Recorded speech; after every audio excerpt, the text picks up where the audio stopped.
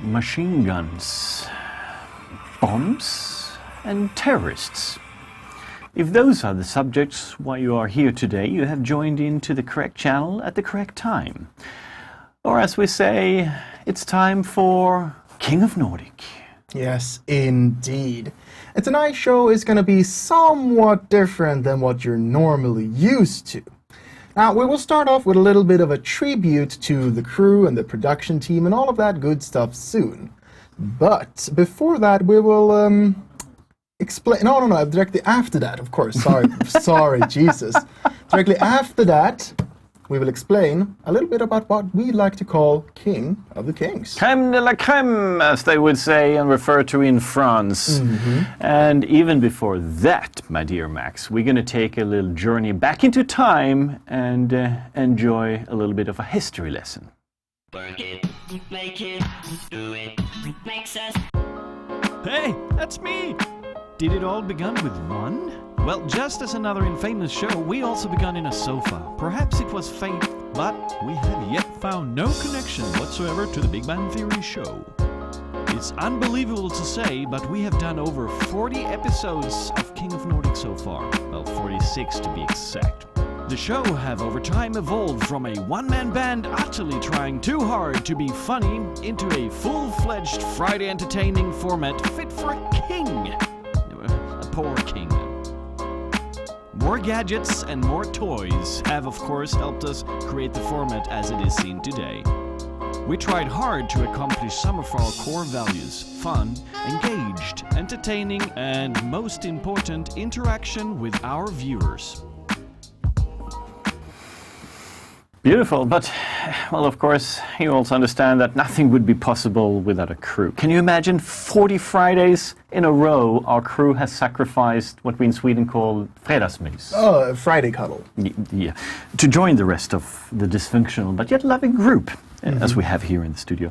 Not only have they seen the whole world. Like, for example, Uppsala, Stavanger, and maybe more in the future. They have also discovered misery and people in need. Of psychological help. Of course, we're all extremely grateful for all the effort our crew has put together here, and much of love to those. Without you, nothing of this would ever be possible. Harder, better, faster, stronger. Hello, gents. My name is not Jens.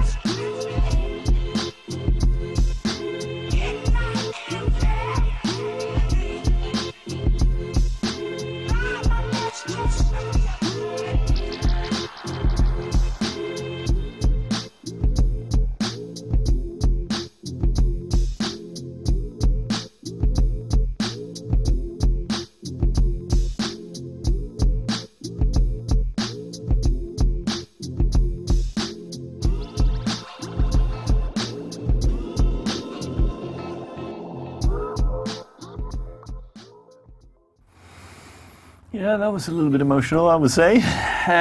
Well, I can't talk right now. thank you. That's pretty much all I can say.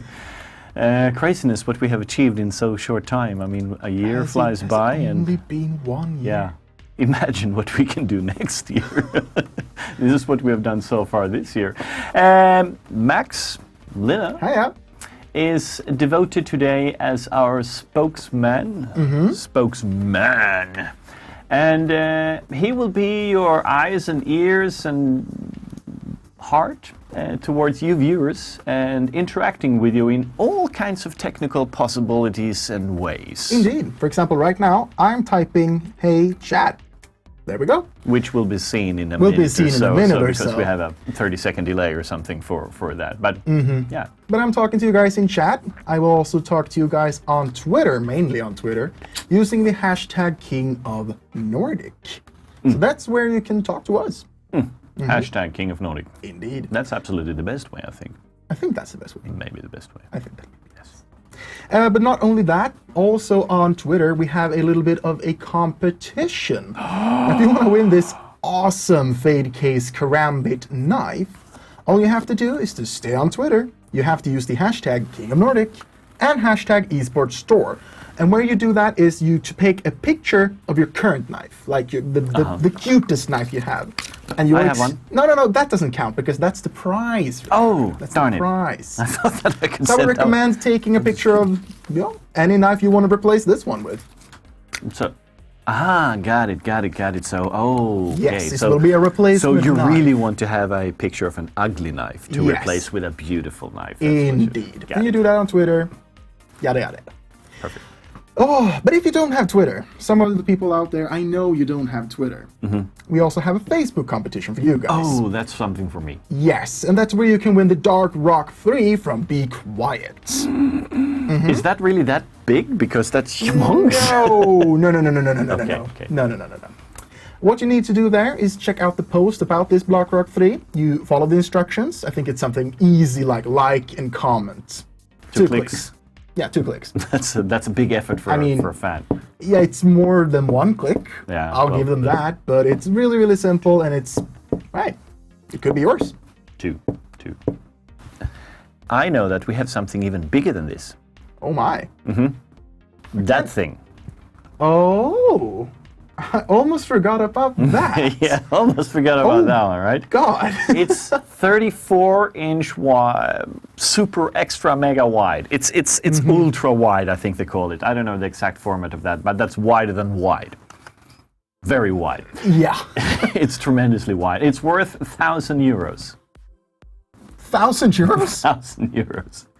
And I believe this is also some competition hanging out on the Facebook thing there. And Yes. we're giving away one tonight and one next Friday. Wait, next Friday too? Yep. Hell yeah. Awesome. So hey, if you want a new screen, keep on watching King of Nordic. Easy as that, right? Easy as that. We're giving away so many things that we also need to pay to get the things and so Oh, yeah, forth. of So course. maybe we should do pay the bills. Yeah.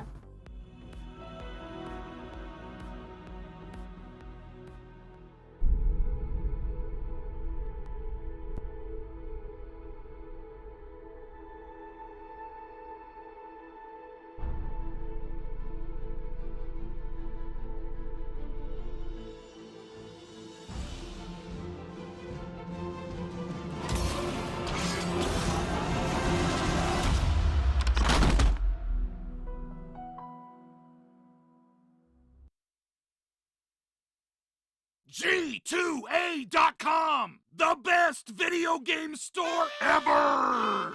Fast as lightning, solid as a rock, cheap as duck.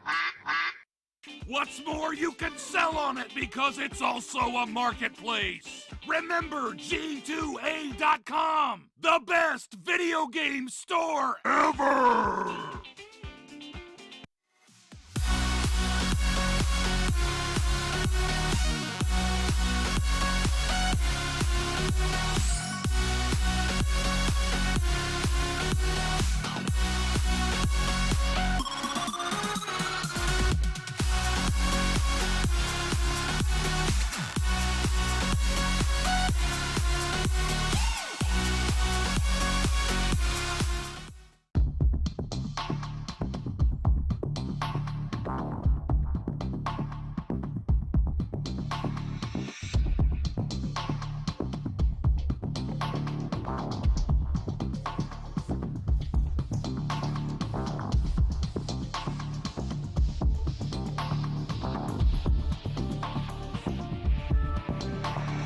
QPAD. Esports Power Play. And again, now we have taken over the first step of this segment, and it's time to talk a little bit about the King of Kings. It's something which we have dreamt about ever since the beginning of the evolution of King of Nordic. We wanted to do like a season finale. And now, after 40 plus some... 46. Yes, okay, to be precise. We have finally got our thumbs out our ass and put these things together. So, with no further ado, Sweden versus Finland, Denmark versus Norway. And these are teams which we have selected from the history of King of Nordic. They have done a tremendous big tribute. And, well, it's pretty much the best teams which we had to bring out for this time. Any tweets, by the way? Oh, yeah. Something? Yeah, I actually have one fun one.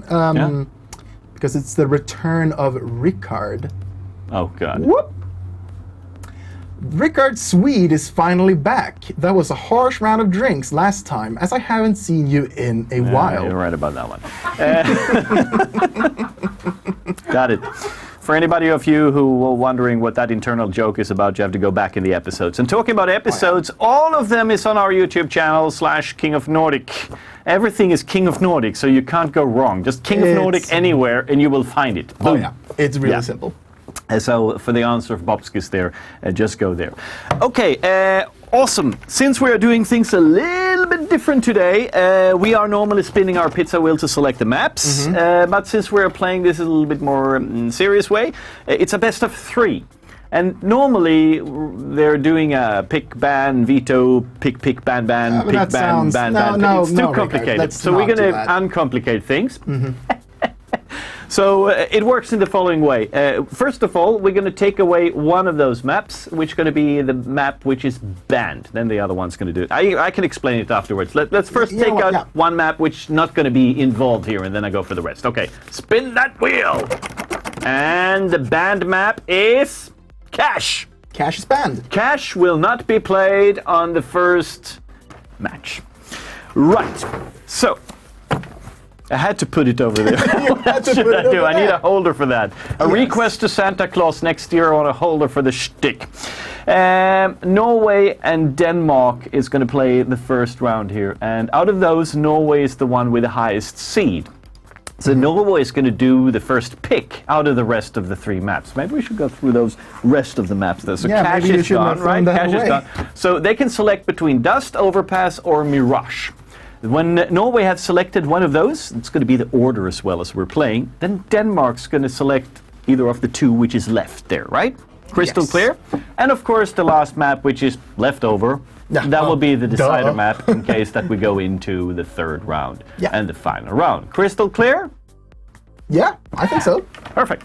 Right, so with no further ado, why don't we go into Norway and see what they will pick for their first map? It will be... I still want to have a drum roll. Mirage! Mirage! Mirage! Cool. Go. Okay. Let's run the highlight clip for Norway and Mirage, and then we come back and we do Denmark. First Norway, here. And the roster for Team Norway players are Finsen, Becker, Kroman, Firks, and ZTK. They have won 6 times in King of Norway. Holding close under tree. They do get almost a free frag there on Ogrief, who was caught with... Oh, what? Flipping around and just finding an instant edge on it. Push it down now. Oh, boom.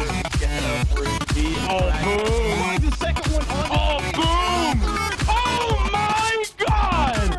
Oh, my God. Pulls up everywhere, and all of a sudden, as soon as he... 1, 2, 3. Oh my God, and 4th, they're resting straight on. Oh, Freaks is putting a stop to this though. He doesn't want to go. He doesn't want to do this anymore. 1-on-1 situation. He does not win. Oh my God! He does this with the knees. I can't believe it. This could be a defusing. No. He's defusing. He's defusing. Kroman getting the first headshot. Wow! Dude, that's a Superman. So Norway selected the first map. Mirage. That leaves, if I'm not wrong, that Denmark can select Dust 2 or Overpass for the follow-up map. Let's see what Denmark is selecting. And they will pick out of those 2, Dust or Overpass. Dust! Dust 2. Dust 2! And here's a tribute highlight clip for Denmark.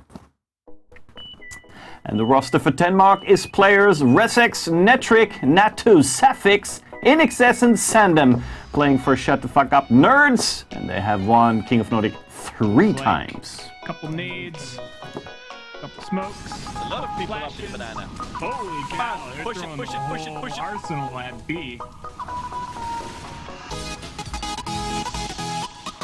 And Alex. This site is not safe yet, though. Philip is just on the other side here. Open up with. Oh, there we go! Oh, lined up. Crossfire. And got him. Stop. A 10,000. Dominated. That was the weirdest thing ever. They had 4 top of banana. Flash in. Baldy's like, screw it. I'll kill them all. I want it. Oh! I got this. Got 3. Fall there again. Well, That's a reward for one of those. That at least is a 4 shot for Volta, so. Ooh, almost got burned to death. Oh, another Oh my God, look at that! Okay, let's burn this motherfucker out and shoot him. Holy crap! slow push. But hey! It's one! Motivation at least. Come on, Norway! Oh, the hallway resets! Are they gonna check the spot? No, they don't. They just run out. Magic's Boy's gonna murder both of them. And Norway might get away with What is this happening? with the one dig. What? I think we jinxed him. Yep. Yep, that's we should have kept our mouths shut. Oh crap. How did you Phoenix. get that kill?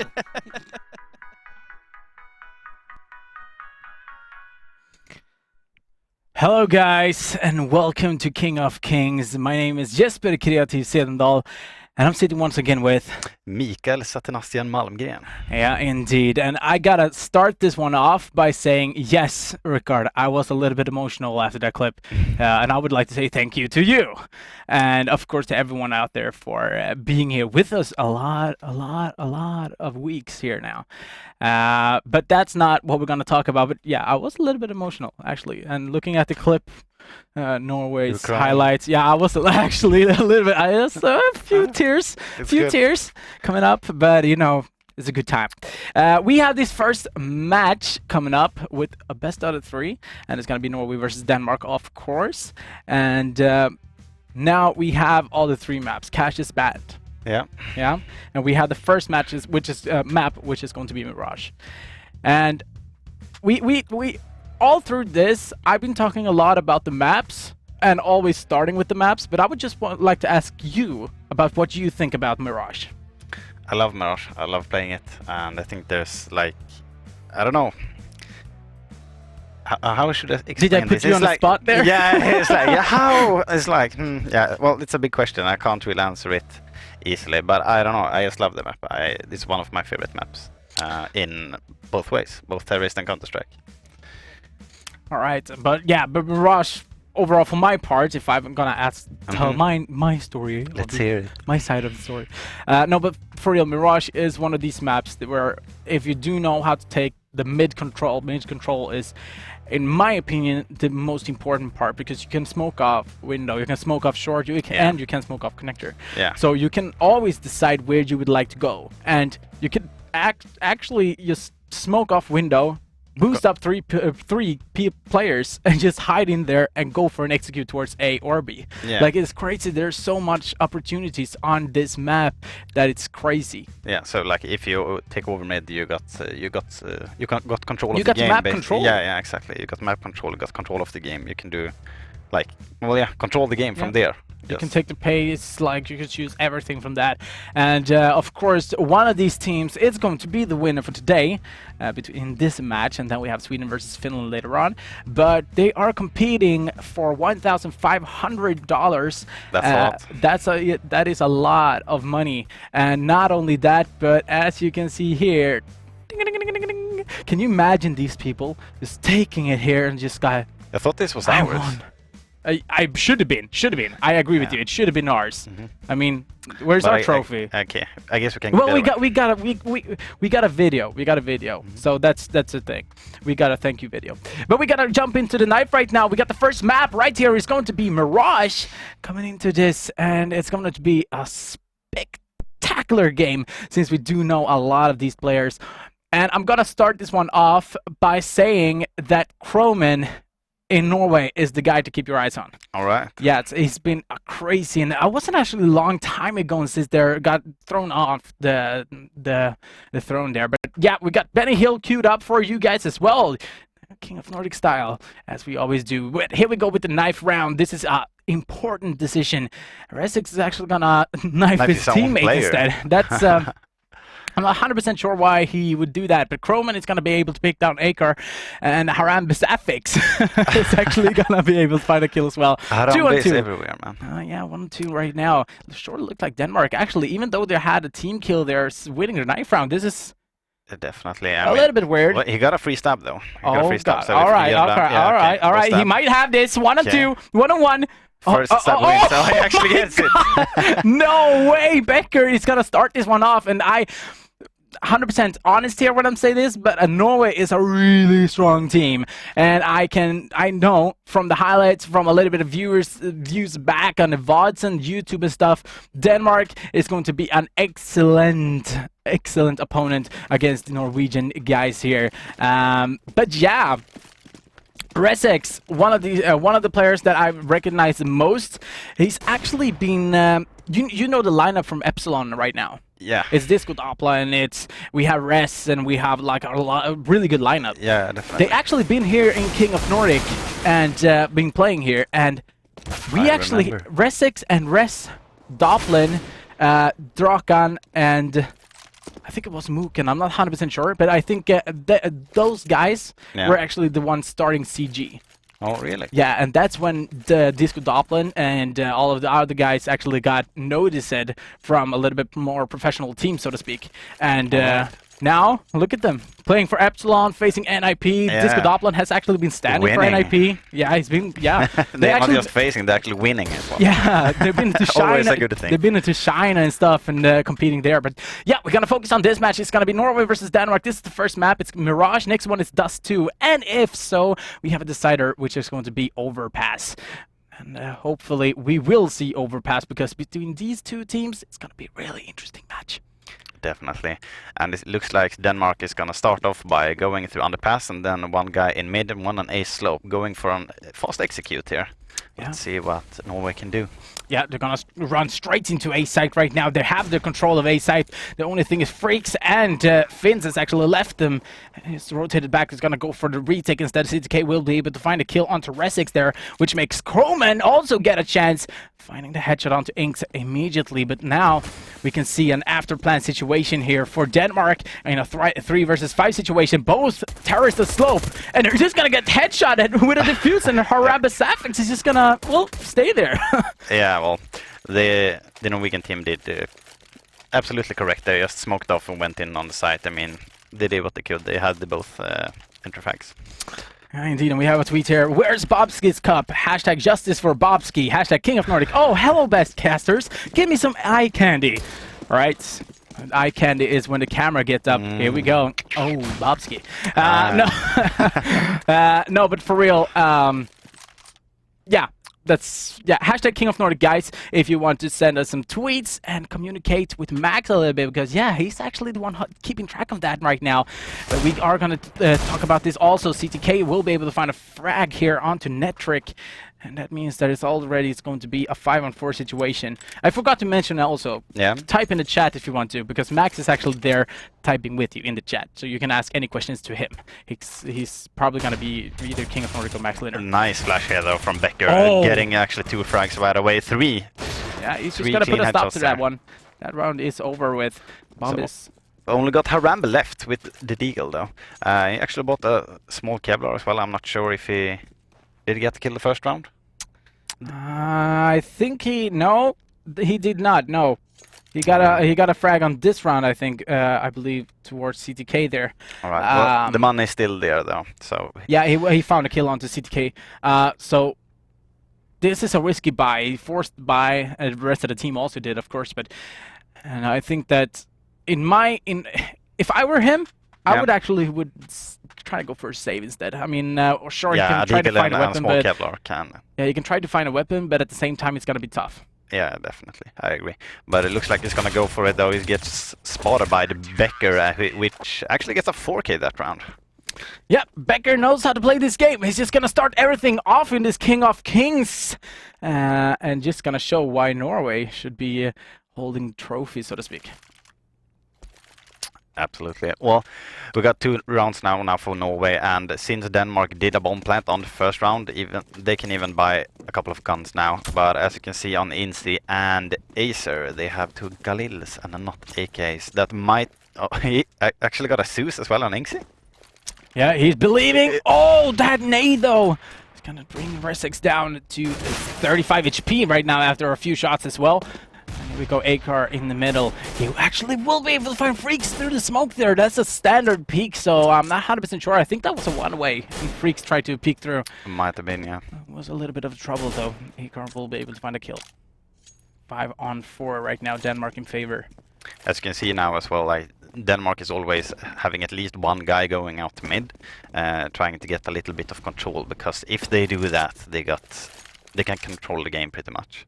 But they got an entry kill now anyway, so they're just taking it slow. Seems like they're gonna push their way through up to A, and it seems like it's gonna be a good thing to do. They only have Becker here in city spawn, one guy in jungle. But he has actually proven himself in the last round there, so he might be able to stop or at least delay the terrorists from pushing in, but it's going to be a full-on execute right now. Here we go, the smokes are in. CT spawn is smoked off. Becker's going to have a trouble try to get in here. Haramba Safix is already pushed to stairs. There will be able to find a kill. No, he's actually going to go down to CTK. Becker's going to find another kill. A second kill. Finns is there to help out. Now it's all down to Inks. what happened in this round? It was 5-on-4. They got a site, but the retake is just working out. Yeah, I think that they got flashed out and they just couldn't push out. So the Danish team got stuck at Tetris, and then the Norwegian team could just rotate and easily just take over the map back. Yeah, here we go in the replay right here. He's gonna find another kill as well, just running up to the same spot that his teammates died on. But we're gonna see a pistol round coming up from Denmark, and it's probably gonna be a push. So CTK shouldn't have any big problems. Try to get at least some kills here. It's gonna do a damage to 3 of the players in Denmark. We can see Freaks picking up an AWP now as well. Let's see if we can get some lethal damage going. But it looks like the Danish team is just going to take it easy now. They got a few players in slope, just waiting for the smokes and so on go out. Here though, Inks trading a few shots, but can't really connect anything. Trying to go towards C the spawn as well. Will not be able to find a headshot there either. So trying to continue with it. I'm not 100% sure. I think Becker is going to win this fight. Yeah, he is going to win the fight. And then the pushkas comes in as well. Becker finds his second kill. Resex will only push in fast enough. And Netrik's going to find a kill onto Freaks as well. That means the AWP is gone now. Netrik and Akar, the bomb is on the side as well. Becker's just going to put a stop to that. And Croman helping out as well. So it's Norway still looking strong now coming into this first few rounds.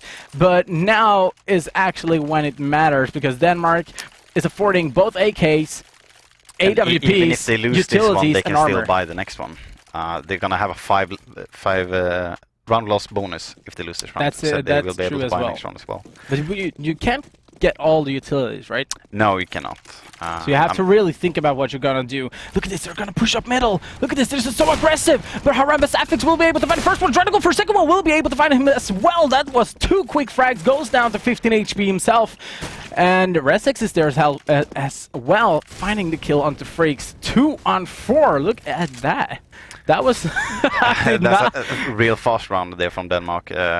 Norway, I'm not sure why they pushed middle, but it can actually work. To surprise, I think, because I recognize that Resex finding another kill here onto Croman, but I recognize that Norway always had the play style where they're actually changed everything, especially on the city side. They always change the strats, never go the same place, never goes to they never have a standard, so to speak. Yeah.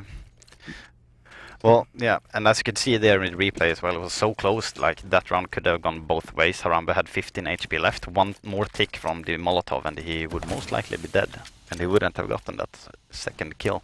But he did though. At the same time, he did his job for that round, so there's nothing more or less. Oh, nice flash. Becker's gonna find a kill, and for him to pick up an AK.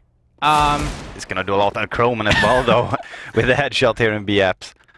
Yeah. Norway is taking over the map, even with just the pistols now. Yeah, and Harambas Affix is going to hold the peak now, going out with the AWP towards Palace. Now the question is if he will be able to find anyone. He's doing a little bit of steps there, so we do know that they have a CT!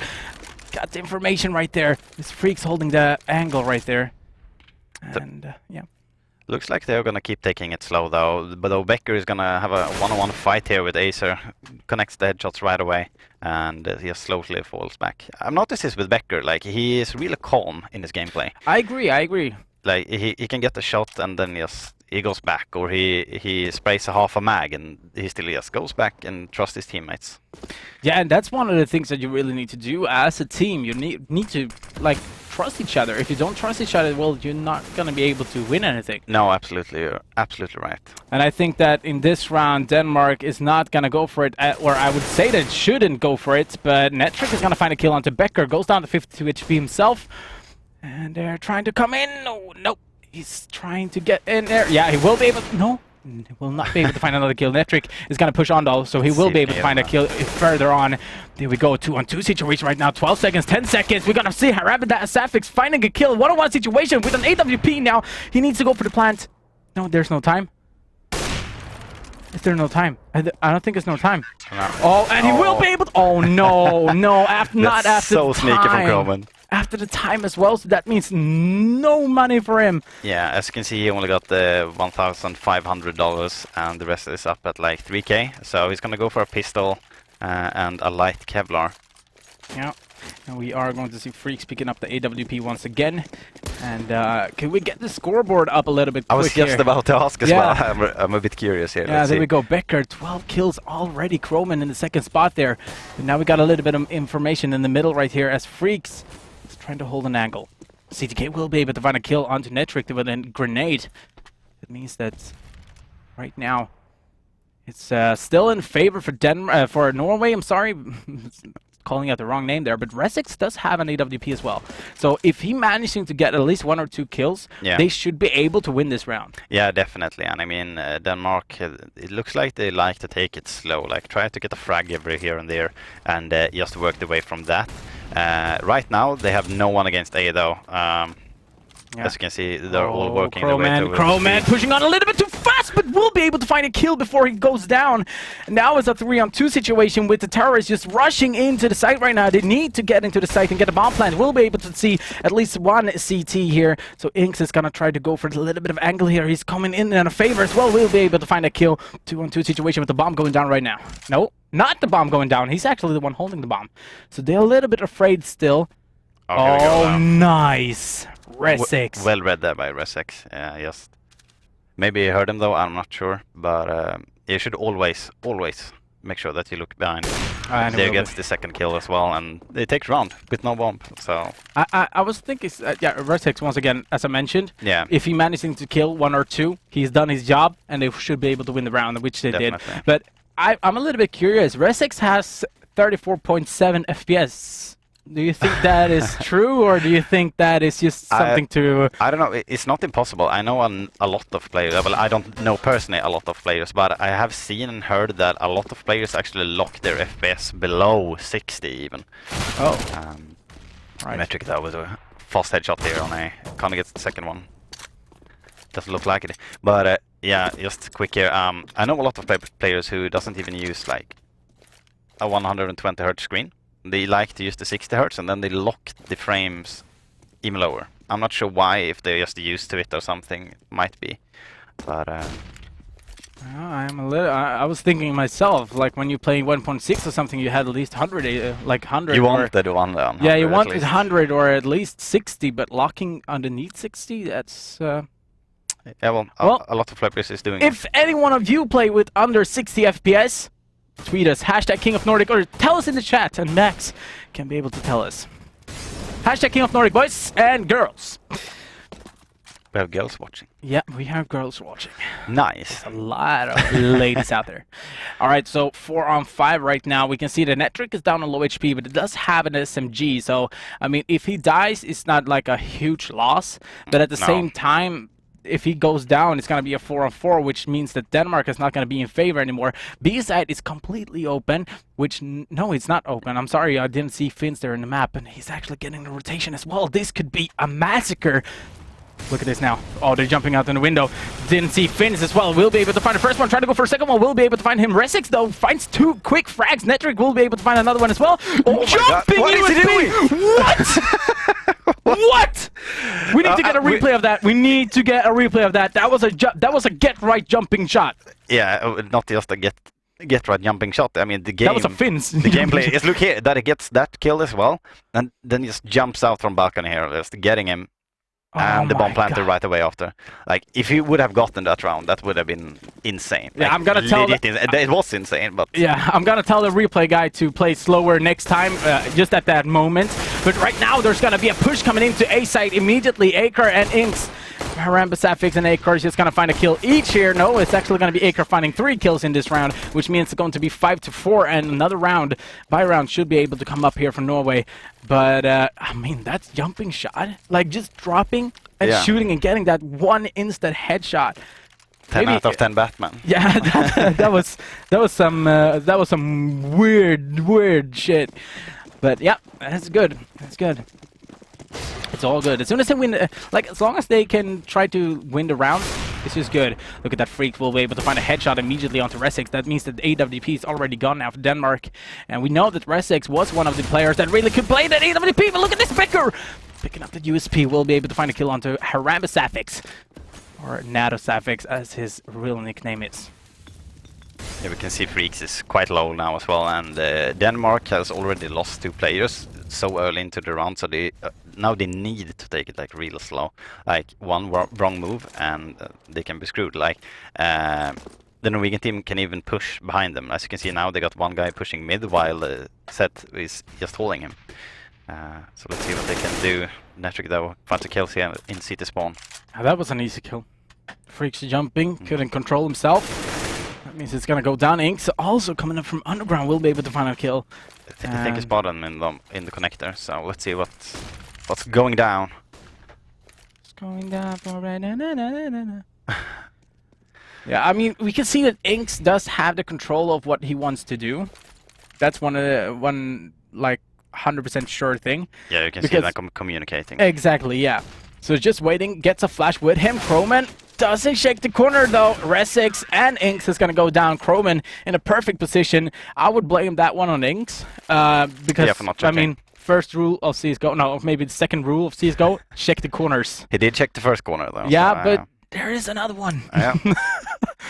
So either way, doesn't really matter in this case right now. 6-4, and we're coming into the 11th round. We already played 10 rounds in King of Kings, ladies and gentlemen. And if you would like to talk to us, hashtag King of Nordic on Twitter, or if you would like to, you can talk to Max in the Twitch chat. Yes, you can. Here we go. Do it. Do it now. Get to the shopper. We've got 3 people here though pushing out though. Oh, that was not clever. Getting Becky down. Becky actually gets a kill as well. Yeah, but that was that could have been a close battle. 3-on-3 right now. There's gonna be a Molotov coming up to stairs, which means Freaks needs to back off. Bad smoke though. Bad smoke, which is going to mean that Freaks is going to react like Superman himself and is going to get that instant kill. And now, I gotta be honest, but Denmark is kind of locked. Yeah, definitely. I mean, the push was way too delayed just because of one bad smoke. So well, let's see. I mean, they can still make it, I guess. Now it's not looking. Not when Finns is there. He was in a perfect position. Netric is going to go down. I take that back. Yeah, and Inks now the only guy remaining now. He needs to completely hold the situation calm for himself. Why is the CTs rotating away? I think they... maybe getting a position or something, holding off in case of... Yeah, in case of an ambush, I guess. Yeah. Looks like oh, he made a little bit of sound there. Got the information now. He's going to turn his back towards Connector. Turns around once again. Finds Croman. 30 seconds left. The flash comes into the site. He will not be able to see a thing.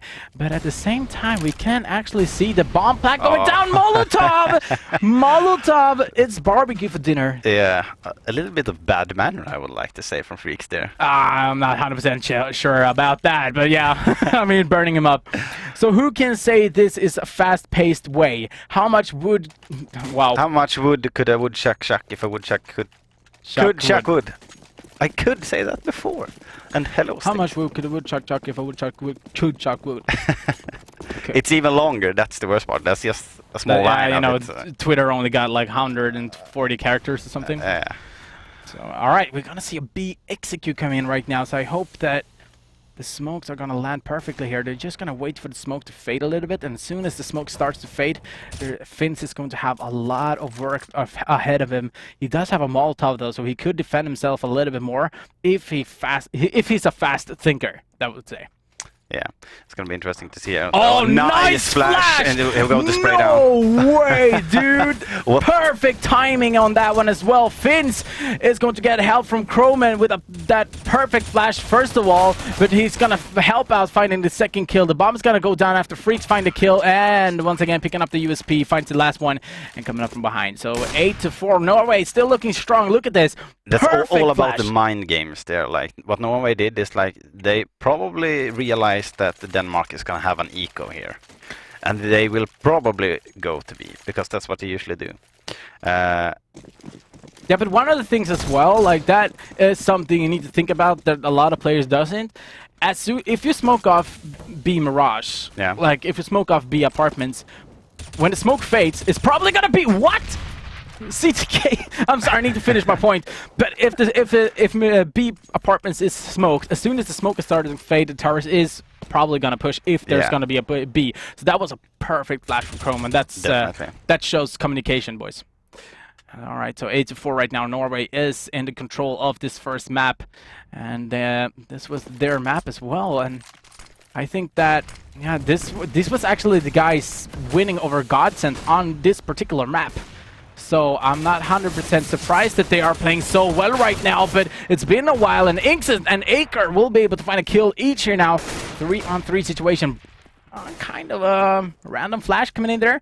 Gonna see two terrorists pushing onto CT spawn. It means Finns is gonna have a little bit of work to do. A flash comes in, a bad flash comes in. That means that both Haram, Besafix, and Acre and Inks is gonna go down after Chrome and finds the last one. And that means 9 rounds now from Norway, looking so strong. It looks so easy, actually. I mean, you can see that Denmark is a really strong team as well.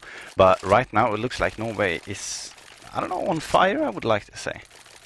Yeah. I mean, both, if you look at Kroman and Becker especially, they look so calm when they play. Yeah. And it just looks like they have perfect communication, as you could see on B with the flash and everything. Yeah, and not only that, but we can see Freak's playstyle with an AWP reminds me on JW. Yeah. Like a little bit more aggressive, goes for a little bit more aggressive peaks, but as soon as he gets a kill, rotates back, but not rotates back fully. He's going to try to go for that once more kill just to help out the team. And that's what I like about that AWP kind of playstyle. Yeah.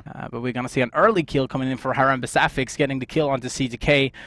So that means that Norway once again needs to think how they are going to put this one up, and probably going to go for a retake or some sort.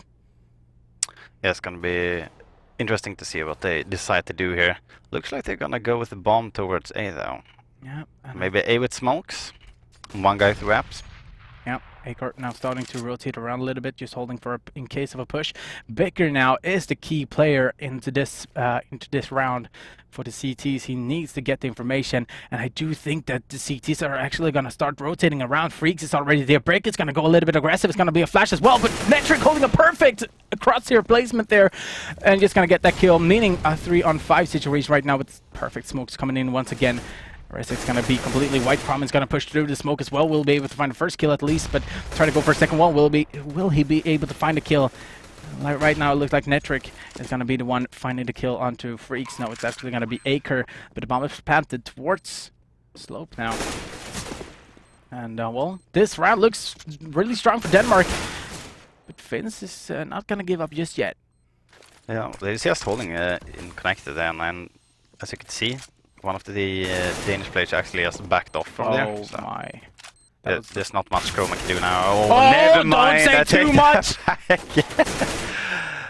Okay, so we got 1 versus 1 situation here with... It's gonna... No way, no! Just spraying him down. There's no time though. No time. No time. Oh, he's so sad. He gets it. He gets a spray. 2K spray kills. And it was hurting him really bad down in connected as well. You could hear all the shots just connecting. Look at this. Look at this.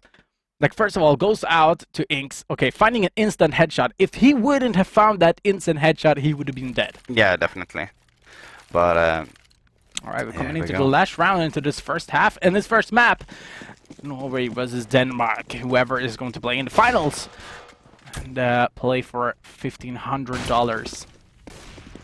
Oh, push once again in the middle here. Baker's gonna try to follow up. Croman will be able to find 2 quick frags. That means that this round is probably gonna go towards Norway, but because of Croman actually does have the bomb if he decides to push, which he doesn't.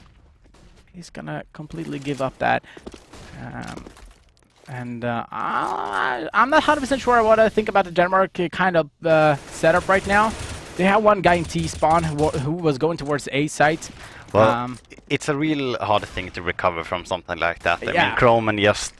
you could see both the Danish players were like completely white up in mid, and Croman then just pushing up and then shooting them both down. The bomb is down there as well, and here you can see Zed get another kill as well. But like, it's really hard to recover from something like that. I mean, Norway took complete map control basically by pushing mid there. Yeah, and Agar will be able to find the first one, try to go for a second one as well. We'll be able to find him now, and he needs to hide to reload first of all. It's going to be a smoke coming in. It's a fake flash. He's actually seeing one of the players with Croman is there as well to help out. And that means, this, ladies and gentlemen, it's going to be the first half of this match. And we have something to add to this, and it's... First of all, this is the first map, so Norway will leading with 10-5 in the first half. It's not going to mean Norway winning the game, guys. Denmark is not going to jump over to the CT side. But first, before we jump into the second half, we're going to have a little bit of commercial.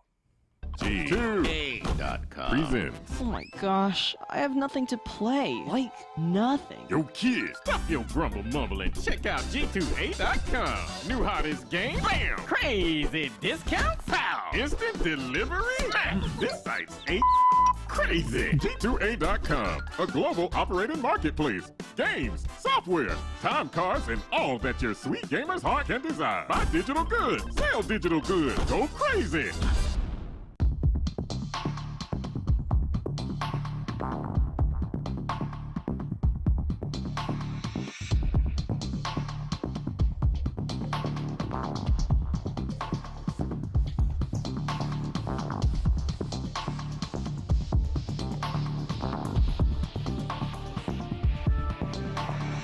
Qpad.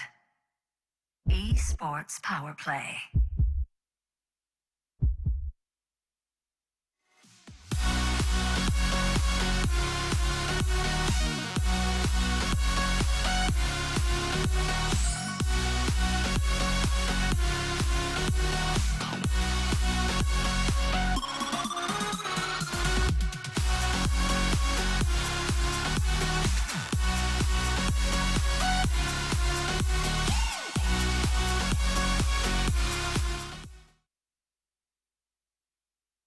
I don't know what it is, but it's big. Whoa, heads up!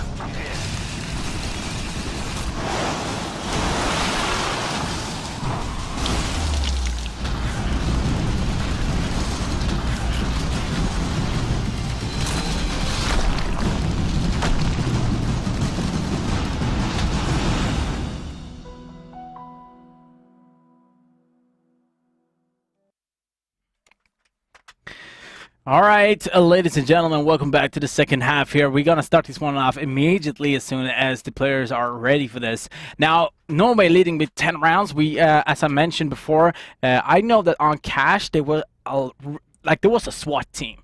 Yeah. All right. So on the CT side, they always change their strats, never playing the same. Maybe going 3 guys towards A side, flashing into main and pushing. Maybe they had 3 guys in the middle. Maybe had 3 guys on B going on aggressive instead. Like, they always try to change their game plans, and I clearly saw that. Yeah, I could clearly see it on this map.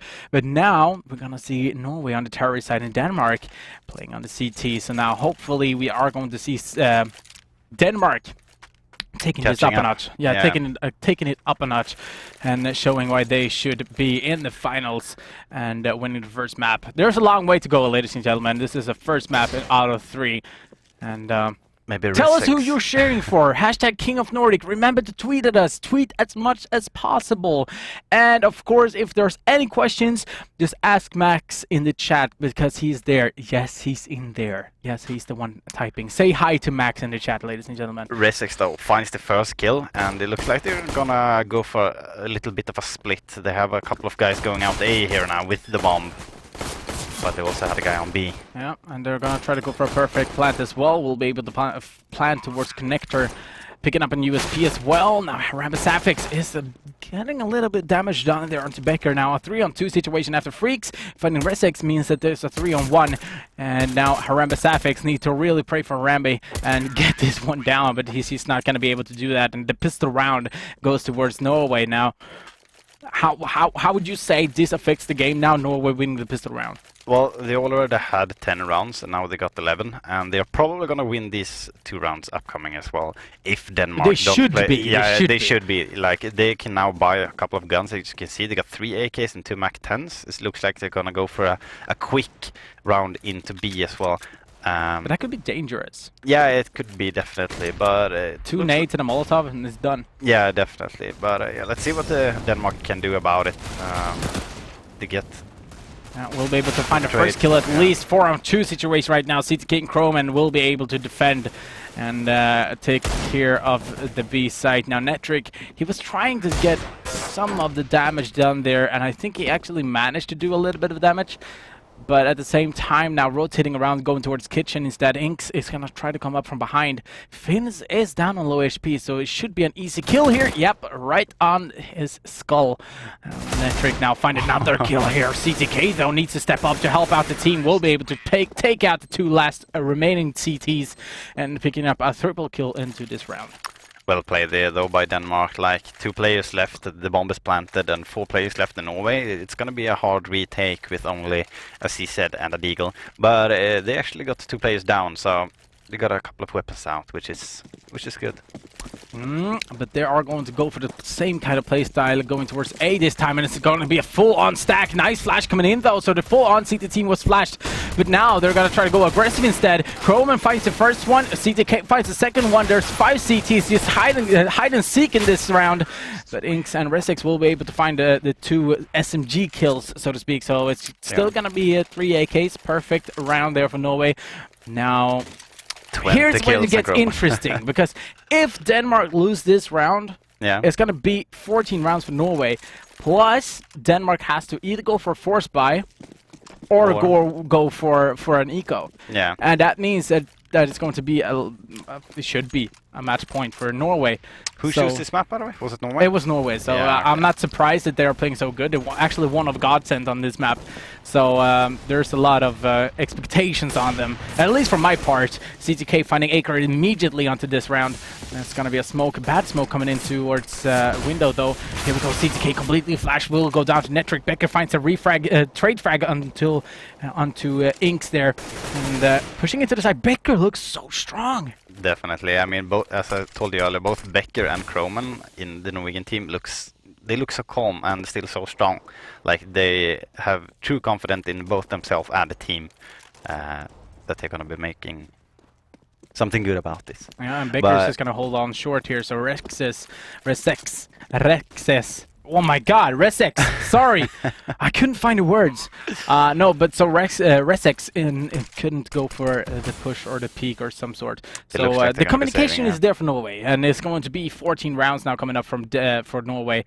But we have an M4, we have an AWP on Denmark. Yeah, I was just about to say that as well. That even if they didn't have these weapons, I think they are going to be force buying next round anyway, even if they didn't have them. Let's see though if Croman can find them or if it goes the wrong way. Yeah, I'm a little bit surprised though that Resex and Harambe Safik haven't changed yet. Oh, nice flash though. Oh, it's gonna be completely white and he's gonna be able to try to go for some kill, but Resex is gonna be there to put a stop to that. Picks up an AK. AK is the better weapon in this case, so it's one-shot headshot. Pretty decent. I must say, even though Denmark lost this round, it was a pretty decent round coming in from Denmark in that that particular one. Definitely. Like as I said earlier, they have been doing a few pretty good rounds, but it doesn't look like it's going to take them all the way though. I mean, Norway now is up to 14 rounds. Yeah. So the Danish team is going to have to step it up here and show them that they can play this map as well. Oh, aggressive play come up from Harambe Safik, finding 2 kills. Netric helping out, getting Becker down. Rezik just gonna hold an angle, and weird angle though, but he will be able to win it for him. Nice round coming in from Denmark. I was just about to say, okay, we saw that they saved on 1 AK and 1 AWP, and they're gonna go for the force buy, but I clearly see that was the right choice in this. Yeah, definitely. That was a fast round. Goddamn. A really good round as well. Like using this smoke there on short, that was not completely. It was not blocking the path completely, and he's just using that in his. Advantage. In his advantage, and then he's trusting his teammate, just falling back after the second kill. That's just absolutely perfect. Yeah, indeed, and now we're gonna see Netric trying to get a little bit more information done here. Inks is gonna smoke up Palace, not because there's going to be a push going on towards from Palace, but oh well, I was wrong. Croman, not the push you say. First rule of CS:GO: don't push through smokes, unless you're Stevie 2K. I thought it was check the corners. Yeah, that too. That too. Croman, I'm disappointed, man. All right. Well, everyone makes mistakes. Though we now have a little bit of an advantage here for Denmark. Let's see if they can make it all the way. Playing dual ops as well, and as we saw, Resex was actually the one playing AWP on the T side, but they're switched up. Harambe Safik is going to be the one playing AWP together with Akar. So that means that dual ops and not giving to Resex, kind of feel like Resex wants to be the CT player that just holds angles. Not gonna try to go for a kill like that. It's just more like a secure person to actually hold an angle instead. Resex goes down there a little bit too pushy, too greedy maybe, and Freak's gonna get A little bit of information done as well. There's going to be a Molotov. Acre finding the kill on the Finns. 3-on-3 situation right now. The bomb is in a bad spot as well. Becker's going to go forward. We'll be able to find a headshot now. There's really low player there. And Becker goes down to 1 HP in the bed. Oh my god. And Molotov comes in. Oh, CTK. Oh, Both CTK. teams so defensive Oh, CTK. right Oh, CTK. No. That was close. Yeah, and Haram Pacifics will be able to find a kill on the Freaks as well. It's a 2-on-1 situation. And Freaks... What to say? not 100% sure what to say, if I'm gonna be honest, but yeah. Yeah, I'm not sure. It was a nice round for Denmark, though. Yeah, but Norway kind of let them have that one. I think it kind of felt like that. It felt like the Danish team got 2 kills when they were going out there, and then the Norwegian team just got stuck, and they couldn't do anything, and Denmark was just holding. Yep, I agree with you. But yeah, round for Denmark, and it looks like they are stepping it up now. We could see they need to, otherwise it's gonna be Norway's map. Yeah, definitely. But we can see a couple of deagles and so on going on the Norwegian team though, and those can do massive damage. So indeed. Oh, Resex jumping with a knife forward. We'll be able to find a little bit of information there. Finding Becker as well. Just smoking off. Perfect smoke. Finns needs to jump through once again. Resex, perfect play, finding that kill. And now it's all down to Croman. Will he impress you? Most likely. I'm not sure, but... I don't think so. You have seen him with the deagle, though. What did you say? What did you say? You have seen him with the deagle, though. Yep. That's why... No, I'm just kidding. Getting head shot down. He's yeah, look at this. Resex it happens. Finds the information. And this is a perfect play as well. Like look Molotov here, though. He jumps through the smoke. He could have just gone back and play. I mean, true. he had yeah, but that was two of his eco. teammates. Yeah. So I think that might have been a part why. So ecos don't count, you say? Ecos don't count, bro. Get to my eco level. Eco frags. Yeah. Did you also have eco? BM, yeah. Not good, bros. Here we go. Croman's going to be the first one to enter a site. It's going to be a Molotov as well. A little bit of blocking. Croman's going to find a kill onto Inks, but not only that, but Netric is there to take a refrag. And Croman... Once again down to 1 HP. Yeah, but he's doing his part in this round. He's already took out 2 kills now. He needs to trust the rest of the teammates. There's going to be a flash coming into connector as well. Like, look at this now. The CTs are locked out. There's no possible way they can come in right now. Freaks is going to... Okay. So finds the kill through the smoke there on Freaks. So that might actually make a little opening. Let's see if Resex can find a kill here on the stairs as well. Yes, he can. 2-on-3. This could work out. In the smoke is 1 terrorist, though. Oh, no! No! He will be able to find a kill, though. Now, Croman... In a 1-on-1. Look at their HP. No, missing. Oh, he will be able to find a kill. My God. 1 and 3 HP. And the spray down, like you saw the first spray on site as well. Like the bomb was planted. He's just sitting there. It can't have been a long. He was right in front of the bomb. It was just crouch and shoot. Just it's sitting crouch, right next to it's control and mouse 1. Just go for it. But, just do it, man. Yeah, but he's gonna change an angle instead and losing a lot of bullets there. Oh, Croman though, with probably a little bit of help from a teammate there. But Croman gets the shot. And we have Mission Impossible going here. Yeah, exactly. I was just about to say it as well. We have the Mission Impossible to cheer up for Denmark a little bit. They need to have a little bit more rounds. CTK is going to try to go for a little bit of spray here. We'll be able to find a kill with a pre-fire there. Gets a little bit of help from Freaks, though. was jumping there, actually. Yeah, that too. Certain part for CTK now in the ladder room. He will be able to do a massive damage. Just gonna go down though, so I'm taking that one back once again. There's a lot of things to say that we take back this time. But now we are gonna see another push coming in. Why do you push? And the bomb is top mid. Look at that. It's not an 8 site. They have 1 minute to work with still though. Yeah, but they can completely fool the whole 2 remaining Danish players. Like, look at Croman here though. He's going into... Well, yeah, because Resex pushing underpass while Croman is just going into window. And Becker is on short. Yeah. What is Acer this? in connector. Okay, here we go though. Becker finds the kill there on Acer. But look at this. The bomb is top mid. Now he's gonna get that information. Yeah. Look at this. He just needs to hold now.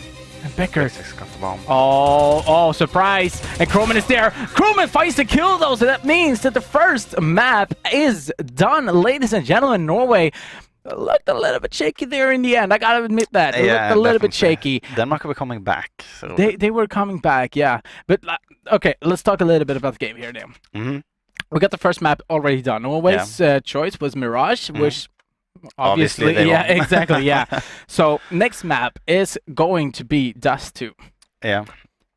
Do you have anything to say about Dust 2? Because Dust 2 is a 50-50 map, in my opinion. Well, yeah, definitely, I agree. But I think it's gonna be working out pretty good for Denmark. Like, if you look at their gameplay, they are playing like really passively, and they're just taking. They're taking their time doing everything, both at CT and T. While Norway, they are mixing everything up like a mixed team. But yeah, as you can see, Norway is just doing random pushes through smokes. But they have the communication. They have like one guy flashing through the smoke while one guy is just pushing through. So like, it's going to be really interesting to see. But I think Denmark will actually take this one. In my opinion, I agree with you with Denmark maybe having a little bit more structure, but you have to think, in my opinion, of course, it might just be me, but I think that Dust 2 is the pug map. Yeah. Like, that's the mix map. There's nothing like tactical with it, in my opinion. Like, okay, but there is just okay, there is tactics but there is, but of course, but mostly it's just about aim on this map. In my opinion, I mean, when you go out long, you get a flash. That's not a tactic. Yeah, you get a flash out and you go for the aim. Yeah, but you have everything. You have middle and you have long. You have short from down to underpass. Or lower dark and everything. So of course you have the aim. I mean, even from A site to B site through CT spawn, you have a lot of angles. So of course aim has a lot to do with it. But with the right smokes, the right flashes, and the right communication with the team, you can do quite a lot. That's true. But I'm gonna be honest. 50% right, I would like to say. Yeah, but I'm gonna be honest. Now, seeing Norway playing CT side on this map is going to be crazy. Well, you can see this map. Yeah, but I mean, crazy, but look at this. They're probably gonna like try to boost up 3 people on short and flash out and go with Molotov and flash. Yeah. Forget it. We are gonna jump back to the hosts and we'll host. And then after we have talked a little bit with the host, and maybe you type in the chat hashtag King of Nordic, of course, on Twitter for you who doesn't know. But yeah, you can talk to Max in the Twitch chat as well, but we're going to jump over to them right now. So we'll be back right soon with the second map, of course. This is the time when it's time to do, you know the drill. It's time to hand out a knife. I just want to proclaim that. And the first one we're going to hand out is a Huntsman knife, a Safari mesh. It's for subscribers only. If you have not managed to subscribe yet, this is the time. It will be open for a couple of minutes, and then we will close it down. Then we'll reveal the winner of that beautiful knife. As I said in chat, the subscribers are going to get special treatment right now. And that will start off at any second, as soon as Johan, our second Santa Claus guy, is getting in control of that one. Subscribe, that's the only way for you to get into the raffle, and then after you're subscribed and the channel is set in subscription mode and yada yada yada yada, it's exclamation mark knife. You can see that there is a smiley behind there, right? It's happy because of the subscribers. It's beautiful, happy. Speaking of subscribers, in chat, they are spamming my face. Really? Yeah. I can't see that, but well, okay. They are. Not figuratively speaking, good, but I mean, thank you. And I guess. What do we have there? This is kind of the face, I guess. That's a spam face. Yeah. That's so what's going on there? Because I've seen that you have held a conversation with some of the. We've had a lot of talk about Harambe, mainly because of one of the players. Okay, don't bring that. Oh, yeah, okay. Yes, indeed. A lot of people was really nice and just said hi, just chilled out, and had a generally good time, and I love it.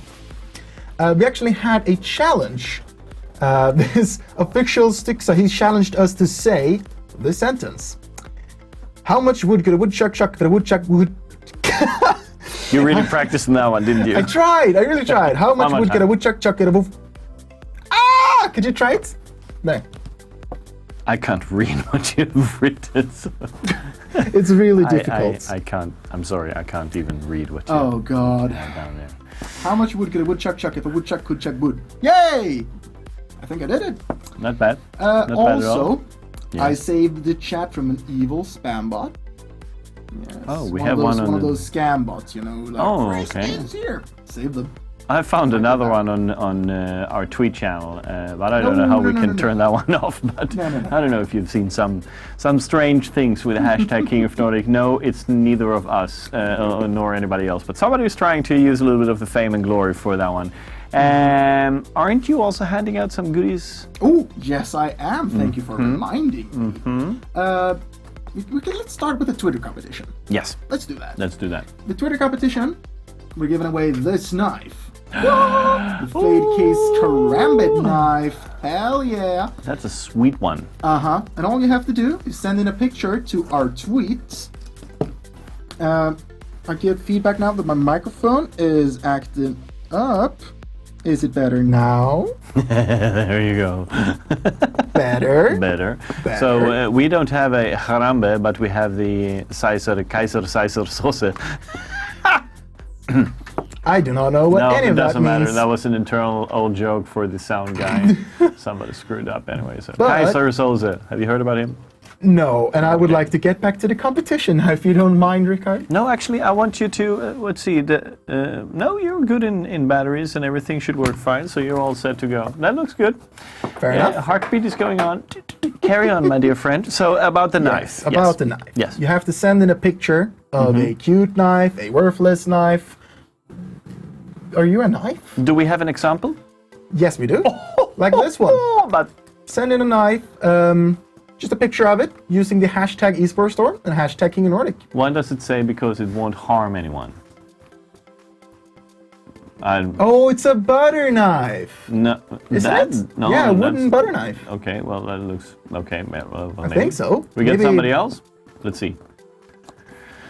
Let's see if we have somebody else. Oh, that's a default T knife. yeah, there we that's go. a- Battle wow. scarred. That's a good one. Yes, I love that. I like that one. Something else? Let's see. Something else. There we go. That's, yeah. I love that one. Big plastic killer. That was a good. Wow, I love that one. That's good. Very good, very That's good. good. Yep, keep those coming in, and Yeah, they please, send them thank to the you. hashtag King of Nordic. And of course, if you have any questions or whatnot, you also can do the hashtag King of Nordic for that purpose. Yeah, indeed. And I'm also in the chat, as you may or may not have noticed throughout the show. Yeah, Max Linner in the chat. It's me. Some more competitions? Yes, indeed, Rickard. We also have a couple of Facebook competitions, but let's talk about the Be Quiet one, where you can win this Dark Rock 3. And all you have to do is go to our Facebook page. Yes. Check out the post about it. And there you have to talk about your favorite type of CS. Is it CSGO? Is it CS the original 1.6? I don't know. Just put it in the comment of that post, and you might be able to win this one. 2 clicks, done. Yep, click, click. And a little bit speech. And a little bit. And a little bit rant. of speech of that one. A little bit ranting of that one. A little bit ranting of that one. Of course, we have also even huger, larger. What competition could you speak of? I don't know, something really wide. No, it's not Max. He's not for sale. He's on the payroll, so he's not leaving. He's actually chained to the floor here, it's true. So he can't move too far away from the desk. No, but we have a super extra mega wide screen from Samsung. It's a 34 ultra wide premium curved monitor. And we're handing out one today. We're going to reveal the winner after the final. Oh, yeah. After the last game, not the final, but the last game. And not only that, but we're giving away one more next Friday. Ooh la la. And I mean, it's super easy to win one. You just have to head to our Facebook page. Instructions is all there. Go to the Facebook page. It's worth over 1,000 euros. So that's a hefty screen. And yes, you will get a brand new one, not this one. And just a comparison, let's put up your hand here because we can't really see. You see our hands? You see it in the difference? Yes, that's wide as F. Yes, duck. That's it. It's duckly wide. Cool beans. More screens and stuff to do. What do you say? Should we do a commercial break? I think we kind of have to when we're giving out all of this stuff. Feels a little bit for it. Yeah. We'll be right back.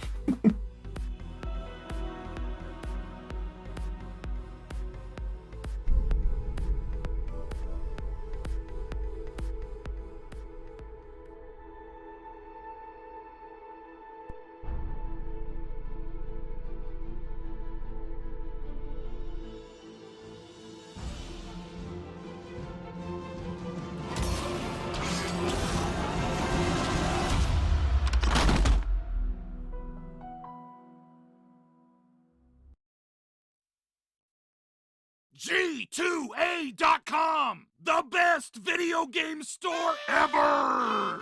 Fast as lightning, solid as a rock, cheap as duck. What's more, you can sell on it because it's also a marketplace. Remember G2A.com, the best video game store ever!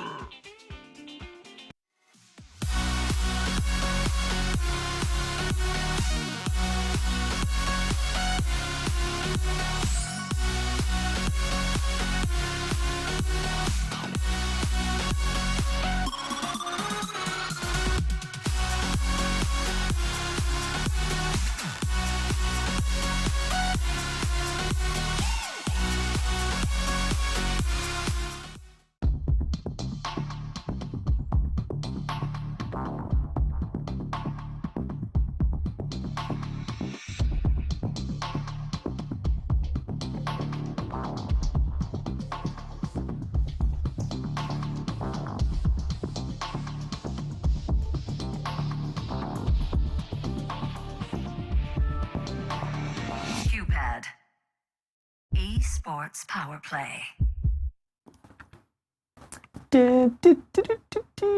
Why do I feel like singing at the moment? I do not know. I don't know either. Well, it is a special occasion with the King of the Kings. Yes, that's true. If you have just tuned inside and you have realized that, hey, this is not the King of Nordic I'm used to see, you're absolutely right. We are doing a season finale for the first time in history. And the history spans more than 40 episodes. 46. To be precise. If I have to be picky, it's 46. Yes, you're absolutely right. And that means that we have invited our 4 strongest teams, which we have determined. And those are 4 strongest teams. Sweden, Finland, Denmark, Norway. And we are right now seeing Norway clashing home Denmark. They has to say that Norway has been seeded higher than Denmark in our system. That means that Norway decided to choose Mirage as their map out of the reverse map ban pick system, as we have just invented. I mean, we invented the different version with the King of Nordic anyway, so why couldn't we fuck this one up as well? Hey, why not do it again? Denmark now is going to play on their home map, which they have decided because they had 2 to choose from, 50-50, Dust 2 and Overpass. But Overpass is left over, so if Denmark wins the Dust 2 now, it will go into Overpass as a decider. Absolutely correct. Clear? Crystal clear. Have we missed something? I feel like we missed something. I feel like that too. We're supposed to give out a knife. That's the one. Hey, it's written here. Here. Yeah. Hey, dumbass, it's right here. Oh my god. Right. It's time to reveal the winner for the Huntsman Knife Safari Mesh. This knife will only be provided to a subscriber, or actually subscribers are the only one who can join it. I'm not a subscriber, Rickard, so I can't win. You're seriously not a subscriber? It doesn't matter, because if you would have won, I wouldn't give it to you anyway. God damn it. It's $5 a month or so, and so far I think we have one lucky one, which won 3 knives so far. Oh yeah, that's kind of weird, actually. Crazy. Do we have the winner for this one, you think? And the winner for the Huntsman knife is... Ooh la la. Sten CS Gaming. Hey. That's pretty good. CS Gaming. Congratulations to our Huntsman knife. You send us a PM on our Twitch channel to the King of Nordic, and then you will get a you exchange the trade URL with Joe in there, and you will have your knife in no time. Actually, instantly. Like this. Talking about that. That's pretty damn. That's pretty damn cool, eh? Yeah, it's not a real life knife, but it's Yeah, good. that's a skin knife. Yes, that's a Yes. skin knife. So far, we have 5,170 happy faces on our Facebook. And if we get even more, we'll be even more happier. So, time to move back into the game again. And as we mentioned before, it's Denmark versus Norway. Oh yeah. And they're gonna play at Dust 2. Dust 2. And if that goes into Denmark's favor and they win, then the decider map is Overpass. Let's kick it back to our eminent pilots, Mr. Jesper and Mr. Michael. Yo, boys. Voice crack, awesome. Woo! Hashtag pray for Jesper. All right, we are going to jump into the game straight away here. It's the next map, and it's going to be Dust 2, and we are going to start this one off with the knife run, of course. Now, we talked a lot about this, how everything is going to be worked out. Well, yeah, we think that Denmark is going to play it real slow, while Norway is going to mix it up and do all kinds of crazy shit. Yep. And literally crazy shit. Yeah. Like they are known for like it. So jump shots from T-spawn to CT spawn, who knows? Oh, but we see Haram Besafix actually opening a case in game. And he got a negative. No, congratulations, man. Well, here we go though, knife run. Maybe a little bit off of Benny Hill. Yeah, I actually think so. Let's play that one on. Here we go. And we have seen some really nice knife rounds, as you see in the highlights for the teams. And a lot of times too. Wow, that's slaughter though. Well, yeah. Denmark's knife is a little bit sharper than Norwegian knives. Yeah, but at least in this. Yeah, I was just about to say, at least for now. But I think that's gonna work for for real though. Yeah, like, I don't think it's gonna matter winning. which side Denmark is gonna choose. I think it is gonna. You think? Yeah, just because it's this team, just because of Denmark, I think it's gonna be working out. I meant from the Norwegian side. From the Norwegian part. Oh, well, yeah, for the Norwegian part, it doesn't really matter. Like, I don't think so. They could play cobblestone with their eye blindfolded. They would still be crazy. Exactly. Yeah, so we're gonna jump into the pistol round as soon as they have ready up, and there we go. We got the countdown going, ladies and gentlemen. As you're probably gonna see, and I can mention it for you, Norway is leading with 1 map to nothing against Denmark here. This is a must-win for Denmark, and it's Dust 2, which is a little bit of tougher map, especially when you're facing this Norwegian team that I would call being a little bit more of a mixed team, even though they're not a mixed team, but they're having such a good strats. It's reminding me of it. You will definitely be seeing Norway making some noise like everywhere. Like they're gonna be everywhere doing everything. But right now though we can see Norway pushing out long. So let's see what they're gonna make out of it. They actually have the Danish team quite laid back. Nice, 2 amazing headshots coming in straight away. Now, Haram Besafix gonna try to go for a jump shot there. Croman and CTK will be able to trade out, so it's gonna be a 3-on-3. Not only that, but CTK is gonna find another kill, but Aker makes this once again an even matchup. 2-on-2, Inks finding the kill now. 2-on-1. The bomb is planted towards long, so should be. Yeah, we have Finns here as well, so.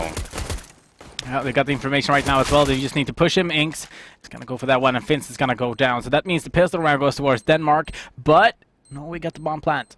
Yeah, so we will see Norway most likely not forcing up this round. They're gonna buy a few pistols and then they will buy completely next time. Though, since it's Norway, they might actually just go for it. I mean, they might buy... You never know. It wouldn't surprise me, but normally a team would just go for a couple of pistols, but we will see what Norway decides to do. If they actually goes for the UMPs and MAC-10s and so on, it would not surprise me. We can see a but Deagle they're actually going to go for a Deagle and a few pistols, not more than that. They're going to play the standard. Yeah, well, like to say, it's a clever move. I mean, they want a couple of rifles and AWPs, scouts. It's really good on this map, since the angles are so long. Yeah, and Restic is going to get a little bit of information done immediately. Gets 2 quick frags. Becker and Freaks going down. And Finns is also going down to the ground, and a bomb is in CT spawn actually. So it's gonna be a really tough round here, and it has to be a miracle from CTK and Crowman. CTK is gonna go down, so all counts down on the Crowman, but he's gonna go down as well. 2-0 Denmark. Having a great start, but now we're gonna see Norway buying up already. Here comes the crazy stuff. Exactly. Now, most likely. Here I am promising stuff. I was about to ask, how much crazy can you do as a terrorist, though? A lot of crazy things. You think? Yeah. I mean, Smokes, there's like, flash, doesn't CT expect everything? No, you can't expect everything, especially not on a map like this when there's so long between the A and B site. So Alright. can't be everywhere. Yeah, we're gonna see them pushing along as well. There's gonna be 5 guys around. Sapphix already finds a quick frag there. Chroman's gonna get the trade frag, the refrag, so to speak. And 4-on-4 right now. No CT so far has tried to go around them. There's just going to have 2 guys on site. One's going down immediately. Acre gone down. Having now... You see Chroman really low though, only down to 15 HP, and they are pretty much... Well, yeah, they are all out of utility as well. So even if it's a 4 versus 3 situation here, the Danish team might actually... might actually do it, but yeah, you can see Resix and Inks going down really low here. Yeah, so that means that this one is going to be tough for Denmark instead. All flipped side once again. Now, Netric needs to be the one... being the runner, so to speak. That's why in CT spawn. If the case it's A, which it's going to be right now, Netric needs to be there in some sort of way. He's got to be able to do a little bit of damage. A lot of damage done to CTK. Now it's all down to Inks, and he's just going to try to go for the save instead. And yeah, we got a tweet here from 50 Spence. This is going to be a save. Stuck on a train for the rest of the night, so no hashtag King of Nordic from me, but I'm with you in spirit. And 50 Span, I actually saw that King of Nordic has answered you, and you know that there is a Twitch app. So you could actually be with us. The bandwidth for it, though. That's true. That's true. Doesn't train have Wi-Fi's? Some of them do, not all of them. Oh. Although Freaks here gets caught off guard, but actually finds the kill there on Inks, who chokes, I guess. Yep. But it's an yeah, honest mistake. First round for Norway. And let's see what they make out of it. Looks like the Danish team is gonna, they're gonna be force buying it though. So let's see what they can get one for the money they have. 1 M4 and 3 pistols. Oh. No scout though. That's no. I was quite sure that's. Oh, this nade is going to be so good. No, it wasn't actually. Freaks going down to low HP, but CTK has just gone down a little bit, and they have already taken over the B side. Got a flash with him though, misses all his shots. 4-on-3. Look at the HPs. Chroman down on 18, Finn's down on 8. This could actually be possible. I mean... Yeah, definitely. They're gonna have to take it slow though here, Denmark. As you can see, they have smokes and molotovs pretty much everywhere. So they need to take it really slow. There's gonna be a flash coming over as well, so that makes them a little bit flash there. Actually, another flash comes in, CTK gets and flashed. Another smoke as well, so yeah. The Norwegian team had their utility here, and they're most likely gonna get this round. As you can see, Denmark is now falling back, which I would like to say is the right thing to do at this point. Yeah, Finn is gonna try to go for the chase though. He's gonna go out into the middle now. This is not what he should be doing. Oh, he got 1 HP though, so he just barely got away there. Yeah. He doesn't know though that there is no one to see the spawn, so he might have thought that okay, there's no shouldn't go towards CT. It might be anyone lurking in there, so yeah. But pretty good saving though for Denmark. Just trying to like the play style there, walking together. That's the most important part, because then you can go for the refrag. You can pick up a weapon. Like that was a really good attempt for the save, so to speak. Look at this though. Resix will be able to find a kill. Becker, Finns, and Freaks find a kill each here. Now it's all down to Netric and Inks. UMP and Pharmacist versus Crowman. Crowman wins. Again. Crowman is and again, just crazy. and again, and again. But yeah, I think that was a little bit of a mistake from the Danish team. Force buying on that. They had to... But they had weapons. So I think that's the reason they want to try to have the economy as like... Yeah, I see how what they were thinking there, but I'm not sure if I would have called that out, to be honest. Like with the rounds and the money But yeah, if they lose this, they can still buy the next one, so I guess it's all good. Chrome and set K though. Finds 2 shots. Flash coming in towards A side, but it's just not going to be a push towards A. They're going to go towards B. Double smoke. What? Headshot through the smoke there. Yeah, well, he got the aim there. Like, he got the crosshair there before the smoke exploded, but at the same time... What? Yeah, exactly. That's my reaction. At the same time, what? That's my reaction to everything. We have Anders saying, "Are you kidding me?" Mine's what? It's just what? I don't understand. The Resik's gonna find a kill onto Freaks there. Fence taking the refrag, and up on the box there was Harambe. Yeah, but, Becker finding his head though and putting him down to sleep. Yeah, but now actually we can look at the money. Like, the money is really good right now for Denmark. So they are going to buy up. They're going to have all the utilities, but they only have 1 defuse kit. Yeah. That could actually, even though you don't, like, shouldn't you at least have maybe 2 or even 3? Yeah, definitely, especially on a map like this when they are going to prioritize the weapons instead. We're going to see Netric doing work, finding 2 kills, try to go for a 3rd as well. Just try to save the round here. Picks up the USP, try to go for smoke. Yeah, he's going to go with the smoke right there. Netric now gets flashed, turns around. Finn's going to find a kill, 2 on 3. Yeah, you can see his team is just outside the B site though, but they can't really push in since the Norwegian team is already in. And as you can see, the smoke's going up, the Molotov's going up, they are picking up the bomb now, and here they go. Let's see what they can make out of it. They still have a couple of smokes. You can see 1 smoke of Finns and a flashbang on Freaks as well. So let's see what they are gonna make of it.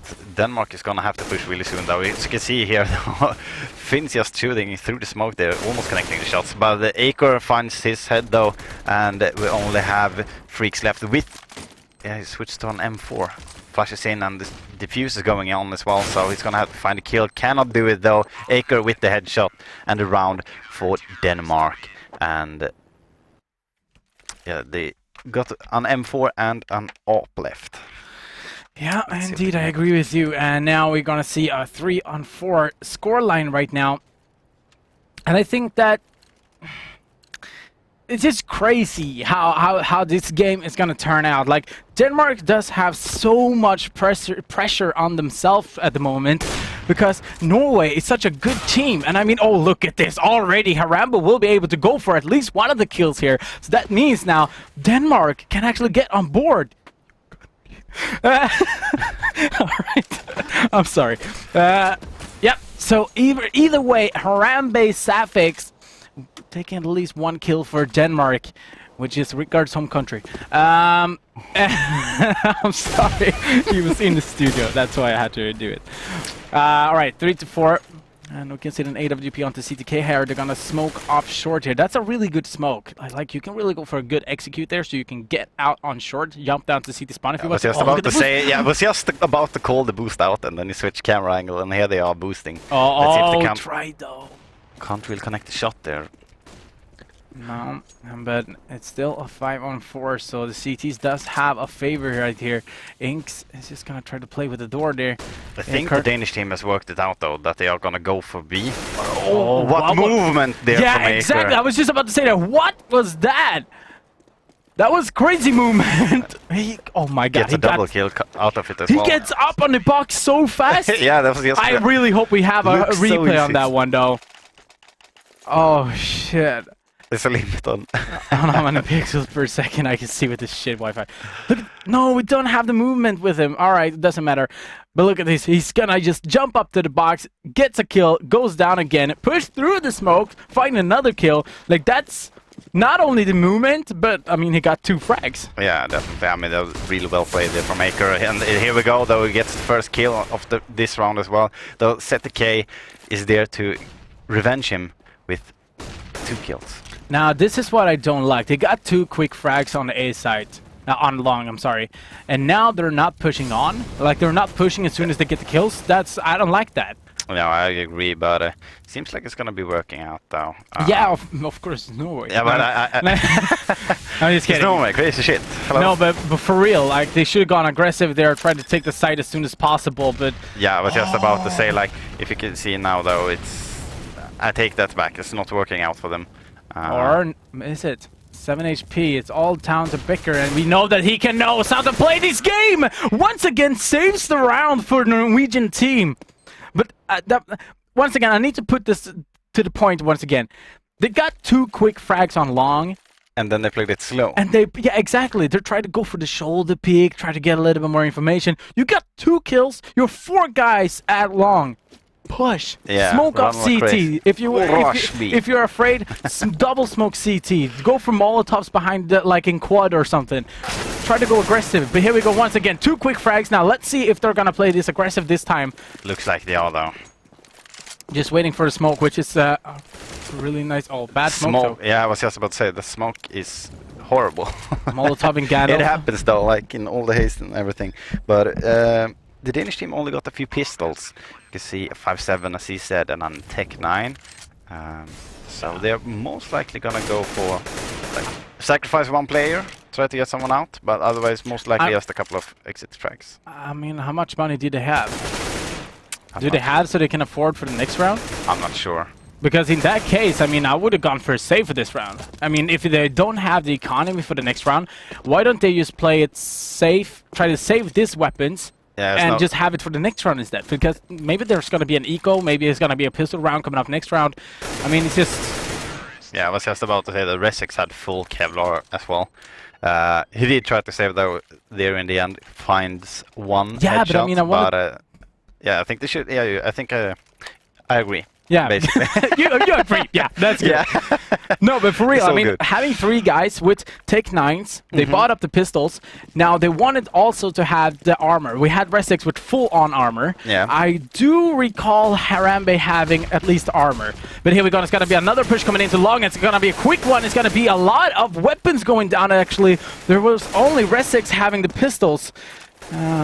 But look at this, Norway's just crushing once again. They are just dominating right now, like a bulldozer. Exactly, like a bulldozer. Yeah, well, they are. They're just running. Like, perfect comment. There's no stopping them right now, so definitely like a bulldozer.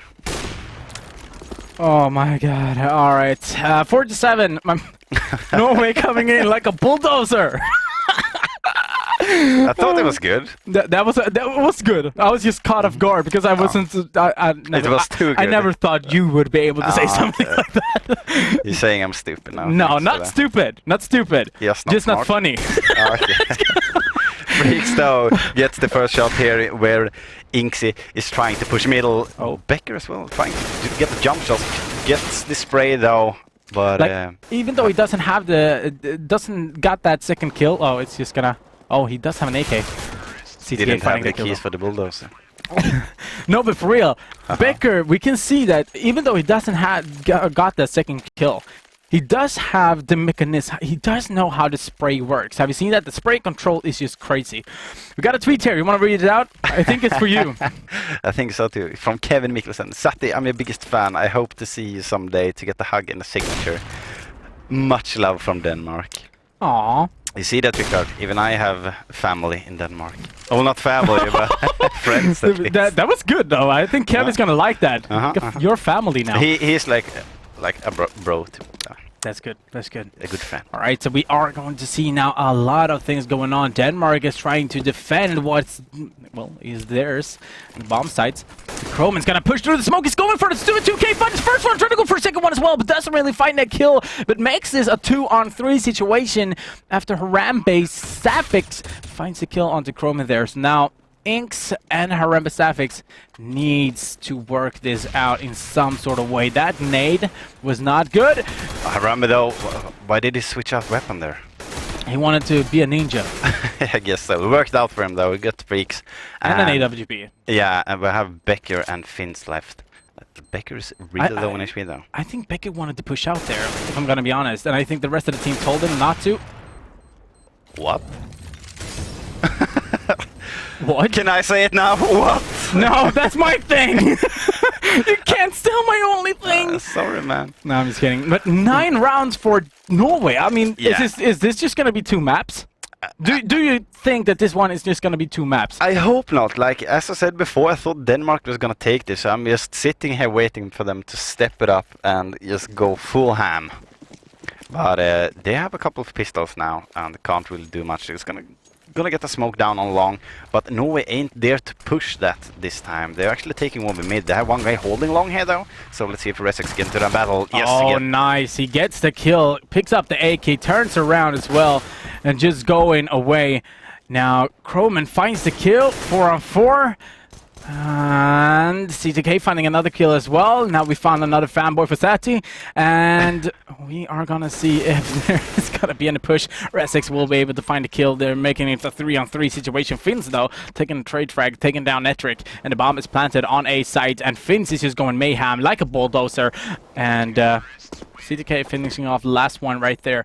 And while 10 to 4. Jesper is taking my joke, he can take a breather as well. Take your joke? What? Use my bulldozer, man. Not cool. Let's make bulldozer your thing. Yeah, and what is your thing? What? You're just gonna scream out, bulldozer! Rip headphone. Oh, I was just about to say. Here we go. 5 snipers. I think it was 3 auto snipers actually. Sprayed out. That was a Fnatic tactic. You can see an OK from Resex. Okay. Ixie down to 20 HP as well. So. Yeah, well, they're gonna pick up their AKs once again. And it's just gonna be not many push right now, so we can read out this quick. Beckert plays Leckert. Sorry, I had to type a letter on him to make it rhyme. Now let's see who knows any Norwegian. Team Norway. Leck. That means nice. Yeah. Basically. Lecker. Alright, so 3-on-3 situation right now. They're gonna try to push in. Croman will be able to get that kill. Aker is completely gone, as you would say in a stadium, so to speak. He's out with the crowd and just chilling. I had no idea how that play was gonna be. Now, this is the last round before we are going to take a little bit of short break. So this one is really important as well for Denmark. Now, we have one player up on long. Oh my god. I was just about to say we're gonna get a boost here, but it's gonna be shut down right away. Inks though with the revenge kill, 1 versus 1 situation here. Oh, don't peek too much now. Let him run, let him run. Let him run. And there we go. Norway leading with 11 to 4. Yeah, Norway is dominating right now. They're looking really strong. Amazing games to watch though. I have to say, like, this is some serious Counter-Strike, guys. If you haven't noticed, these guys know what they're doing. Both teams, like the communication, the tactics, everything. Exactly, and this was the first half. In the second map, Norway is leading Mirage, leading in the maps by winning Mirage, and now we are on Dust 2, Denmark's choice of map. So this was the first half, and we're gonna be right back with the second half after the commercial. That was terrible. G2A.com presents. Oh my gosh, I have nothing to play. Like, nothing. Yo, kids, stop your grumble mumble and check out G2A.com. New hottest game, bam! Crazy discounts, pow! Instant delivery, man! This site's crazy. G2A.com, a global operating marketplace. Games, software, time cards, and all that your sweet gamer's heart can desire. Buy digital goods, sell digital goods, go crazy.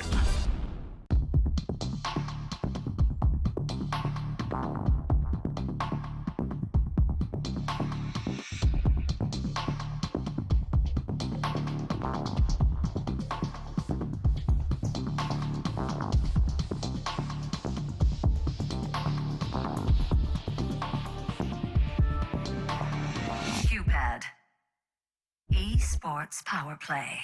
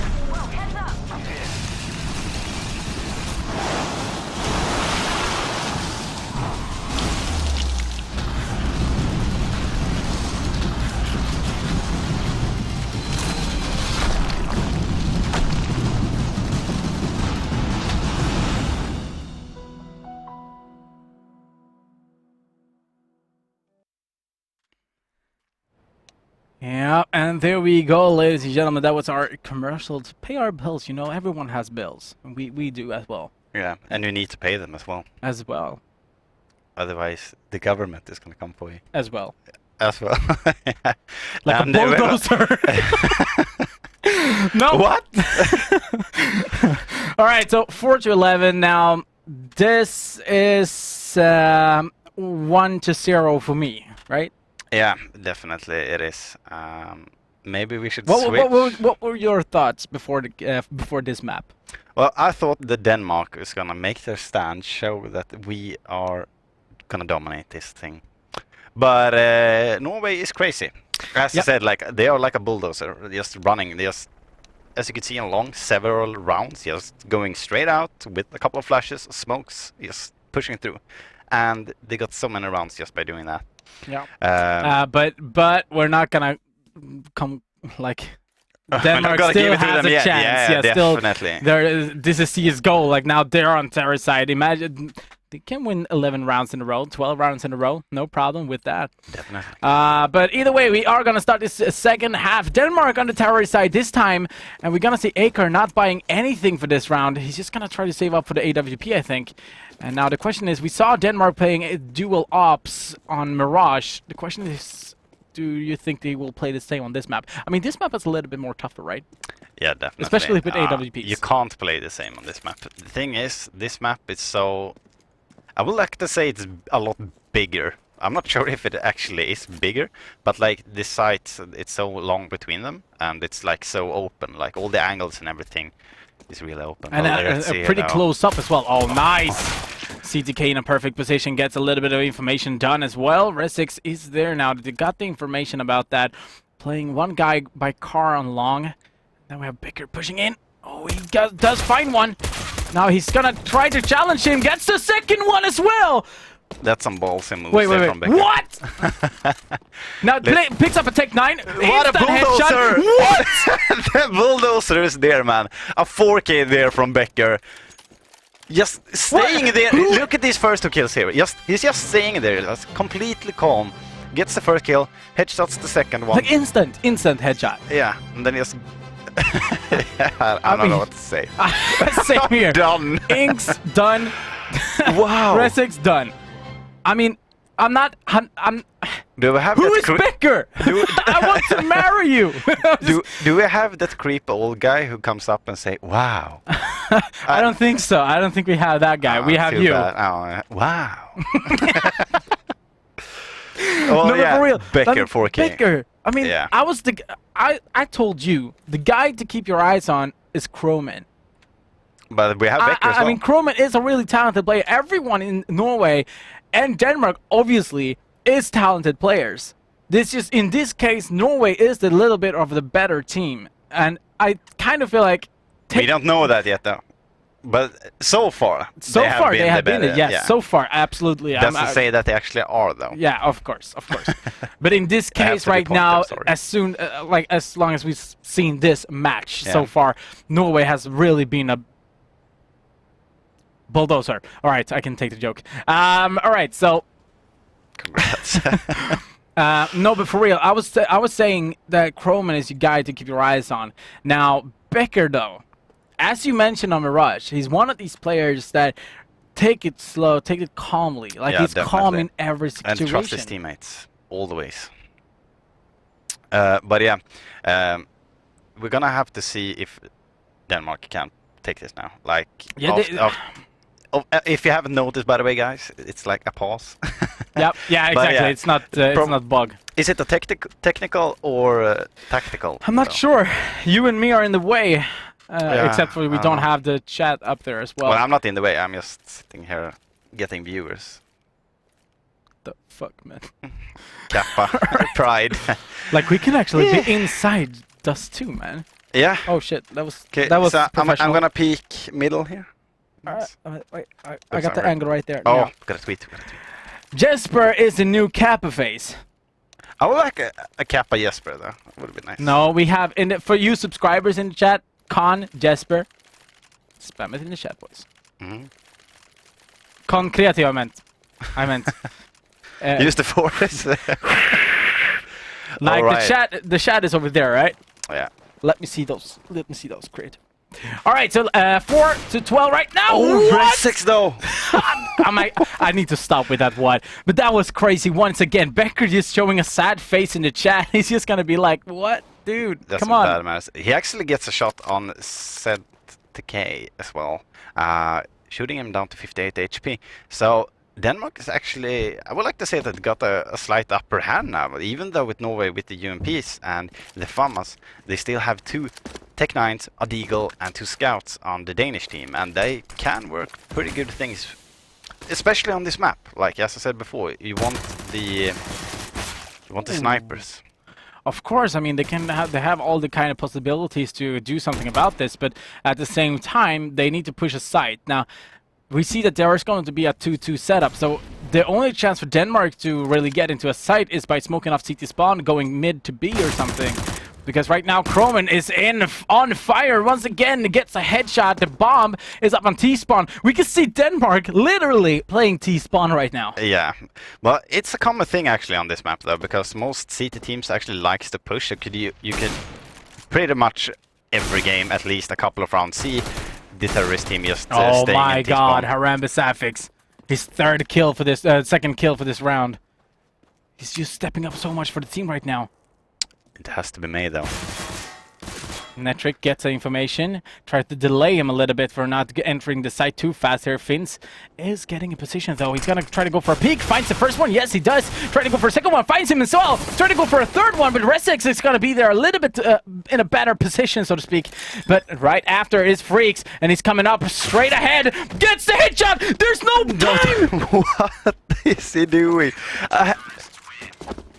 Like, how did he even get the headshot? I feel sorry for Denmark there. Yeah, definitely. They I mean, got the plan. they had that round. Yeah. But how could he even get the headshot? He just straight away. Look at this. He's in a perfect, like, he was sitting with the bomb. I'm not sure we do have it on the replay, though, but he was sitting, like, when you're sitting behind double stack, yeah, you have a little bit of room from dart, from tunnel. Like and he was actually faced towards the tunnel.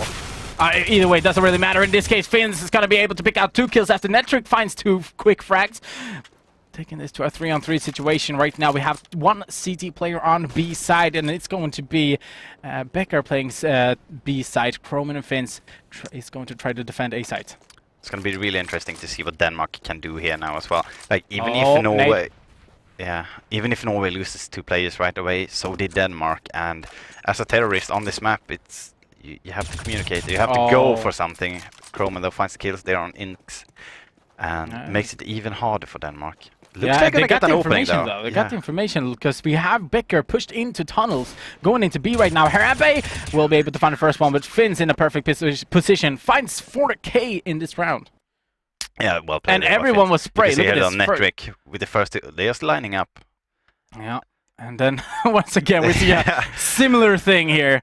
2 quick frags for both parts, but now we are up at 14 rounds for Norway and 4 rounds for Denmark.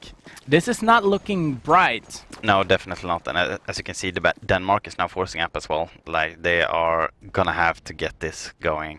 And it looks like I was wrong, actually. Yeah, but it's not over yet. He has seen really great comebacks before. And here we go. Through the smoke, we'll be able to find a first kill. Why did Inks even stay there? Just push through. There's no point of just trying to hold an angle against him.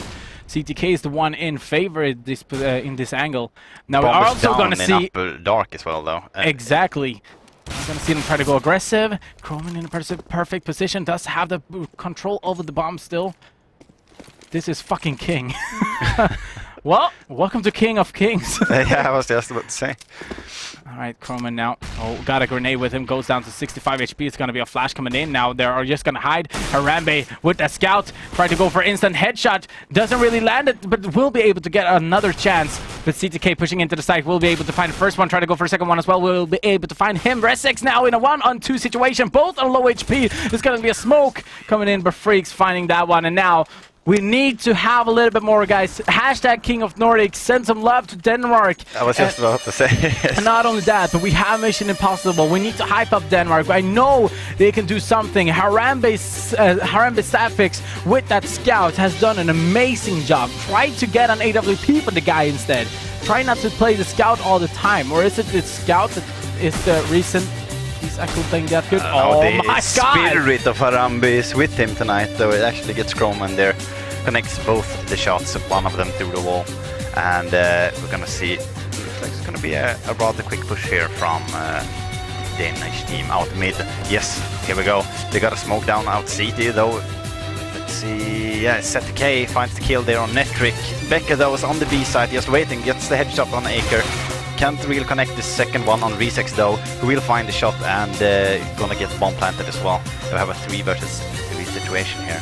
And this is actually in favor for Denmark right now because they do have one terrorist behind the door, but he's gonna go down immediately now. It's all down to Resix and Harambe Safix, and Resix is down on low HP in good position though. It's gonna be a flash coming into the site. He's gonna jump down, gets the kill onto Resix. Now he just needs to defuse or something. Harambe Safix is doing a great job right now. It's gonna be a Molotov coming in. That means he needs to push on, and the bomb is ticking down as well. But Freaks, does he have the time? Yes, he does. And that's GG. Good game. And ladies and gentlemen, a good game indeed, I have to say. What a game. I have to be a little bit honest, though. It was one-sided. Yeah, definitely. Denmark Norway tried everything they could. But Norway is stronger. Yeah, exactly, yeah. And that's exactly what we saw. I'm sorry for interrupting you all the time. Never mind me. But, I mean, we've seen that when this Norwegian team was the king of Nordics, when they were on the throne, no team could actually stop them. And it kind of felt like they were splitting up the team when they actually lost. It was against Sweden. It kind of felt like they just gave up the communication. They were not the same team as we used to see. But I mean, once again, now we can see that their communication is back. I'm not 100% sure if they play in the same team or if they've gone to separate teams or something. But they are here and they're showing this, like they're showing why they were the king of Nordic. Definitely, and it's just not the communication. I mean, the tactics and the gameplay of every single player in the Norwegian team has been amazing. Especially though, as we already mentioned, Croman and Becker. Those are players that I would like to have in my team. I can say that much. Like, I played quite a lot myself, and a bit on I would like to say a higher level, I guess. Yeah. Those are definitely 2 guys I would like to have in my team if I were still playing. Just so confident, such teamwork and everything. But the rest of the team as well, they did not stand out as much, in my opinion. But still so good, like all of them. Yeah. Who was it on Mirage who was standing on the balcony? I can't remember. Harambe, I think. It was actually a Danish player. It was? Yeah. All right. But either way, we are going to congratulate Norway for entering this, winning the first and the second map in its best out of 3. So here's the national anthem for Norway.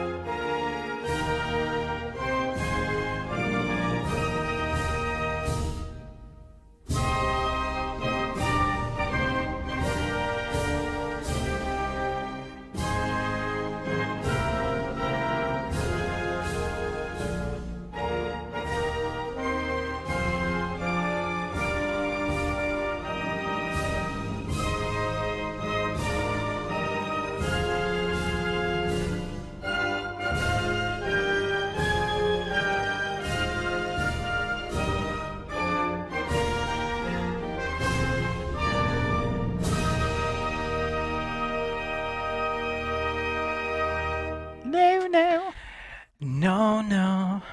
Yeah. All right. We have a little bit of highlights for you guys. For those of you who have missed the first game or maybe just have been sitting here waiting for Sweden versus Finland, we have a little bit of highlights from both of the maps here, where we have Becker and, of course, a little bit of music in the background. it's Becker here once again. One of the players that really stand on the Mirage. Yeah, definitely. Him and Crowman were doing some crazy stuff on Mirage, just playing it slow. Harambe here as well with the 15 HP and gets the kill, and that pretty much secures the round for them. Okay, This was Finns, crazy, yeah. Fins. Oh, right. You mean okay? Yeah. And here comes the Batman shot with the USB as well, like just Yeah, exactly. A crazy. Batman shot. That was yeah. And the insta headshot on the bomb plant. Yeah. Can't really go all the way though. And don't shake the corner. Always remember to shake the corners, otherwise you keep gone. Here with it. This is the flashback. Yeah, this is teamwork. This is communication. This is exactly how you should be playing Counter-Strike Global Offensive. I mean, just that flash meant so much for that round. Definitely. And here you can see Harambe as well, getting the 2K and then just falling back, trusting his teammate completely. Yeah, and he's been playing really well with the AWP as well. That actually deserves a little bit better from the point of view, so to speak. Yeah. And here we as well. The Becker once bulldozer. again. The bulldozer. Look, he actually damaged him 2 HP as well with a smoke, and bam. It's 2 single bullets. Like, does he need more? I don't know. That was a good replay. 4 kills in 1 replay. I would like to call out Netric as the MVP, I think, though, for the Danish team on Dust 2. He did a couple of really good spray downs and everything. Even though Harambe, he did really good at that. Well, the entire team did good. But I kind of... yeah, Harambe did good with the scout and everything, but I think Netric were holding slightly better. He was still like on point, focused and everything. But I feel like Harambe Safix now, not Safix. We saw him playing with the scout. Yeah. Now he was crazy. Definitely. We can like there's nothing to say against him in that point, like in that situation. But why on earth didn't they try to save up and try to bring him an AWP on Dust 2? I was wondering that as well, but who knows? Like they were going down pretty much. Like, I mean, they lost 1 map already. Do you think they gave up? No, I don't think they gave up, but I think they got a little bit stressed. They already lost a map, and then Norway was just ticking on all the way. So I think they got a little bit stressed, and maybe they didn't make the right calls, basically. But I might be completely wrong. They might have just gone for it, and yeah, we don't know that kind of stuff. We don't have inside information. But what we do know is that we have Norway as one of the finalists. Yeah. But yeah, that was it for us at the moment, because we're gonna throw it back to the hosts to take us further away. Cool. I don't know, what was that? I don't know, but it seems that I assume it means us. 5,172. 2 people more. Good job. Bling, bling. No, really, it's good. Really good job. It's better than none. Hell, I don't want to go back to that kind of drinking game again. Yes. Competitions, and stuff we're handing out. A lot of stuff we're going out with. Max, as you are our spokesperson and are also mini Santa Claus. Yes, indeed. Should we run them over? Absolutely. What do we have? What do you This knife, this real-life knife, that rhymes, so that means it's true. Yes. You can win it by sending in the picture of your cutest knife using the hashtag esportstore and hashtag King of Nordic. That's all you have to do, really. That's it? Yeah, well, follow us so we can contact you, blah, blah, blah. But other than that, yeah, it's super simple. Just take a picture of your cute knife, send it in, hashtags, boom, done. That's this like, is really sharp. I know. I may or may not have cut myself a little bit. That's the thing. The thing is that it's bent on the wrong side. In other case, I could use this as a butter knife. That could be pretty cool. But you know what, Rickard? Yep. What else is cool? No? Examples of people who joined the competition. Ooh. His karambit needs a replacement. Oh. It's not really a karambit. It's not bent enough. Like this banana over here. Yeah. Yeah. Something else than that? Some more goodies coming in, throwing in all the time. It's so well warned, I will not be able to knife many ninja diffusers before it breaks. Is that tape I see? I think so, that's yes. tape. Everything can be sorted out by tape. More sticky tape to it. Muchos gracias. One more while we at it. Why not? One more. That's an old knife. That's a really old knife. I think it needs an upgrade. Yes. Upgrade. Upgrade. Uppgradera. It needs an upgrade. First I thought that the shining logo there was like, oh, that's cool. It's like a mouse with LEDs. Oh wow, you have a shiny knife? No, no. Yeah, I know, that was not it. Cool, that's the knife from Esports Store, and we're gonna hand out the winner for that between the two maps of. No, will we do it afterwards or between the two maps? Now I'm a little bit confused actually. If I remember correctly, it's gonna be in between. Yeah, you're absolutely right. If I remember correctly. So between Finland and Sweden, this is going to be play a best of 3 as we're playing King of the Kings tonight. And of course now Norway is ready and done for the grand finale next Friday, where they will fight for 1,500 US dollars. And speaking about knives, I want to raise one short thing here which we haven't really talked about. You know, we are giving away skin knives, you know, knives from in-game as well, right? And throughout the night we're handing those out as well in between. But next Friday we have a little extra surprise for you because we're going to hand out a very, very, very, very, very, very, very, very, very, very special one.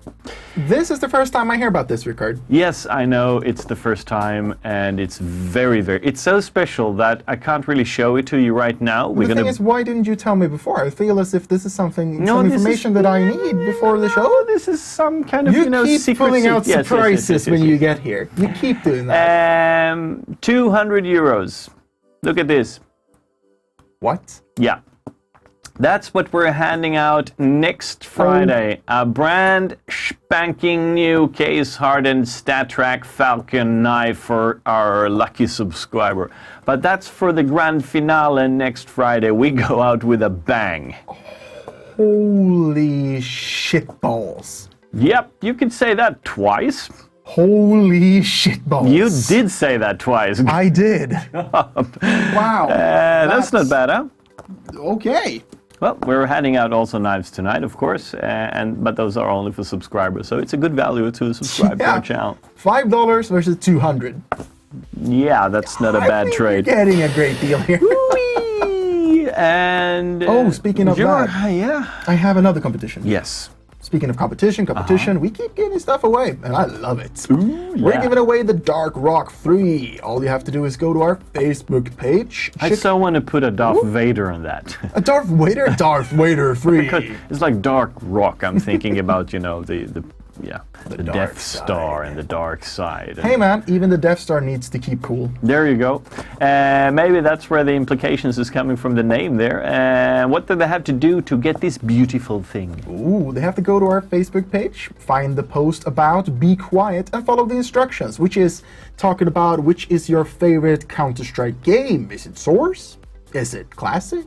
1.6? I don't know. I'm sure there is more of them. And if you strike out lucky and you can't win it, there is a special prize also there. You see that? Special.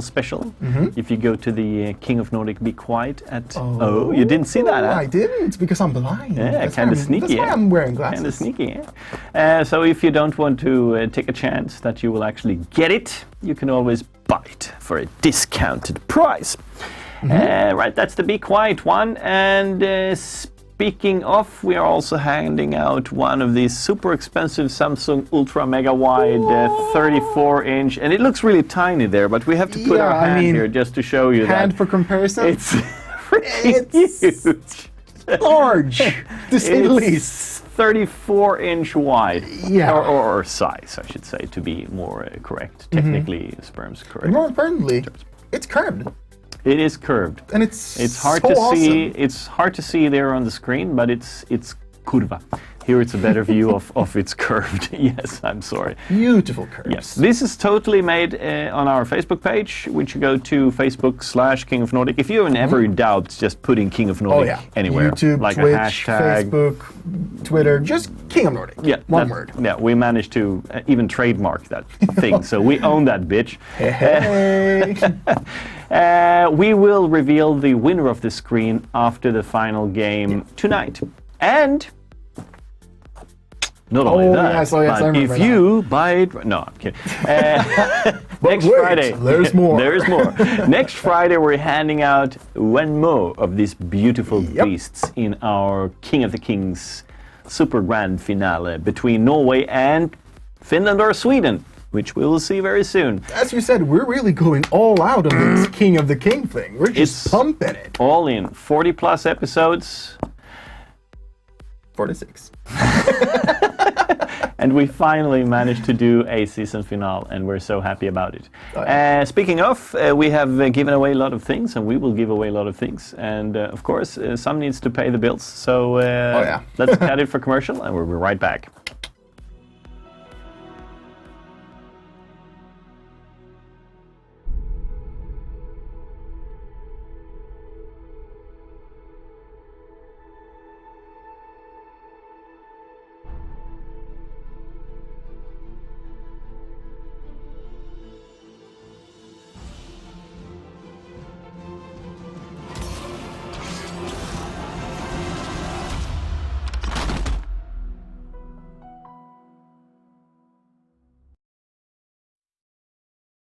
G2A.com, the best video game store ever!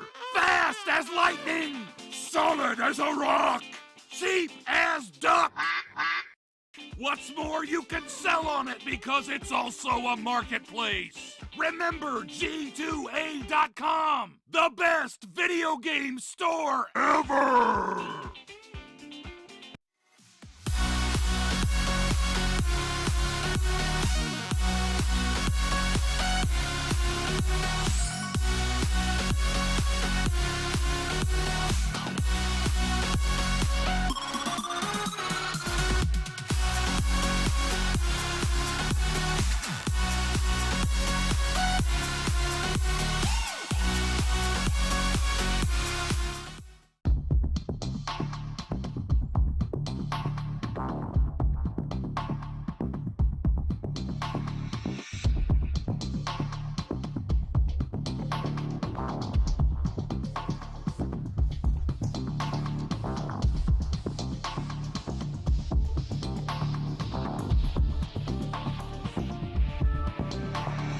Q-Pad. Esports Power Play. And Max is our spokesperson for the whole evening night. You can see he... You really like that, don't you?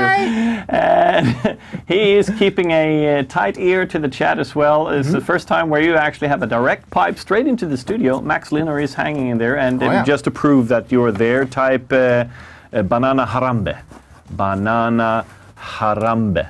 So, I mean, we couldn't make that up out of nothing. So they will realize what that means in a moment when you catch up there, because we're 30 seconds ahead of you. It's like it's real funny that you mention Harambe. Oh, yeah? There's been, of course, because there's a player named Harambe, there's been a lot of Harambe talk. Yes. But the chat, they had to decide who is Harambe and who is the kid that kind of got stuck. You know, they had to, assign roles to the different people in the scenario. I'm not sure if I like this, but yes, You're carry on. Harambe.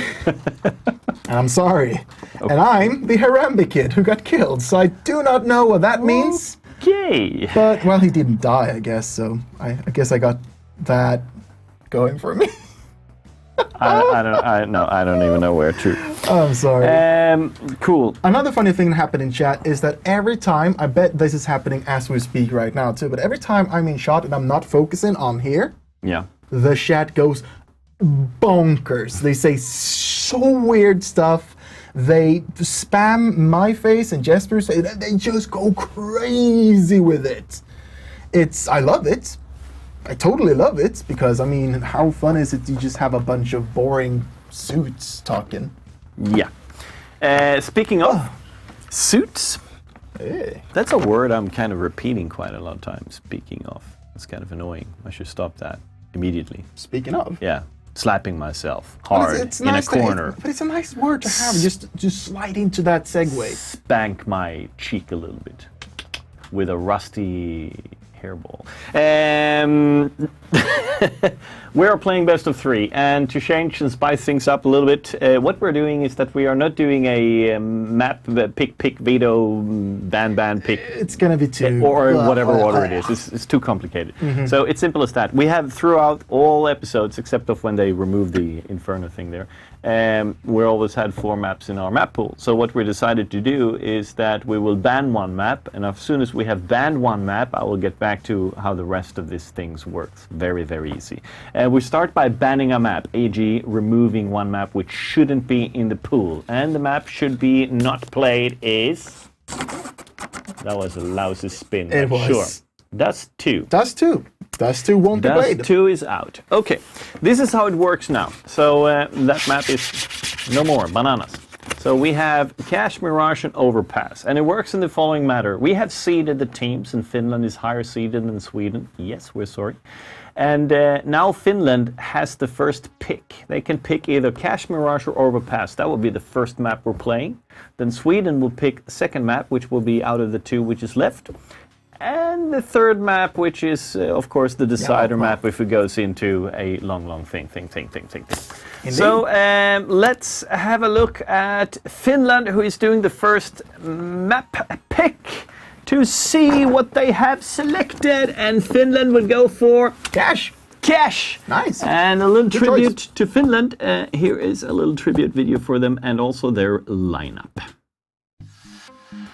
For Finland, winning 5 times. It's actually the original Skitlights lineup with Slowy, Stop, Jalu, Zen, and Ariel. In a pretty good position here. Will take down Danton. And Rich there on short there on very low HP. Will go down. And now it's a 1 versus 1. That was a bit too close for comfort. Yeah. He actually clutched that round. 1 versus 3. Oh man, they got together. They all just great. They redid it for you. Oh no.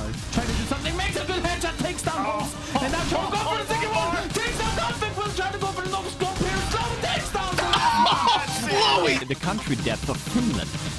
Because that's literally in the economical balance there are at the moment right now. Pushing up and Toffee Cat. Holy crap! I was really hyping that one up and you know, just like, okay, sorry about that one. I didn't give you a heads up on No, don't stop, man. Come on, Toffee Cat. And Toffee Cat again, he's gonna be the one who is finishing this one off. That was funny, right? Here's a really good spot. He's gonna take it. Oh, he got 4 at least. He got 4 at least. Slowy, an unstoppable killing machine right there. Who's gonna take it? Who's gonna take this one? The Finnish steal. They're standing in the middle. They're at long A. I've never seen this before. What the fuck is a throw? They are juggling. This is the worldwide juggling competition 2015. This is a viral video, guys. Oh, Freddy Frog gets a prize. What is this? Oh No, the team night. What is going on? Oh my god, I've never seen anything like this before. What is this? What kind of game is this? Look at the slaughter and the Finnish guys. Hagen is still alive with the bomb. Go plant. Oh, there we go. He was AFK. He's like, hey boys, I want a knife too. Come on, bring it in there. So 2 Finnish versus 1 Swede. Oh, look at the back knife!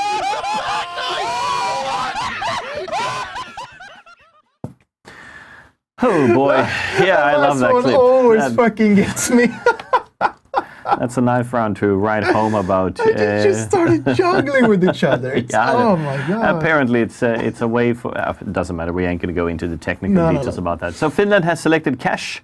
Yes.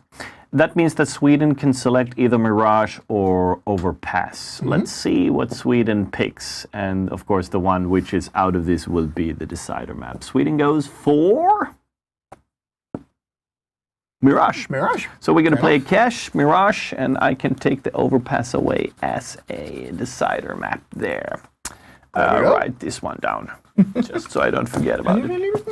It says Overpass. And here are the Swedish highlights and roster for this evening. Sweden, also named Infinity, 4 times winner in King of Nordic, playing with Pyrum, Arne, Bobski, Plifa, Sliden, and Bulgur. At all. Wait till City side. In 2 matches that have really defied expectations so far. The Paramar. Oh, look at this! What?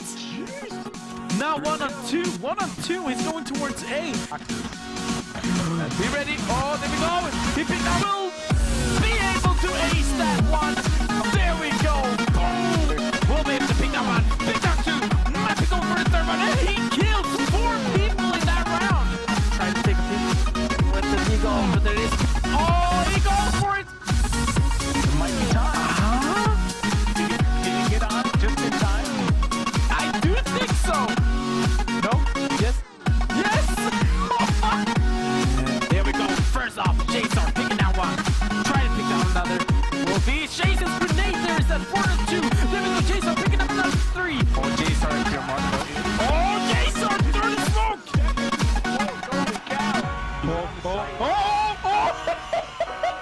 What?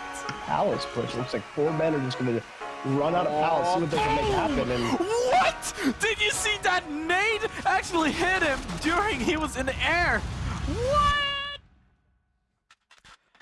All right, ladies and gentlemen, that is the lineups and a little bit of highlights from when they were the king of Nordics.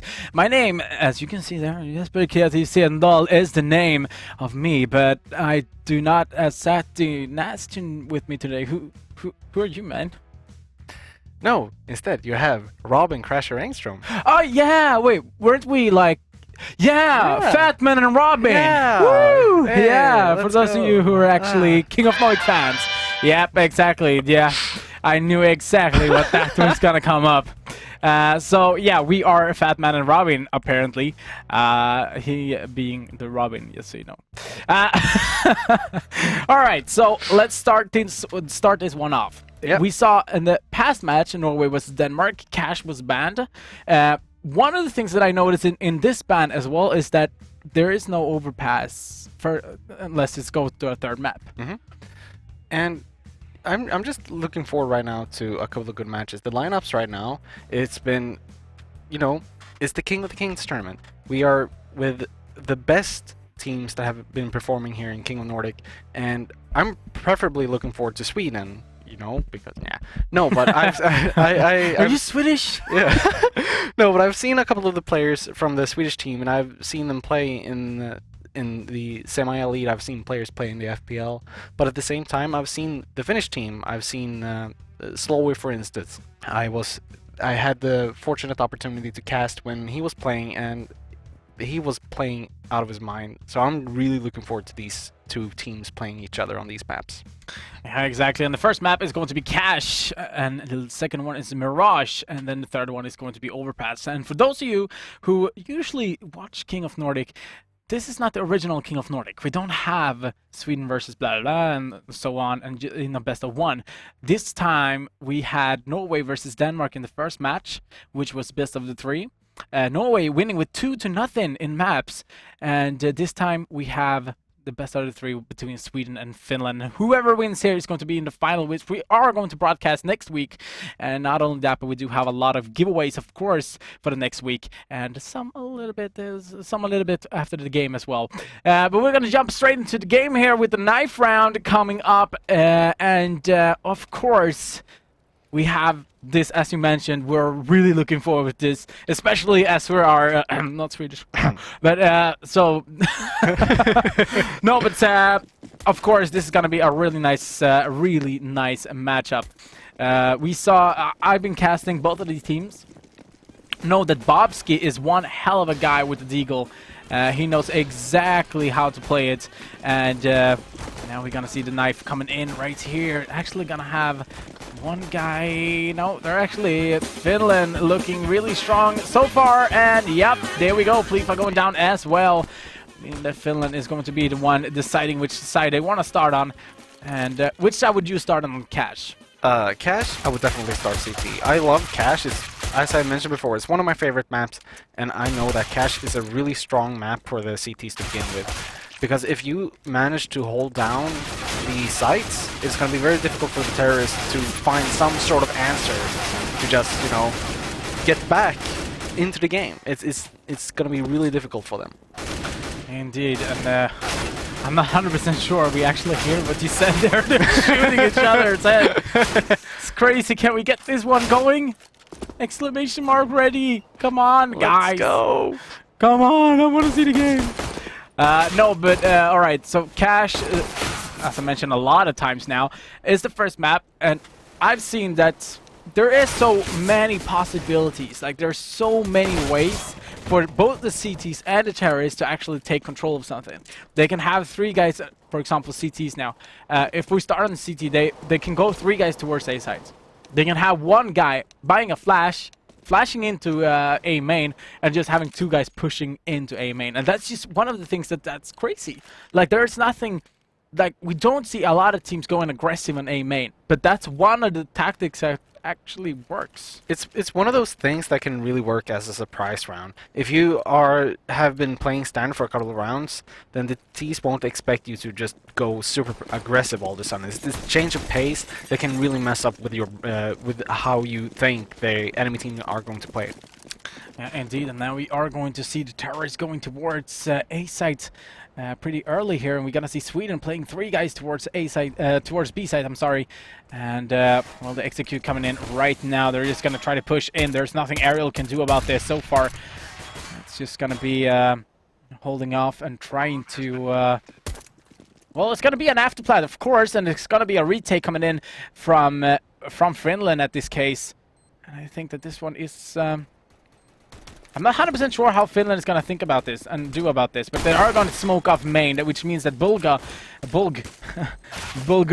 is going to have a little bit of trouble trying to go for a peek or get a little bit of information. Pure Marnes is going to get the first one, actually a second one as well. Slow and Stave is working together, making this a 3-on-2 situation. And now there is 1 guy in quad, missing the shots. A lot of shots going to waste there, but it's not going to matter. It's going to be Finland taking home the pistol round. Slowly buying the defuse kit and the rest of the Finnish team just backing off. They were playing a really heavy mid control towards retaking A side.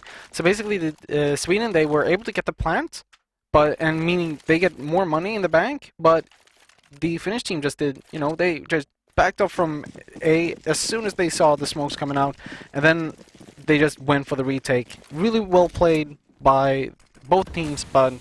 Yeah, you gotta have the patience for it as well. Like, we saw the CTs actually standing up. They're having 3 guys towards car, 2 guys in highway, and just waiting before they can go in. Here we go with the flash though. It's gonna be Sweden pushing on into B sites here, and Slowy, Sen is gonna work together. Slowy gets a second one, Sen as well, and Sen is just gonna get a 3K this round. So that was just a push round coming in from Sweden, and well, the buy round is up and coming right now. And I'm a little bit surprised I haven't really seen the deagle coming up from Bobski yet. It's early in the game. We can still. Yeah, but I mean, Bobski deagle. Hello. Yeah, I've had the pleasure myself of experiencing his deagle. Yeah, and it's really fun, right? All I did was see the sky. I had to say. Yeah, you became an angel immediately. Here we go. Plifa's gonna push on, and we'll be able to find a kill. Bobski as well finds a Stave. It's a 3-on-4 situation as Diallo in a perfect position will be able to hide out a little bit. Actually gets a second kill as well, but Bulgur is going to be able to take a refrag.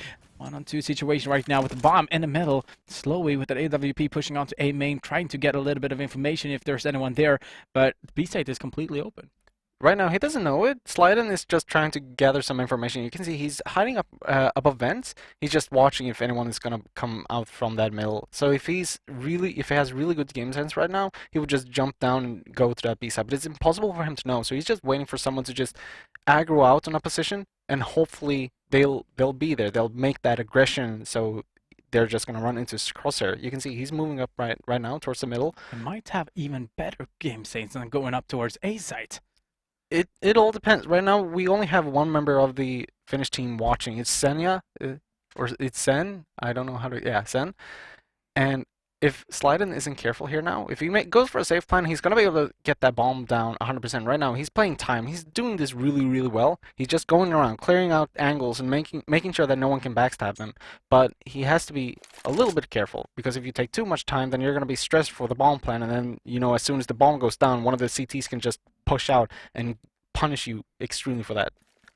Yeah, and Sen is gonna get the information right now. There's a smoke coming in, so he gets the information, and Slowy is starting the rotation. And this is also something you need to work with as a team, like the teamwork, the communication. Now we have both of the CTs. It's gonna come in from A main. So now they execute here. They got the utilities. I mean, they got the flash, they got the molotovs, they got the smokes, they got everything to do something with it. And here we go, the pusher coming in. Now, Slyden will be able to do a lot of damage onto Sen, but now he needs to watch out above him. Will be able to find the first one, but not the second one. Perfect play from Finland. Basically, they decided that going from two places that at the same time, it's kind of risky. Because when you go in together, especially in a 1 versus 2 situation, or 2 versus 1, you won't expect... Usually, you won't expect another person just coming around the corner.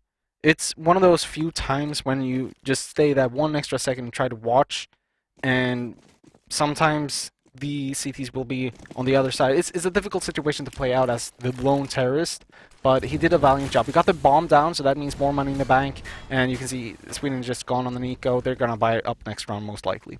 And they're trying to go towards towards A site. I'm sorry, we have one of the players, Pure Marna, towards... here we go with the Bobski Deagle. Not gonna find a kill though, but he does have the Deagle now. I like this. I like the start of this round.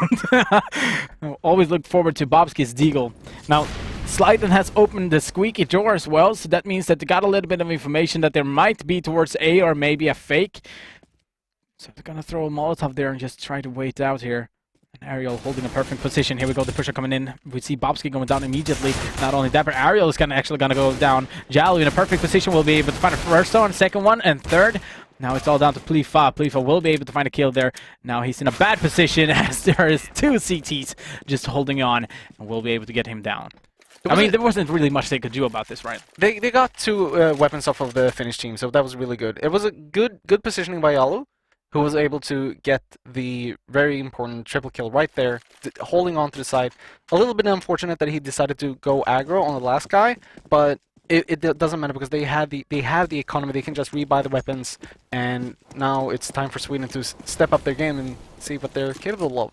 Exactly, 4-0. Finland is in the lead. And now the question is how they're going to play. There's going to be a flash coming in, exactly what I was talking about earlier, that there might be anyone pushing in. But Slyden is going to go down immediately. He's completely alone as well. No refrag, nothing. This is the change. That was the change of pace that I was talking about. When you just push 2 people aggressive into the A main, Ariel or Slyden wasn't ready on that. He just went in there alone without any backup, just thinking that, alright, they're going to play passive. He met with 2 CTs and he got severely punished for it. Yeah, exactly. Now Jalu is playing a really defensive position here. They got control over the whole map, I would say. You can see the Slowy is not up boosted. He's actually in the tunnels holding main. So this play right now from Finland might be rock solid. It all depends on if Sweden gets an entry or not. So here we see they are going to get at least one of the players, one of the information on the site. Here we go, Bulgar going into the site. Will be able to find the first one, not the second one though, because Sen is there and he gets a little bit of help from Jalu, but Jalu goes down instead. And here we go with the 2-on-2 situation with the bomb has to go down right now. Ariel go down to 16 HP. Now it's when the bomb goes down, it's going to be 40 seconds on the clock, and Ariel goes down to a nice shot from Peter Marna, and now it is a 2 versus 1 situation. Now it's a 1 versus 1 situation, Slowway versus Plifa, and now it's going to be extreme situation here for the Swedish team. He's going to just take the top shot, and he's going to win the round for Sweden. But that was a pretty decent round for Finland, wasn't it? I mean, they took away 4 weapons from Sweden. I mean, the economy is not good for Sweden right now. They are probably going to buy up some maybe on AKs, maybe a Galil or something. But I mean, they don't have the utility, like the money to actually buy a full AK, full armor, and utilities. Yeah, their economy was in shambles. They got the round. 4 members went down. Indeed, they just don't have enough money to buy up weapons. But despite that, as we've seen before, you don't need a whole lot of weapons to win a round on CSGO. Maybe sometimes all you need is a pistol and run and gun. Because that's how the game works. I agree with you. I agree with you. There is a lot of ways you can play this one, and I think that with, I mean, Bobski with a deagle. I mean, it's, you know, it can be tricky stuff there. But we are going to see Slowy now trying to get information here and maybe getting Bulgur. But here we go. Slowy's actually turned his back towards Toxic as well, so that could be a really bad position in case there's anyone pushing on. And here we go. Slowy will go for aggressive peek there. Will go down to Bulgur though. That's a perfect flash. Was that a little bit of team damage? Kind of looked like that. I am not sure, but in any case, they have not. Sweden now has taken complete control over the B side. There's one person, and it is Ariel, that can try to hold. He's going to be able to get the frag on Bobski, who decided to jump out with low HP. It's the kind and of SMG. And an SMG. It's still a bit of a risk to do it because you lose one member, and one member can be the definition between winning a round and losing a round. You want to play passive at this point. It doesn't matter if you have low HP or just an SMG. Try to play passive. You don't need to go for the aggressive peaks and, you know, risk losing the round for your team. In any case, there's still 3 AKs and an AWP. No, that's true. But no, Jalu and Ariel is not going to decide to go for this. And as you mentioned, playing a little bit more passive is the right choice here because they're not going to try to go for chase or nothing. It's just going to try to go for the save instead. And that is also perfect. But now it should be a weapon round coming up, though, from Finland. Might be dropping the SMG to Jalu and buying up the rest. No, he's actually going to buy a Fama. Is he going to drop it? Yeah, he's actually dropping the SMG. He is, which is kind of a weird, because if you decided to drop the SMG, they didn't have any armor on the Finnish team. They had an SMG and they had a P250. I can understand trying to save the P250 because that means you can at least afford a couple of nades more. But other than that, it's kind of weird for me that they would toss away a weapon that I just saved. Yeah, and especially when the economy wasn't 100% good. I mean, Jalu could have played that SMG, could afford a lot more utilities. Now, he only had a smoke and a flash, I think. And that means that, well, he's not going to be able to commit to anything into this one. At least Slowy's going to be able to pick down Bulgur after him, after he is helping out to get the kill. Plifa going down as well. Now, there's only 2 members left of the Finnish team. This is a difficult situation to play out, because now the terrorists have numbers advantage all over the side. Wherever they go, they know for a fact there's only going to be at the very least one person on each side, because they have taken control over mid and they have taken a bit of control over the entryway, it seems like. And down goes Bobski from nowhere. Sen has actually pushed around behind, really nicely done by him. Now Ariel in a bit of a firefight against the Swedish team. Now the bomb is going to go down momentarily, but it's still kind of a tricky situation for Sweden to play out. Yeah, and now Sweden should be playing passive and not trying to go for any peaks or something, which it kind of looks like he wanted to go for, but Sen is going to pick up an AK instead. So there's going to be an AK versus rifles.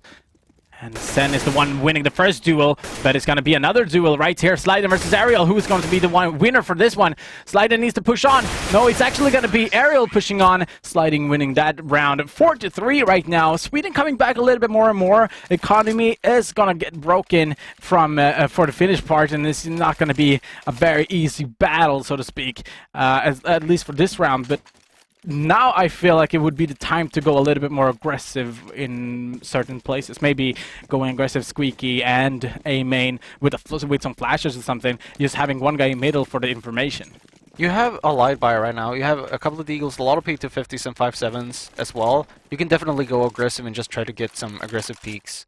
And it doesn't seem like the Swedish team, they don't want to let that happen. They're just playing passive. They're just waiting for that aggression, actually. This is really well played by Sweden, just trying to anticipate a push from the Finnish team.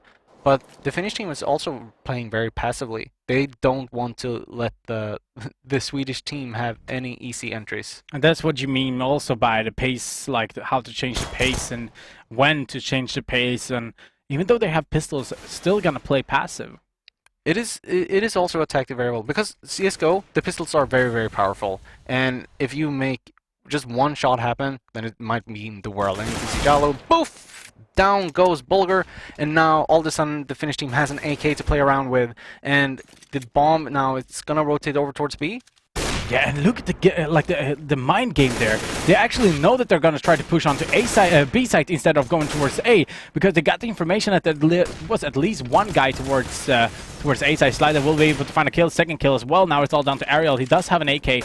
Now the question is, he should be going for a save, right? He should definitely be going for the save. Despite the fact that they have money in for next round, now with him saving that AK, that means that they can be able to buy an AWP, and they can be able to buy utility as well. So that's a really good save. However, it doesn't seem like the Swedish team wants to let that save happen. You can see someone on the catwalk right now just trying to chase him, but Ariel is going to be ready for that. Takes down Bobski, and he is going to be able to save that AK. There's no one else that's going to be able to contest him if he stays in this spot. And at the same time, if they're gonna try to go for a save, I mean, alright, we have the spectator view, but he could be basically anywhere.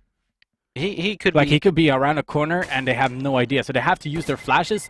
There is only one flash for Sliden, and I think that's a wise choice for Sweden not to try to go for that AK, because they know that there's still gonna be a buy coming up next round, even though, so it doesn't really matter in that case. It's gonna be one player having a little bit more money than the rest of the team.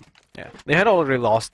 Sweden had already lost one AK from that exit frag from Ariel, so it was good for them to not try to chase any further. Instead, they just waited around where he possibly could have been and try to, you know, let him get into their crosshairs. Now, it seems like the Swedish team are setting up for a little bit of an A push, or trying to take mid control. They are just waiting it out at the moment. Yeah, right now Ariel is going to get a little bit more information. It's going to be a Molotov coming into vents as well, forcing the CT player to rotate back. Now, it kind of looks like Finland is expecting an A push coming on. Oh, look at Bobski. He's just taking the flank, and he's trying his best to get that frag, but is not able to connect the shots. And now he's not disconnect the grenade from his hand either. That's for sure. 3-on-4 situation right now. Sen holding pretty decent angle right now. He's going to find out a lot of information. This is a perfect angle for him. Slide in, should be going down. Yes, he can rotate back to site. Bulgar is there. Should have gotten that kill, but Bulgar and Pyromarna is doing an amazing job making this a 3-on-1 situation. Now the bomb is going to get planted as well. Perfect smoke coming in as well. Unless Yalo performs a miracle here, this is going to be a 5-win streak for Sweden in terms of rounds. That means they're going to have a lot of money in the bank, and Yalo, he has to make a decision now. Is he going to try to go for that hero play, or is he just going to try to play passive? You can see he is eager to just try to get some info, try to get a frag, but in the end, he's just going to choose to save that M4. Really wise choice, because at this point, you see what the Swedish team have. They have 2 AKs, they have an AWP, and they have a lot of money to just buy utility with. And if you lose that M4, that's going to be $3,100 down the drain. I agree with you. So 4-4 is the score line right now, but the bomb is going to explode. That means Sweden is going to take this round home. Now, as you mentioned, the economy is going to be a little bit better for Finland. Not great, but better. So they will be able to buy up for this round as well. Not as many utilities, all depending on if they buy SMGs or if they're going to try to go for pharmacists or some sort. But there is going to be a weapon round coming up. Now, if they need to do something. Finland needs to do something. They lost 5 rounds in a row. If Sweden continues like this, it's going to be 11-4. I think what they need to do is just change up how they play the map, because you just need to try to get some more focus onto the mid control, because mid is a place where a lot of the action can happen. If you get mid control, you can easily rotate over to A, and that way you can just be ready to help out if something happens. You can see right now the Swedish team has pushed on to the A side, and Bobski is going to lead the charge, getting 1 frag, but Ariel is going to be able to get 2 in return. Slide and finally putting a stop to that. The bomb is going to go down. That means 40 seconds on the clock. Plifa taken down slowly, and now all of a sudden it's the 3 versus 2 situation in favor of Sweden. Yeah, and Stav is just going to try to go for information, trying to get at least 1 pick. If he does, do you think they are going to try to push if they get the kill? They're going to play very passive, I think. They're going to try to definitely go for the push, but it's such a difficult thing to do. They have 1 AWP. If Stoa can get another frag on that, if the Swedish team isn't careful, which they aren't, now it's all up to Sliden to try to save the round for the Swedish team, and it's Sliden with 14 HP is not going to be able to get the frag. Oh my god. Bob Skij at King of Nordic and at CSGO. That's my Twitter, by the way. Go and follow. I love it when you say my name so much. It's like manna from heaven. It's not Bobski, it's Bobski. It's a very, very distinct difference there. Yeah, but the funny thing was actually he came into my stream once one day, and I thought it was this shut up. I thought it was this Bobski, so I was like asking him, but now we are really good friends. So it's awesome. It's awesome. If you wondered why he said shut up, it was because production said sell out. Yeah, I'm always sell out. Right, here we go. Ariel is going to have a little bit. He's going to have the control over A main so far. It's going to be a smoke there, so it's not going to be any terrorists pushing in there. And Finland finally gets that passed round, making it 5-5, and maybe think of a way to stop Sweden from doing what they're doing. I mean, I would say there is an aim difference, but at the same time, it kind of feel like it's pretty even. Like aim-wise, I kind of feel like tactics a little bit more strategy from Finnish part. I might be wrong on that case as well, but I think Finland is a little bit more of the team that knows how to communicate, knows how to do the tactics. They know each other really well, while Sweden is going for the aim a little bit more. Yeah, and you can see right now Bobski able to get that entry frag onto the B side, but Stove able to return that, and now it's just quick exchanges, and Yalu able to take down 2. Very well played by him. Now it's all up to Piromana. He's on the bomb side, but he has very little HP to play around with. He needs to get that bomb down, try to get more money in the bank for Sweden, but Ariel coming around the flank here. He's gonna come from vent room, and all he needs is one shot to connect, and he's gonna be dead, and there we go! Ariel is able to take that last frag in another round for Finland. Yeah, they are going to bring this back to a lead right now. Finland having 6 rounds, Sweden 5. And we got the replay right here. Look at this, it was so close. If he would have got an insta-kill onto Sliden as well, he would have got that kill onto Pyromarna there. But no, it doesn't really connect the shots. Even though he managing to get the first one pretty easily. I mean, it was low HP, but the second one took a little bit too long for him to, well, win the round, so to speak. Spray transfers are a bit of a trickery to deal with, because when you need to know where in the spray you are, otherwise it's going to be very difficult to try to connect a second kill from the spray when you're like halfway in. But now the Swedish team, once again, they have taken mid control and they have control over highway, but they are taking it very slow. They're just waiting for each other's backup, meaning that the Finnish team, they have the time to respond if something is going to go down. And you can see Bobski is just waiting here on the flank, waiting for his teammate's call to go in. Yeah, but at the same time, there's actually 3 Finnish players, and there's going to be a flash coming in. Perfect flash as well, making a huge play there. Ariel's going to get the 2 kills. Now Bobski coming up from behind will be able to find 2 kills as well, making this a 3-on-3. Pyromarna coming in with a take 9, finds the other kill onto Ariel. Now the bomb is down in main, and they need to get out there of some sort, and they will smoke off before they do. So that's a pretty decent play right now. Bobski's saving the round, if I would say. I would definitely It's not over yet, but Bobski's saving the round, right? Indeed, we're getting 3 frags there. He was able to open up the side despite that 1-man deficit. And now Sliden is trying to find that last frag. And down goes Sen. And that was just really important, because as soon as they got 2 men down from Sweden, see, Ariel gets the 2 insta-frags here. But Bobski wants to show that he's not any worse him.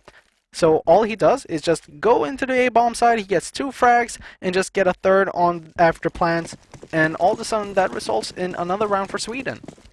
Yeah, indeed, 6-6 right now, and the scoreline really tied up, as many people would say this is the Finnkampen, where Sweden and Finland always battle each other, and it's a lot of emotions going into it as well. So, I mean, both of the teams wants to win, of course, but I think this has a little bit bigger, bigger feeling than it. I'm not 100% sure how to say it, but, you know, there's so much emotional with this. If Sweden wins the first match, there's going to be a lot of talk. If Finland wins the first match, there's going to be a lot of talk. So I really hope that this one, as we can see right now, being a tied-up match. 6-6 right now. We're in the 13th round. Ariel coming around the corner saying, surprise! Bulgar going down. It's still quite an easy round for Sweden, despite that 1-man loss.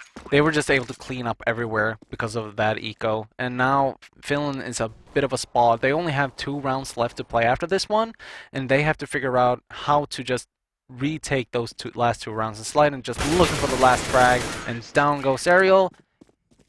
and Sweden just made this round look easy. Granted, eco on the Finnish team, but making it look easy nonetheless. All right, we are going to see a force buy coming up from Finland right now. So that's also one of the things.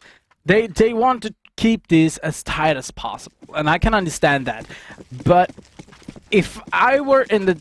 I'm saying so much me, but I would see them taking an eco instead. Or maybe a pistol armor or some sort, and try to go for the next round instead, where they can buy AWPs, they can buy full rifles, they can buy full utilities. Now, they are actually going to put this into a 3-2, actually a 3-on-1 after Stave making huge play in mid, making Slyden the only guy remaining, and the bomb is on him. He has a lot of time to play with right now. All he has to do is just needs to be very, very cautious. Just take angles where they don't crossfire. Is easier said than done, but that's basically what needs to happen. He has to find those one-on-one situations to try to win the round on, but he has 1 minute 5 seconds on the clock, and with 3 fragging finish, I don't know what they say, but no. Oh, there we go. Slyden finding the kill. Now he needs to go aggressive because the rest of the team could be on their way in now after that, so he needs to take a chance that there's only one guy on site. And that was a perfect call. That was a really good call by Slyden. Good game sense, just trying to get that vent kill. Now he's in a 1 versus 2 situation. The bomb is planted for him, so the CTs has to guess where is he. Is he in vent room, or is he in lobby, or is he on site? Stave on little less than half HP might just prove to be a bit of a pickle for them, but the smoke is going to come out, and Slyden's going to flash. He doesn't peek him, and Slyden is going to be able to take the frag. It's a 1 versus 1 situation, and Slyden trying desperately to win the round, but he's not going to be able to. But the bomb is going to explode. Ariel doesn't have a defuse kit. He has to run away and save the weapon. That was huge. Don't be a play loser, by buy a diffuser. Oh my god. That's $400. You could have spent $400 to get a defuse kit. Granted, you won't have that extra nade, but in this situation, it would have been so perfect to have.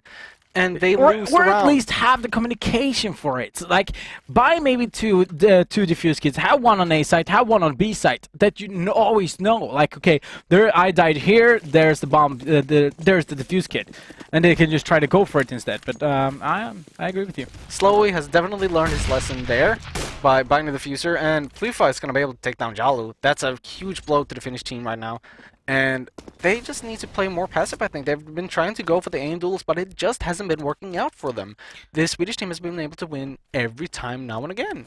Yeah, and I think that now, lol, at King of Nordic. Yeah, you can send us tweet, by the way. Hashtag King of Nordic, guys, is where you send the tweets. And if you want to talk to Max as well, you can do that in the Twitch chat. Yes, in the Twitch chat. His name is Max Linner. You can tag him, you can spam the emotes of him and me, and just going crazy bananas because he likes it. Either way, we are coming into the last round in this first half. And one of the things that I like to see now, though, is Finland on the terrorist side is going to be really interesting. Sorry for screaming my points, but it's so exciting when it's coming to an end. I'm just kidding. Okay, it's gonna be a machine gun. Nice headshot coming in for Slyden. Goes down to 8 HP. Does not expect another player in main, which they kinda should, because Finland is always going together. At this point, you always have to expect another person coming in behind the first member, and this is just cleanup from the Finnish team. A little bit of bad manner to buy that machine gun in the end, but it shows balls. it worked out at the very least. Yep. That was the first half. This is the first map as well between Finland and Sweden in this best out of 3. The first map is Cache. The next one is going to be Mirage, and the decider is Overpass. So first of all, this is the first half. It's 6-9. Sweden having the lead, but Finland on the terrorist side. On the CT side was a little bit aggressive, so it's going to be interesting to see them on the terrorist side. So, you know what? We're going to take a commercial break, and we'll be back with the second half after this. G2A.com presents. Oh my gosh, I have nothing to play. Like, nothing. Yo, kids, stop your grumble mumbling. Check out G2A.com. New hottest game, bam! Crazy discounts, pow! Instant delivery?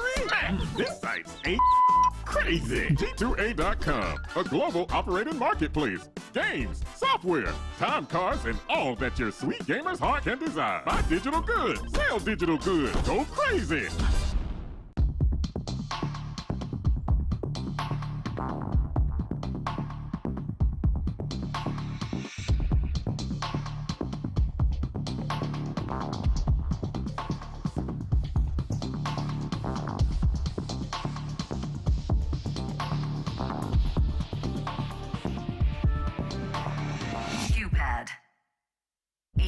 Esports Power Play.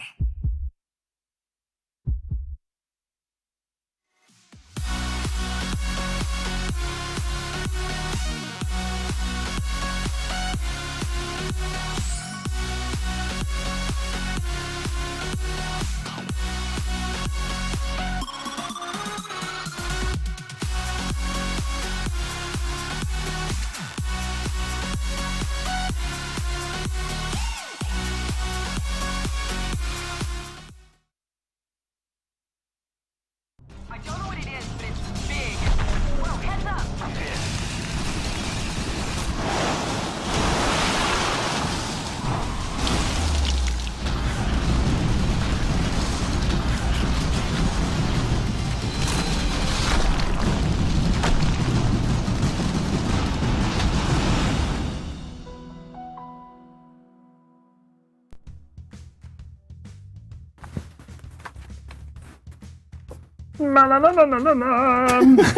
We have absolutely no more likes. That's pathetic. Like us. If you don't like us. Oh my god. Oh, that's it's not how it's it like works. being a right? teenager Oh, again. okay. Please like me. Please. Oh, that's how it works. That's how I got friends. I like more with the whip style, you know. So, like us. Do it. Please like us. Please. So you're playing the good cop, bad cop, huh? I guess. We're just here now to remind you to waste a little bit of time that we have a couple of competitions going on. Woo, woo, woo, woo, woo. Oh yes, indeed we do. For example, esports store, we have this beautiful little knife that we're giving away. Mm-hmm. All you have to do is to send in a picture of your current knife, a cute little knife, like a butter knife or something similar, to our Twitter using hashtag King of Nordic and hashtag esports store. Easy as that. Bob's your uncle. Beautiful. Yep. Yeah, I can see that that's starting to stick. That expression, it's gonna be the death of me. Yes, for sure. What else do we got? What else we have is a Be Quiet, a little cooler. It's a, let's just check here, it's a dark rock cooler. And the competition to win this one is on Facebook. There's a post there about this one, and yeah, I think the rules was to talk about your favorite type of CS. Oh. If it's Counter-Strike Source, 1.6, CZ was one version, I think. Okay. Not sure, but you're supposed to do that in that particular Facebook post and like it. That's it. Fantastic. Easy peasy, lemon squeezy. And to top that off, we have this miraculously super mega sized Samsung screen. We're just doing that so we can show you how freaking big it is. It's 34-inch, super wide, mega wide, extreme wide, I think it's even called. And curved.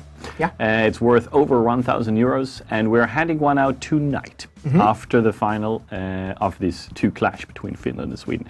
And not only that, we're giving away one more next Friday. Ooh la la.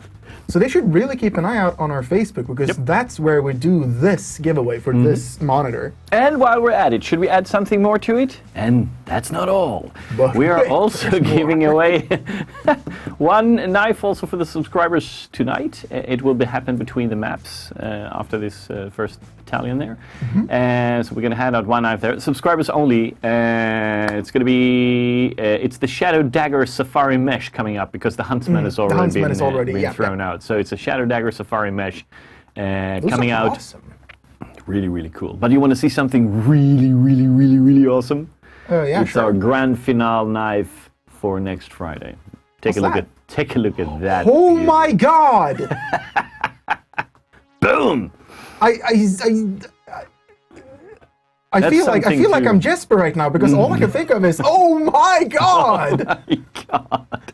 Brand spanking new. There we go. It's Case Hardened Falcon knife with StatTrack. It's worth over 200 euros. And next Friday we will hand out this beauty. It will be very simple, just as the ones we're handing out tonight. You need to subscribe our channel, and when it's time, we hold a raffle. And that's it. And you will get the knife instantly when you get the trade link. That's how cool it is. You know what the funny part is? That knife costs as much as my rent. That's sad.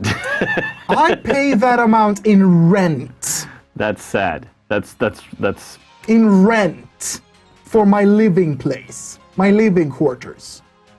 You're getting a knife that's worth more than that? for $5? Yes. I'm getting very hot now. I'm sweating. It's getting hot in here. I'm sweating. Should we try to get back into the fight? You know what? Let's not do that. Let's not do that. No, Okay. I refuse. I want to. No. What's going on in the chat then? Let's bring it up with the chat then. What's going on with our chatters? They are literally making a. They're making a Harambe. What the? We like it. Very beautiful. I love it. Very nice. I love it. I love Harambe memes. That was actually kind of beautiful. Well, you can only use Harambe memes for about 2 more weeks, and then it's going to be a real stale meme. Yeah. So keep at it while you can. Well, what else do we have in here? What else is going on? Bobski, not to be confused with Bobski. No? Okay. Well, that's not the same dude, right? No, it's not. It's not. It's just he's a fan who's been a fan of the show for a long time. Yes. When we said Bob's your uncle, yeah. Of course he responds with, "I'm not your uncle," because his name is Bob. You never sure. You never know, man. Right. Enough of the bullshit and enough of our competitions. Don't forget to subscribe or die. Time to kick it back into the game. That's what you're here for. I just record eat a full-on kebab roulette. Just so you know. You came to halfway. I came halfway. Halfway, and I just ate a whole... I had a big mouth. You should have seen it. He was just like, oh. Yeah, but I was done. All right, so we're gonna jump into this. I got new energy. Let's scream out a little bit more. Lower the volume a little bit on your headphones, and then let's get going. It's gonna be hashtag King of Nordic. I can't hear the sound, so hashtag King of Nordic, guys. Make sure to tweet us. Here we go.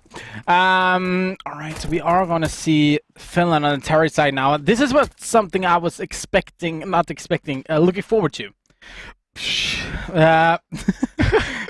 Sorry, you shouldn't have eaten so fast. That was a weird burp. But yeah, it doesn't matter. All right, gonna see now. We have actually 3 players towards... I'm so sorry. The Finnish team are going to go on the attack now, and it's going to be Pyramone trying to defend the side. He's going to get one, and Playful's going to get one, but Ariel and Scene able to get the frags returned, and now it's a 2 versus 2 situation, but slowing on 1 HP. He's going to be able to get the bomb plant down, but it's going to be a difficult plant to defend. Come on. Let me see a flash kill. Come on. Come on. I know you can do it. They don't have any flashbangs on the CT side. Yeah, they had 2, but they threw it away. Here we go. Great flash coming in from Slowy, hiding behind the box as well. Bobski is gonna Bulgar. Oh my God! No way! Not checking the corners. Not going together as well. Like they went together, but they weren't together. Like even though they were together. Like yeah. He just took a position that he didn't expect, and with 1 HP, able to get that 1 versus 2. His teammate just died moments before, and that was just really well played by Slowy there. Yeah, but one of these guys should have checked the box. I don't think it wasn't something they expected after that flashbang. Usually when you have 1 HP, you would tend to play really, really passive. I don't think they didn't expect anyone to come in there. Now Bobski with the deagle. Bobski. Yes! There we go! That's the Bobski I know! I'm sorry, RIP headphones users, but shit! That is crazy. That was a good entry frag by Bobski. But then, all of a sudden, he decided to switch up weapons for some reason. I don't know, he should have just kept holding that deagle for a moment and tried to get another kill. Yeah, indeed, but we are gonna see now Jallo getting the first kill. Pyramone going for the refrag instantly. Pyramone trying to go for more. He wants more. He's hungry. He wants to go for a full-on kebab rulle. Here we go! 2-on-1. Now it's all down to Bulgar. And now he needs to get into the site in some sort of way. Now we're gonna see he's gonna pick up the scout, but he's preferring the deagle. But nothing is gonna happen from that play as slow as I speak, is gonna be able to take the round for Finland. Yep, and we can see that the money right now for Slowy. Here we go. Look at this. This is Bobski moment. Bam! Boom! Bobski, if you're watching this on your VOD, make sure to follow me. Creative Cisco on Twitter. Come on. I'm so loud. Alright, so now we are going to see once again and full-on eco coming up for Sweden. Not a single flash. We do have 2 P250s though. And having one guy playing towards A side while the rest of the 4 is standing towards B. You can see Sen is just going really, really passively. onto the vent, he's going to be able to get a lot of information that there's no one in vent. So that means they're going to be able to have 2 flanks, and Sen is able to take down Plemon. Oh, look at that. Checking that corner, able to take down another one. And now all they have to do is push on the B side or just kill every everyone. single one. Yep. But that's a perfect example as well. Stave pushing in, checking the corner. Like, he got his teammates to help him out. He can check the corner. Because otherwise it's going to be like, let's say you have a 5-man push into B and the last guy is the guy who's going to check the corner. Then everyone's dead. It doesn't matter. So, that was a bit of a mistake. Plifa throwing a nade into his teammate's back. That is going to cause some harm for him, and, you know, you'd rather have those nades on the enemies. Nice flashes coming in, though. Look at this. It's going to be Bobski finding a kill here. Bulgar will be able to find a kill onto Ariel. Here we go. They're trying to push into the sides here. Yalo is the only guy remaining who actually gets a frag onto Plifa. Actually gets another frag onto Bobski as well. But Sweden once again ticking up the 10th round. We got a tweet here from Oscar Stan. Big thanks to King of Nordic for the knife. Well, there we go. There we go. No problem, dude. We hook you up. We hook you up, bro. Look at this Plifa. Yeah. He knows exactly how to play this. Jalu actually tried to go behind to take a little bit of cover. The only thing was that the smoke there, he wasn't really expecting Sweden to try to, well, would you say, well, shoot through it. I kind of see a wall, a smoke as a wall. In my eyes as well when I'm playing, because I see that the smoke is just like, it's not solid, of course, but you can't see anything through it. Indeed you can't, and Bobski is now boosted up and able to get the frag on Slowly, and Plifa is just gonna turn around for the flash and take down Sen in the process. That means 2 members already down from Finnish team, and make that 3, as Bobski is just gonna drop down from the boost and get Stove in the head. And now that means he has an AK, and the AK, 1 shot, 1 kill if you hit the head, the same thing as the Eagle.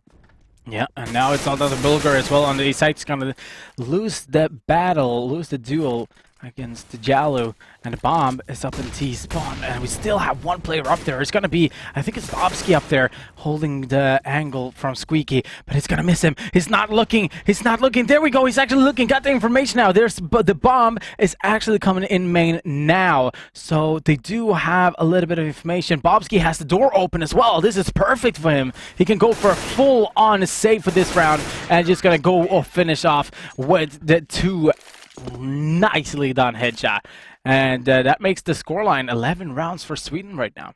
Yeah, it was really good for Bobski. He played really, really well. He got 4 frags that round, and he was able to just keep on pushing and hold another flank and be able to get the information that 1 guy is running towards A main. Since there were only 2 guys left and they already know 1 guy was in A main, that means the only place they're going to go for at that point in time is A. So, well played by Bobski, getting the information and getting the last 2 frags as well. Yeah, I mean, now we're gonna see Finland trying to stack up and go towards B in a fast pace here. I think it's gonna be tough. Please find sliding on the B side. Bobski coming in as well, throwing a flash, and that should be helping out. Yeah, he's gonna come up from behind as well. Fight, so second kill as well. While Bulgar is underneath, and he's gonna finish off the last one. And that was just an eco push. So I mean, there isn't really much Finland could have done about that. Just trying to push into the side, try to get the bomb down, get the extra money. But now, when it really comes down, like they got a little bit of utility. Not full on utilities, but they got at least something to work with. Now, I want to see Finland really use their aggressive playstyle and to go for it. Oh god, Selling Harambit Fade Mimi track. Well, Max would have loved that tweet. Indeed he would. Right now you can see Bulgar is boosted up into the vent. He's going to be able to hold the boost from anyone that pushes up, and Bobski is playing very aggressive. They are just taking aggressive mid control right now, and it's one of the tactics you can play. You have 3 people in mid and 1 in A and 1 on B. But the vent guy can immediately rotate around if he so chooses to, if anything is going to happen there. Bobski just waiting for someone to push up. He's going to go aggressive, and he's going to find the kill onto Slowy again. Bobski with aggressive aim gets another one, and now he's going to just try to fall back and try to get a better position. Well played by Bobski, and Plifa doesn't want to be any worse himself, so he gets a frag for the Swedish team too. And now it is up to Sen and Stove, but Sliden with the op shot! Nicely placed, and now it's all up to Stove. He has the bomb, 55 seconds on the clock, and if he plays this really, really good right now, he can be going into the A bomb side without anyone noticing. They're all on other places of the map. Yeah, but that also means that he needs to check every single corner. We do know that he's one of the players that actually does that, but there's still a risk in it. And I'm not 100% sure how Sweden is playing this right now. That I'm sorry, but it looks really stupid. I think what they're doing right now, they're somewhat playing it smart, but I don't like the fact that they left A bomb side that open. They could have gone with one guy on A side and just pushed around with the other two people. Stove is going to be able to get the bomb plant now. That means 40 seconds for him to stay alive and try to clutch that round. Smoke is going to come out. That means 15 seconds right there. And if you do the math, 25 seconds left if they don't decide to push in. And Stove, unfortunately, unable to get the kill on Pliffa. And that is going to be another defuse and round for Sweden. Yeah, and not only that, but we have to remember this is the Finnish map. Like they chose this map, and hopefully for a reason. I mean, otherwise they could have choose like overpass or something. But Sweden is doing a really nice job on the CT side right now. At the same time, as I feel like Finland, as I mentioned before, I want to see them playing a little bit more aggressive. Maybe going for a few smokes, absolutely, but as soon as the smokes pops, get into the sides or die trying. Their confidence is definitely wavering right now. You can see as soon as that flash came out, Stove just stopped dead in his tracks, and you can see the boost coming up now. And that means just another angle to be prepared for. And that's a flash coming in, but no aggression from the CTs. You can see they're just playing this very, very passively. That's good, because if that flash would have gone and he tried to push, he would have been dead 100%. And now the terrorists, they're just waiting to see if anyone is going to try to go a bit aggressively. They want to go for that A push. They have one guy towards B, it looks like, to just try to play passively. It is Sen holding the flank in case someone would push out from the B bomb side. But yeah, but this is going to be crazy for Pure Marno. They're actually checking the corner, though. So they are going to try to go out aggressively on him. Bobski fighting two quick frags, gets a Molotov towards him. He needs to push into the site now. It's going to be a flash coming out as well. He needs to turn around for that. Doesn't do that. Bobski going down. Pliffa now walking through a smoke, showing himself really clearly. And that means that Sliden and Bulgar needs to save this round in some sort of way. And now it's all down to Bulgar. Nice round for Finland, I gotta say. That was a really nice execute, even though it was slow, but you know, slow plays there. Slow and steady wins the race, some says. That was just very, very well executed by the Finnish team. They did exactly as you said. They got the smokes down. They executed it very well, just going out there and getting the frags, taking over the A bomb side. And then, what was even more important, they were able to hold the side as well. They didn't fall for the retake trap that, you know, oh, there's only 1 or 2 players left, we can go out and go aggressive. They kept on defending. And now Pliffa is gonna wait to see if anyone is trying to push through that B lobby. He is gonna find a flash in the face instead. And Sen jumping from the corner and able to get the frag. And that is a really big entry for the Finnish team. Yeah, and not only that, but that was not well played from him. I mean, sure, you're playing AWP, you want to be aggressive, of course, but you're the only guy on B. And I would like to see him holding the angle instead. Like, holding an angle, okay, you know that there is anyone going to push, because if you're too into the angle, so to speak, into the place, you will have no chance of rotating at all. And that was a perfect example for what could happen. Pliffa got caught off guard. Well, not off guard, but he got caught, and that meant he couldn't rotate. Bobski able to get the entry frag there onto one of the Finnish players, and he's going to try to keep finding someone with AWP, and able to go 180 and take down a member from the middle.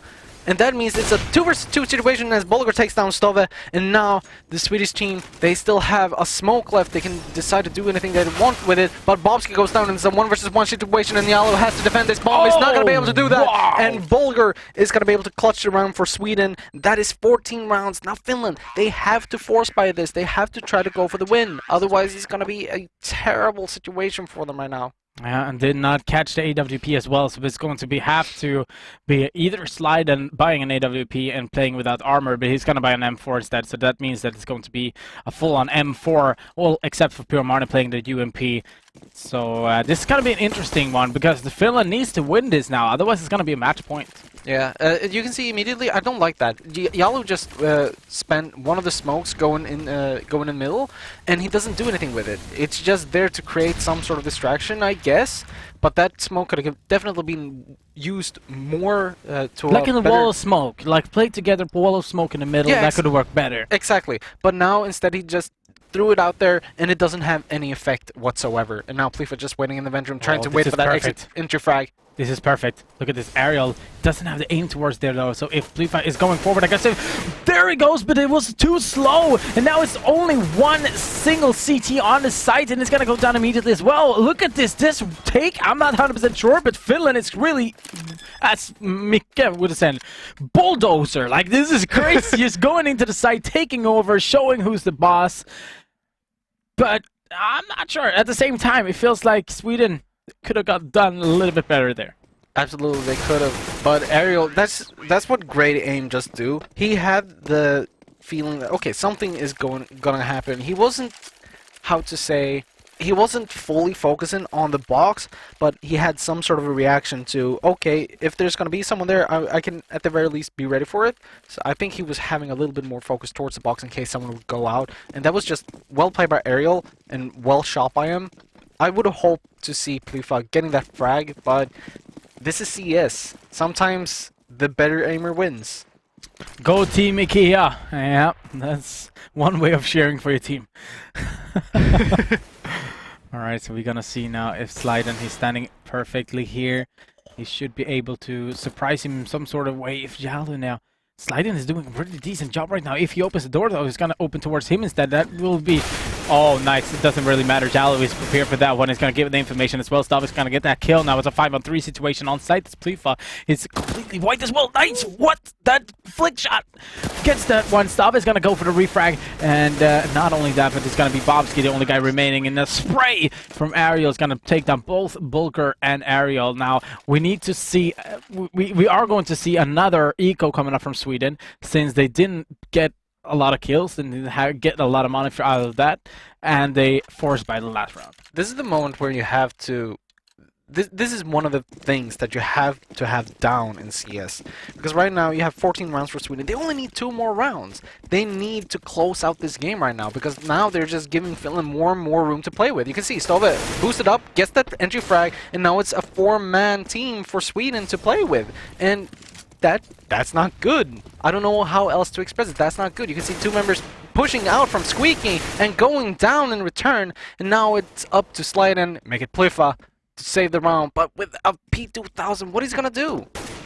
There isn't really much Sweden could have done overall in this round, I would say. I mean, full on eco, not trying to buy anything. And, I mean...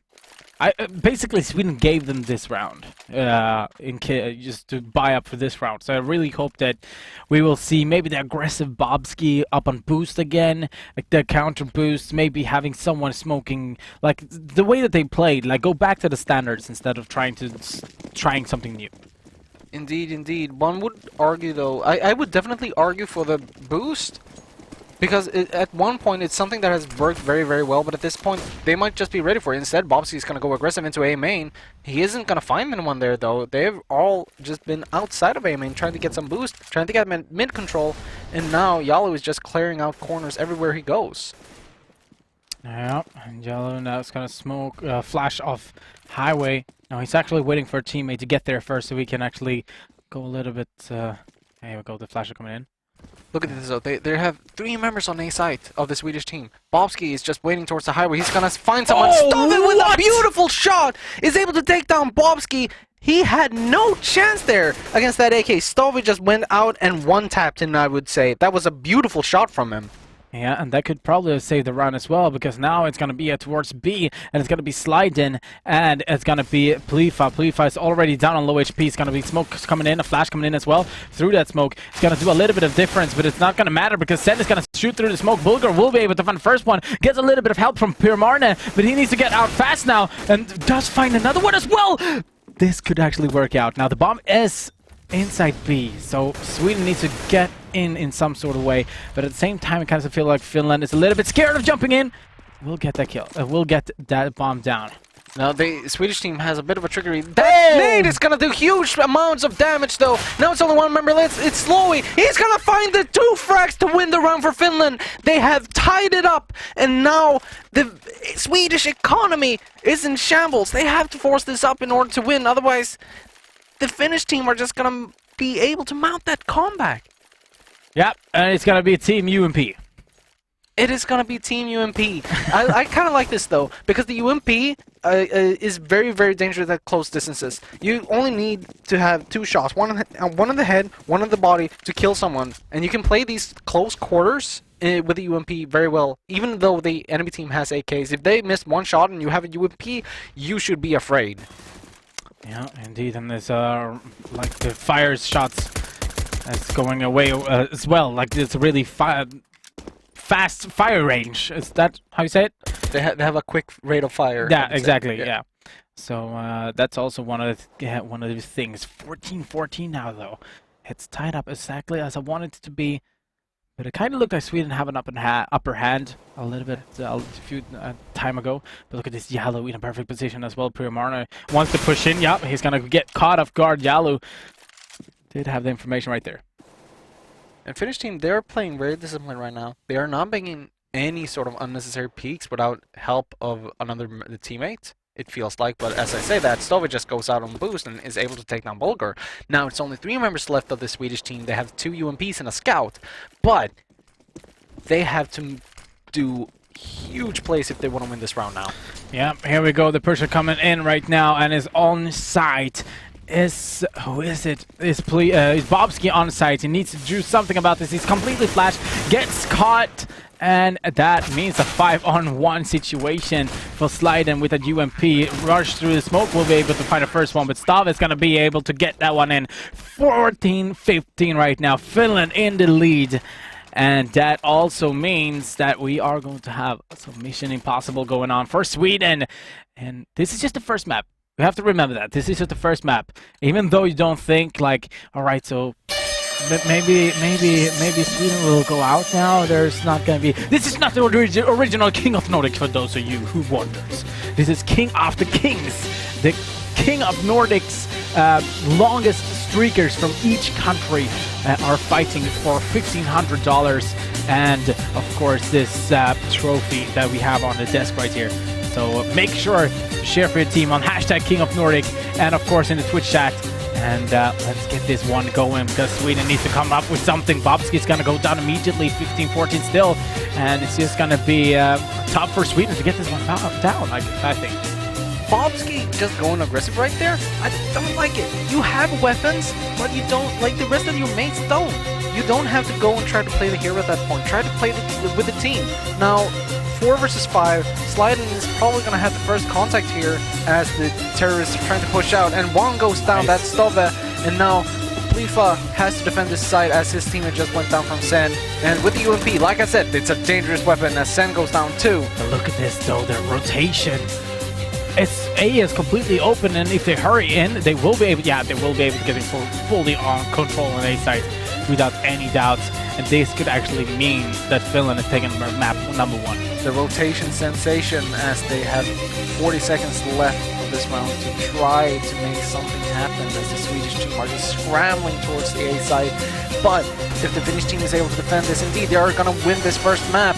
And now Slowy with 2 huge frags, and Yellow is going to close it out, and that is 16-14 to Finland.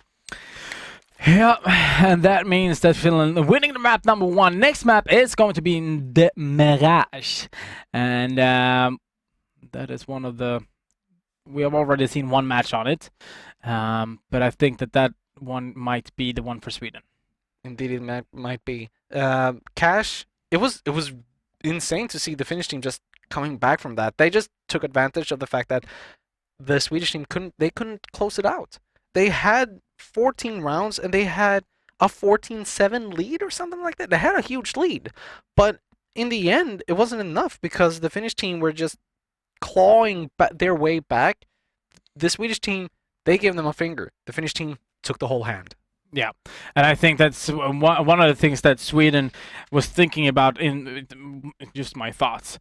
But I think Sweden thought like, okay, maybe if we force up this round, we might be able to win. All right, let's go for one eco, and then just force buy up again and just try to go for anything. Just win this, all right? Let's make it 15 at least so we can go for the overtime in case of. And I think that actually ruined it instead. Why not just take two? Oh my god. They went really aggressive. 2 ecos, bam, you have an AWP, you have full utilities, you have armor, diffuse kit, everything.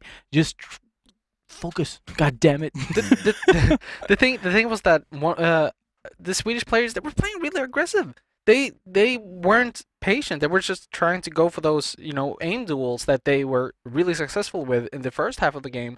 But when it comes to the CT half, especially in the latter half of the second half, they just decided to, all right, we're gonna try to go for those aim duels and we're gonna try to get those entry frags. But at that point, you need to play together as a team, play the sides, play the angles, use the utilities, stop the enemy team in their tracks. But they opted to go for the hero plays instead, and that just bit them in the end. It sure did. So map number 1 is going to Finland, and that's it for the first map. We are going to come back to the second map, but we're going to jump over to the host first to talk a little bit with them. I don't know, but I promise to do that. What? Because of this. Oh, This one. that's dangerous, man. Look like one of those. I don't know. Should I say this? I mean, I have something in mind, but I really don't want to lose my job as well. So I think I'm just gonna keep quiet. Be quiet. Keep quiet. I'm gonna keep quiet. And we're also gonna speaking talk about be quiet. That was such a sweet movement over transition to that one. Yeah, sure. Do I it. love segues. Be quiet. We do have a couple of runner-ups for that competition. Oh, right. So we are handing out one of these cooler thing. But before we do that... Oh, of course. Easy there, cowboy. You see, I'm too excited. I want to get stuff out. Look here. So we are opening up the knife raffle in just a minute. Joe and Mr. Scully's. Yeah, it says congratulations, Shadow Daggers. It's not really done yet, but it will be there just a second ago. A minute from here, or 2 or 3 or 4 or 5, before we end this session, we will find the winner for the Shadow Dagger. So you need to subscribe to enter this one. Yes. And the raffle will open any minute, any second, and then we will pick one of you lucky winners for Shadow Daggers Safari Mesh. So if there's any time to subscribe, it's do now. it now. It's now. That means that with this now officially exclamation arc knife, when the you can see when the chat is set in subscribe mode, and off we go. Yep. La-da! Now we go into your be quiet thing there. Thank you, Rickard. You're welcome. We're gonna give away the Black Rock cooler. Of course, it's a cooler. It's a cool cooler. Hey. The Dark Rock 3. Oh god, I've been playing too much WoW. Never mind. We're giving away this bad boy, and we already have 3 contesters. Don't. Yes. So let's show the number 3, the third contester. I will do like this. You'll do like that? Yep. That's okay. right. That's the third one, the one with the duct tape. It hit me straight in the head. Woo! It's so well worn, I will not be able to knife many ninja diffuses before it breaks. That's our third place contestant. Yeah, indeed. Third place runner-up. And it's still quite a good one. Yep. Good. So let's check out the second. Close, but not close enough. Number 2. Number 2. Number 2. Second place, first loser. Ooh, the default T-knife stayed. I like that one. That was really, really good. This is also something we call, in Swedish again, morakniv. If anybody wonders what that is, look it up on Wikipedia. And that means that there is only one left. Oh yeah. And that is... the winner. Yes! Of course! Yes! It's the plastic one! Hell yeah! That easy, huh? God, I don't know why I thought it was so funny, but that killed me. I love that. I love that. Just make sure that you follow us, because I can see that you clearly don't. Yeah. And for the sake of course, just to clear everything out now, this is the Karambit winner. Yes, Karambit. Yeah, sorry, Karambit. Not the Be Quiet cooler there. This is for the Karambit winner. Did you manage how I managed to clear everything up there and you see all white pale in your face right now? Right? I fucked up. But I was so excited by the Be Quiet. Yeah, I know. That's fine. I'm so excited. Congratulations, Mr. Plastic Fantastic. You will get yourself replaced with a plastic knife for a Karambit. Some knife that can actually cut stuff. Yes, actually really cut. Not this one particularly, because this one I picked my nose with and you don't want that.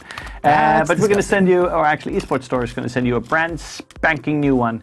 And if you can't afford, or if you didn't win, then of course there is also some discount code there. You could see that in the, well, you can find it on the Facebook page. Now for the Be Quiet. Now for the Be Quiet. Now for the Be Quiet. For God's sakes, all I want to do is give away the Black Rock 3, the Dark Rock 3. Fuck everything about my life right now. Yes. And how does this work out? Well, we already have a winner, but they did do the Facebook competition. Right. So we're gonna show the winner. Not any runner-ups, not anything like that. We're just gonna show. There we go. So there is one winner who's picked from this, and the winner is? The winner is, I have it on a note here actually too. Bjarte Osberg. That sounds Norwegian. I think it is very Norwegian. Bjarte Osberg. Bjarte Osberg. Yeah. He seems that he needs a new cooler, huh? Cool beans. Congratulations, Bjarte. Yeah, congrats, dude. Takes me to thinking that we have more knives to give out, but this one is a completely virtual one.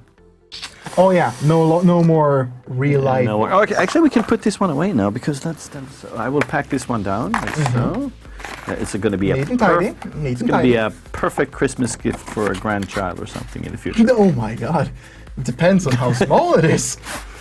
Here, little Billy. Depends on how old we are. There we go. So. The knife. Oh yeah, the virtual one. Yes, the skin. One. The skin, yes. Boosted by G2A, the skin shadow daggers, Safari Mesh. We're gonna give that away to a lucky subscriber. Do we have that winner, you think? I'm not sure. I'm gonna check chat if we've seen. Yeah, a lot of people has been typing. Like a lot of raffles stuff going on there. Yep. Awesome. So I think we have one actually. I think we have one, and let's pull it down out from our dark side of the moon. Oh my god, I just have to push the button. Oh, there we go. Sinister. Hey, congrats, dude. You got yourself a Shadow Dagger Safari Mesh. What you need to do now is send a PM on Twitch to us, King of Nordic, with your trade URL, and instantly, almost, you will get that knife back into your inventory. Yeah, that easy. And speaking of sexy knives, I just want to raise up again awareness for the next Friday super knife. Oh my god, the super knife. The super sexy knife for next Friday grande finale. That was crazy. That's pretty cool. It's this one here. That's the knife that costs as much as my fucking rent. Yep. It's this knife. This knife. That's crazy. This knife. This knife. This knife. Stop doing that. You're going to give a producer a heart attack. This knife. This knife. I can't stress it more. There it is. Oh my god. It's a StatTrak falchion knife, case hardened, brand spanking new, and it's worth over 200 euros. We're so happy that G2A is providing this to us. Great value, great stuff. Only subscribers, one lucky somebody. Girl, boy. I want to subscribe now, but I won't be able to win anyway, so... Next Friday, we're going to hand out one more knife also. We're going to have two knives this next Friday, but that's going to be the crème de la crème, the grand finale, the big boss. And not only that, but we're also going to see Norway meet either Finland or Sweden for the grand finale in the next Friday, playing for $1,500 US. As we have now seen Finland taking the first map, which was the map they selected, the cache map. Yes, indeed. And now we're going to switch over to the Sweden choice, which was Rush. Yes. That would be like a perfect Yeah, yeah. Yep. So, all right. Thank you. Yes, we welcome to King of Kings with a lot of shooting right here on King of Nordic. We have seen the and the longest streakers. Yep. All right. No, for real now. We have seen the first map being played, which was Cache. It was a close battle. It was a really close battle. We had 7-14 in the score line. Sweden were leading. We just needed 2 more rounds, but all of a sudden, Finland just arose and just went win the whole map. They just 16-14. They just took advantage of the small mistakes that Sweden were making. They were just playing aggressive. They were taking peeks they didn't need to take. And in the end, like I said, it just bit them, and that means Finland is now 1 map over Sweden. But since this is CSGO, anything can happen, and it's the 9th round. You've been here. You know what's going to happen. Yep, and we got Benny Hill, of course, and in the background right here. So we are going to see what Finland can do, because it surely looks like, yep. And there we go. A little bit slow from the production room, but it's no problem. Who doesn't like Benny Hill? Yeah, exactly. Who doesn't love Benny Hill? Like, Benny Hill is like Benny Hill. Like, you know Benny? Yeah, he's Hill. Yeah, Benny Hill. My name's Hill. Benny Hill.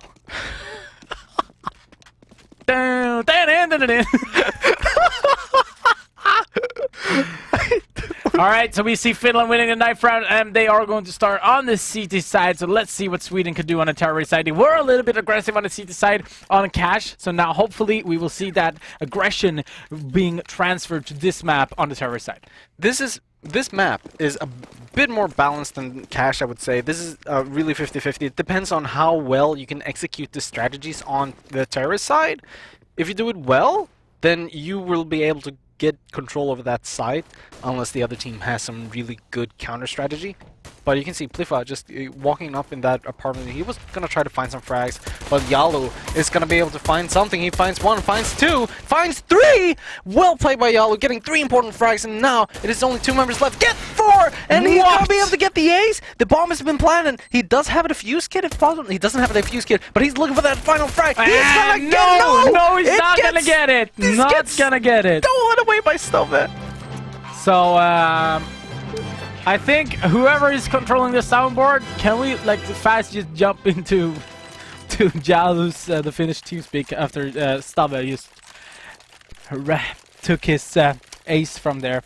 It was I can imagine him screaming "Fuck you, satana perkele," like crazy ass much swearing words in Finnish. It was a strong performance nonetheless by Yalu, able to get 4 frags and just shutting that site down after the plan. Now, Slowly with a P250 only in hand, that means he's going to try to save for that op if they win the round. He's just getting some really vital information there in the middle. And there's 3 members there just waiting for the frag. And now he's just nading, good nade, getting a lot of damage. Now he knows there's people underground as well. That information is going to get relayed to his team. And now Sinastia, aggressive on the catwalk, has a little bit of trouble finding that kill, but nonetheless gets it, and Stove is able to get another one, and Slowly now knows 3 members in the mid, and 1 goes down, and Pliffa with the deagle is going to be able to do anything. He gets 1 frag, he's going to be able to get another, he's waiting for it, but not going to be able to get another frag, because Stove was there to stop it. Exactly, so now it's 2-0, and the bomb has been gone down for the first round, so that means that it's going to be a buy round coming up from Sweden. Not all the utilities, but they are going to have enough to at least do an execute or something. 2 smokes, and they have 3 flashes. 4 flashes actually, to be honest. 1 smoke is already gone. They're smoking off middle, so it looks like they are going to try to go for the mid control instead of trying to go straight towards the site, which could be really clever. But now Slow is in the middle with an AWP as well, so with if they're gonna try to go for a push, if they're gonna try to go for the peak towards him, it's gonna be tough because Slow is so fast of a reactor. Indeed he is, and Ariel is going to be able to find the first frag on a Swedish team. That's one AK going down already. That is a huge blow to their economy, not only, but, you know, a blow to their confidence as well. Because that is just pharmacists they're losing against. Now, finally, they have found one man of the Finnish team. However, it's still an op and rifles, very powerful rifles on their team. And then, you know, they have 3 AKs. They have 3 AKs and 1 nade and a flash. Okay, they don't even have a flash anymore as Slowly takes down Piramona across the map, and Yellow just waiting for the frag to happen here in apartments. This angle right now, Plifa, he's waiting for his teammate, but as soon as he comes around the corner, he's gonna go down. Now it's all down to Slide, and he does have a flash on him, so he could actually try to do some sort of a play here, but Yellow's gonna go aggressive. As soon as he picks up this flash, it's almost like he knew. JK rolling 3-0, and we are gonna see another pistol round or equal round coming up from Sweden, as they are gonna try to do whatever they can to make sure that they have the 3rd map coming up. So this round is going to be kind of a throwaway round. You can see everyone is just trying to go into position. They don't even have smokes or anything yet. They went to positions like if they were going to do it. It feels like if they are making a bit of noise if they're going to jump down. They have a flash coming out, but it's not going to matter as Stova gets 1, and he's going to be able to get that 3-man spray down. Almost makes it 4, but Sliden is there with his Glock together with Piramona, but Ariel... what the? Changing from Farmans to Peter 50. He just needs 1 bullet, man. He just needs 1 bullet. 4-0, and now we saw Sweden come back on cash. Indeed we did, but at this point, I feel like the Finnish team is really much stronger, because I think what's going for Sweden right now is the fact that they have weapons. That's the only thing they have going for them. I don't feel like they have the confidence now to just take the aim battles. The movement. We've seen so much movement, like it's like everyone is professional bee-hoppers. He misses the shot! That is a wild shot to hit, but he's able to redeem himself as Bolger was trying to push that cap out. Not gonna happen though, as Slowy was there with that all. And now Zanastia switching place. Switched places with one of the terrorist members, and he's in the smoke with a Mag 7. That is a dangerous weapon to have in close quarters. Bob's is gonna be able to take down Yalu, but they don't know he's there. He can do so much damage if he's able to get out there. And Slowy's gonna be able to get another one. And it's only 3 members left of this Swedish team now. No idea that he's there. I mean, Sen can make so huge places. He's actually gonna show himself, which could be a bad part, but it looks like he's just gonna go for the smoke there. Plifa will be able to get away from that, and a little bit of laughter in the chat there. 3-on-3 situation right now. The bomb is on his way towards back from B site in the B house, and it looks like this Finnish players are ready to both an A or a B. Look at this though. They have let control go over B. So if Piramona can just get that bomb over there, he's gonna be able to get a free plan. Not anymore though, because they finally realized that, oh wait, we don't have anyone on B side, so they're gonna be able to rotate around, take control over it, and now 3 members of the Swedish team are gonna try to take control over the A side. They have actually like control over the A side almost completely. It's only Ariel left to defend it. If they have a smoke on the Swedish team, which they don't, they're still going to be able to get the plant down. Doesn't matter, they're going to go for the plant even though Plifa's there with an AWP will be able to bring down Ariel. Now, Sen and Stave, I mean, we've seen Stave do some crazy shit, but Plifa is going to be there, put a stop to him immediately. He's not walk around the corner like that against an AWP. And now it's all down to Sen, and he's going to go for that save on AWP. But that also means that Sweden is on the scoreboard. Indeed, they are. And it's a vital round as well, because if they lost this round, they would have been on another eco round as well. So now they have the bomb, they're going to get $3,500 from the bomb explosion. And Plifa able to save that weapon, despite the fact that he was dueling with a shotgun close range. And, oh, I might have spoken too early. No, I haven't, because he's going to be able to save that up in the end. And that was really weird. How did he survive that? Master Disguiser. He became a wall. No, but for real, I think that it's important to see what Sweden could bring to this as well. Finland, we already seen. Okay, they're strong on the CT side. The Swedish team is a little bit shaky, or how to say it. But I think that Sweden will be able to do something so much better as soon as they're starting to read how Finland is playing. Because Finland is playing such a back and forward game all the time. They're always playing 3 guys towards a side also. So here we go. Their push are coming in right now. It's going to be Plifa going for a flash right there. Push, but no scope right to his skull. But Bobsky going down after Sen has been killed by himself. And here we go, 3-on-4 situation with the bomb going down right now. Pyromarne is saving the day by killing Stave, who is hiding in the site.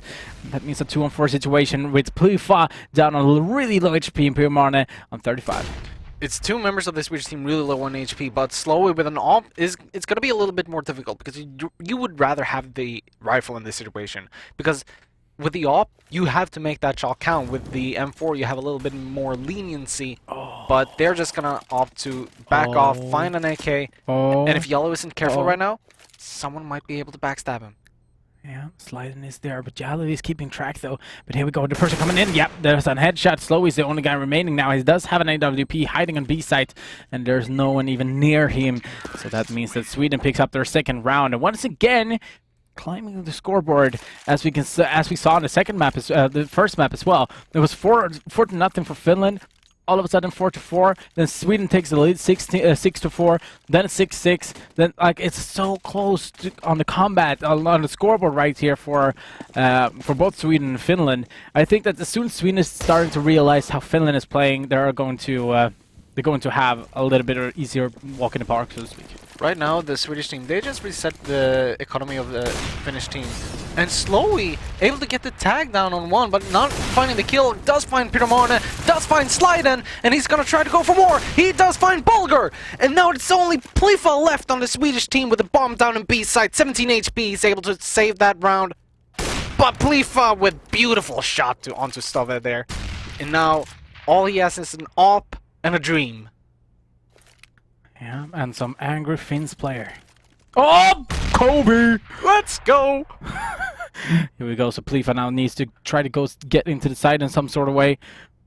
And he doesn't know that there's one on site. He picks up an AK. Doesn't know that there's one on site. He actually spot him right now. So that means that he will be able to have a little bit more of a shot. But there's still one more on short there. So that means Finland. I was talking a little bit too early about that. But Finland taking 5-2 in the scoreline right now. And Sweden must win this. Otherwise, it's going to be over. You see here, that was the single weapon just taking down 3 members of the Swedish team. That was a really important save the last round to just get that off out of there, and it just paid off. That's why you save, ladies and gentlemen. If you have a weapon that is worth very much, like that all, it pays off if you have someone that is able to just frag out on it. Yeah, indeed. And he's going to try to hold a little bit of an angle just in case there's anyone pushing. He's going to rotate back slowly. Once again, Sen is going to be able to pick down Bulger. But Pyromarne going for the trade kill once again. So 4-on-3 right now. Bobsky going down to low HP. Will be able to find a kill onto Sen, though. Pyromarne once again with the second kill in this round. It's going to make this a 3-on-2 situation with the bomb. Up in top mid, trying to rotate from T-spawn towards A site right now. As we can see, that Sliden is hiding up still. He's not going to try to go for any information or any peeks or such. It's going to be slowly taking more and more control, trying to be... I think it's getting a little bit more and more nervous, if I would be honest. He got the control of the slope, but it doesn't have any idea about Palace. I'm not even sure he's thinking about Palace. At this point, it's 50-50 what you want to go for. Do you want to go for an aggressive peek just to try to get a frag for your team, or do you want to try to go for information? I think this is a very good choice by him, just trying to go aggressive onto slope here. Doesn't pay attention to Palace, because if he's standing like how I think he's standing, no one's going to be able to spot him from Palace. So he's just going to take that angle and hope that someone is going to peek up from slope first before someone is peeking out from Palace. And if he isn't careful right now, Sliding is going to get him in the back. But Yalo is able to help out his teammate if something is going to go down. Now he knows the bomb is on A. He's going to find out 1. He's going to find out 2. Well played by Yalo. And now it's all up to Pyromarne in a 1 versus 2 situation. Yep, and we can see slowly coming in with the C set right now coming down. Aggressive. Oh! What? No way! What was that? There was a crazy pre-fire shot thingy with the C set. What? No. Bye. Bye. Bye. Bye, bus driver. Bye. Yep, that was crazy. Slow himself is laughing.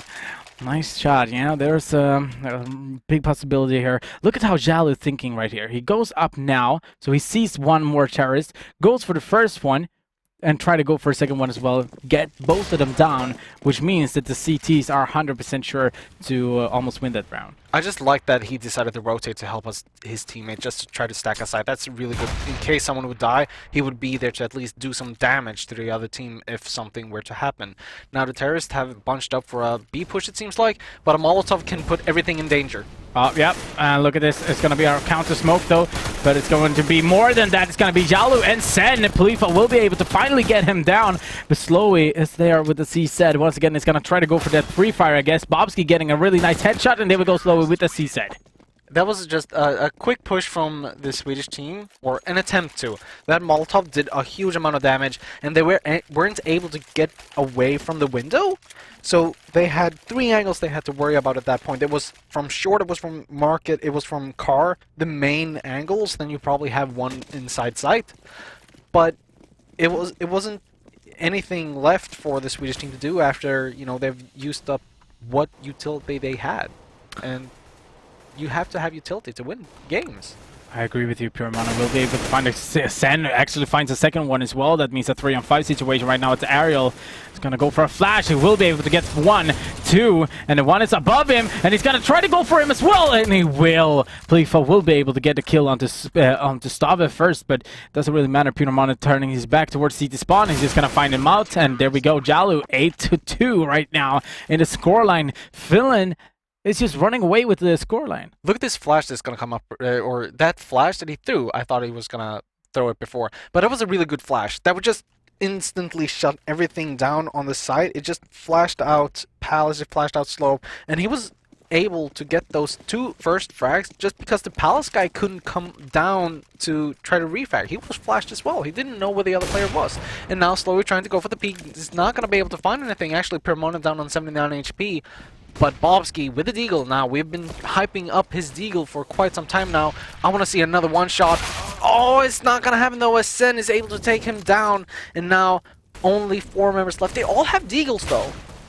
Yeah, I was actually thinking about that as well. Like, playing 5 deagles, that's actually a little bit risky. If you're managing to do it, if you're managing to play the eagle, you know that everyone in the team can play the eagle. Awesome, but right now it surely looks like actually no one can play the eagle. Yeah, Slyden can.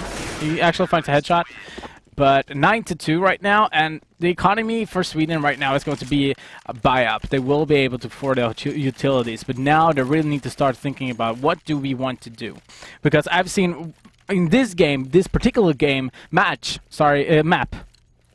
I've seen Plifa really stepping up for his team. He's really been helping out. He's really been going for these key kills that really has been needed. And of course, I mean, Slowey in Finland has been playing that AWP like no one else, and that is just also crazy. But at the same time, would kind of needs to use Plifa in some sort of way and use smokes and flash. If they do, they will be able to do something about this. Ariel will be able to find a kill onto Pyramar, sliding over for the Wreath frag. And that means also that the rotation is going to go in. And here we go. Bobsky finally gets a kill onto Jalu, making this a 2-on-3. Now they can't lose this after plant. They need to be sure that we can let go. We can back off from the site and just let the CTs try to come in and try to defuse. They still have 1 Molotov left to use, so if they can find a way to use it, that's going to be huge for them. Bulgar takes down 1, and Plifa, finally, the Swedish team are coming back into this game. But the upcoming round now is going to be very important, because if Sweden lose this round, their economy is going to be reset. And you can see they might have another round to buy with, but the loss bonus, they're going to have $1,900 left if they decide to buy up full. You can see Slyden is the only one with somewhat decent economy. The rest of the team is lying somewhere around under $1,300. And it's huge for the Finnish team, because, you know, no weapons, easy rounds. Exactly. But now we are going to see if Sweden will be able to do something about this, because they, as you mentioned, they need to win this round. Jalu going aggressive once again. There's a nade coming in. Jalu, I'm not 100% sure if he prepared for that. Bobsky going double scope, almost double scope there. Trying to go for a no scope onto Sen, but it's just going to be a little bit too much of a battle. Bobsky finding his 2nd kill onto this round. Pyramar down on 11 HP. Bobsky down on 41 HP. Slowly pushing aggressive, but Bulgar will be able to find that kill also. Ariel now will go down. The thing that I was gonna say, I don't like that push, especially with an off from Bosky, but he makes it work. That is really important because if a play, there's something that I've learned in my life, in my small amount of lifetime that I've been able to experience. If something looks stupid and it works, it's not stupid. He makes that play work. Yala wasn't prepared for it at all. I don't like the fact that he tried to go for the no scope, but I like the fact that he immediately corrected it as he went forward. And here you go, Finland down 1 member, make it 2 members, and it's all up to Sen, Slovey, and Yala to try to salvage this situation somehow. Yeah, and we try to do that with a P250 USP and a 5.7. It's gonna be a tough task, but Sen is actually making it work with the P250. Goes down to really low HP, runs away from Jalu. Plyfa wasting a weapon there. It's by not checking the corners. Not checking the corners. Gotta check your corners. Yeah, we have to make an animation or something like shake the corners or something because god damn it, shake the corners. Yep. Triggered. Yes. I am 95. I'm working 9 to 5. 15th round is the one coming up right now, and we got the full-on weapon for the Finnish team here, and they will be going for aggressive peek towards Peter Marne here. We went down onto our underground. And now Jalu is going to hold a really good angle, actually, because I'm not 100% sure if that is one thinking of it. They do know that there's one down in underground, so if they actually waste one of the players to go out, now they have no idea that there's one more. Look at this, he's coming up from behind, they have no idea. He's wasting one player, letting him like go for the suicide, so to speak. They can't really see that there's 2 players down there. They have no idea about that. They know that there's 1, but not 2. The thing is that the Swedish players, they're going so aggressive alone. They're not trying to play together with the team. If another guy would have been there together with Piramone in the beginning, that whole situation could happen. It could have transpired in a completely different way. And now the Finnish team is just able to clean up the round and make that ever so important 10th round in their bag. And this is some sort of a mental how can I say it, advantage as well, because the Swedish team, they wanted that last round so bad. They wanted to avoid having that double digit on the round score for the Finnish team, but now they have the Swedish team, they need to win this pistol round, otherwise they're gonna be in a lot of pain when the first weapon rounds comes up. Exactly, they need to get as many rounds as possible. Sweden is going to play the CT side in the second half, Finland and vice versa, but we will be right back with the second half.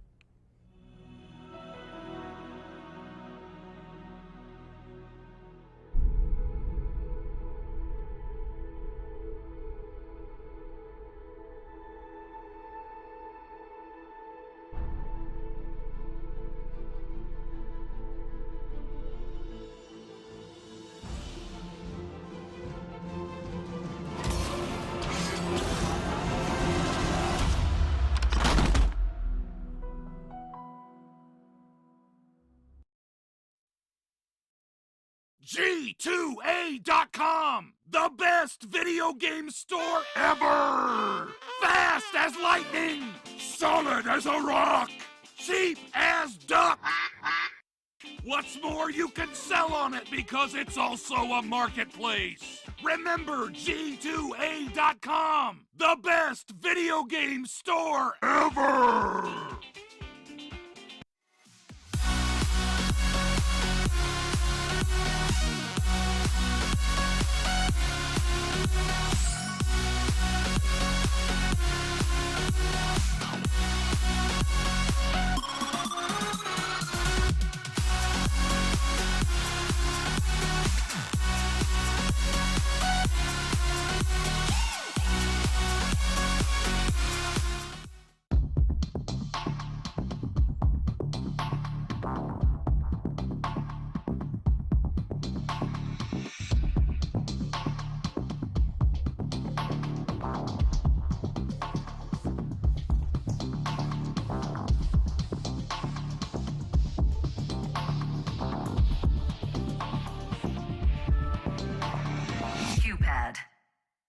Esports Power Play. Alright, ladies and gentlemen, that was the first half. We have 10 rounds for Finland, 5 rounds for Sweden, and we have a Robin here who has a little bit of opinions towards the Swedish player that they're going one by one. Yeah, they're just trying to get those aggressive hero play peaks, where one of them, for instance, Pirmona in the final round there in the first half, where he went aggressive towards the underground without any sort of backup from his team. I mean, if he would have gone on the frag, fine, but it's such a risky play with, you know, you have 4 other members of the Finnish team that can just frag on if necessary. So I feel like if you want to make that strategy where you want to put a player in a sort of situation where he has to get the entry frag, at least make sure somehow that he gets some sort of support, you know.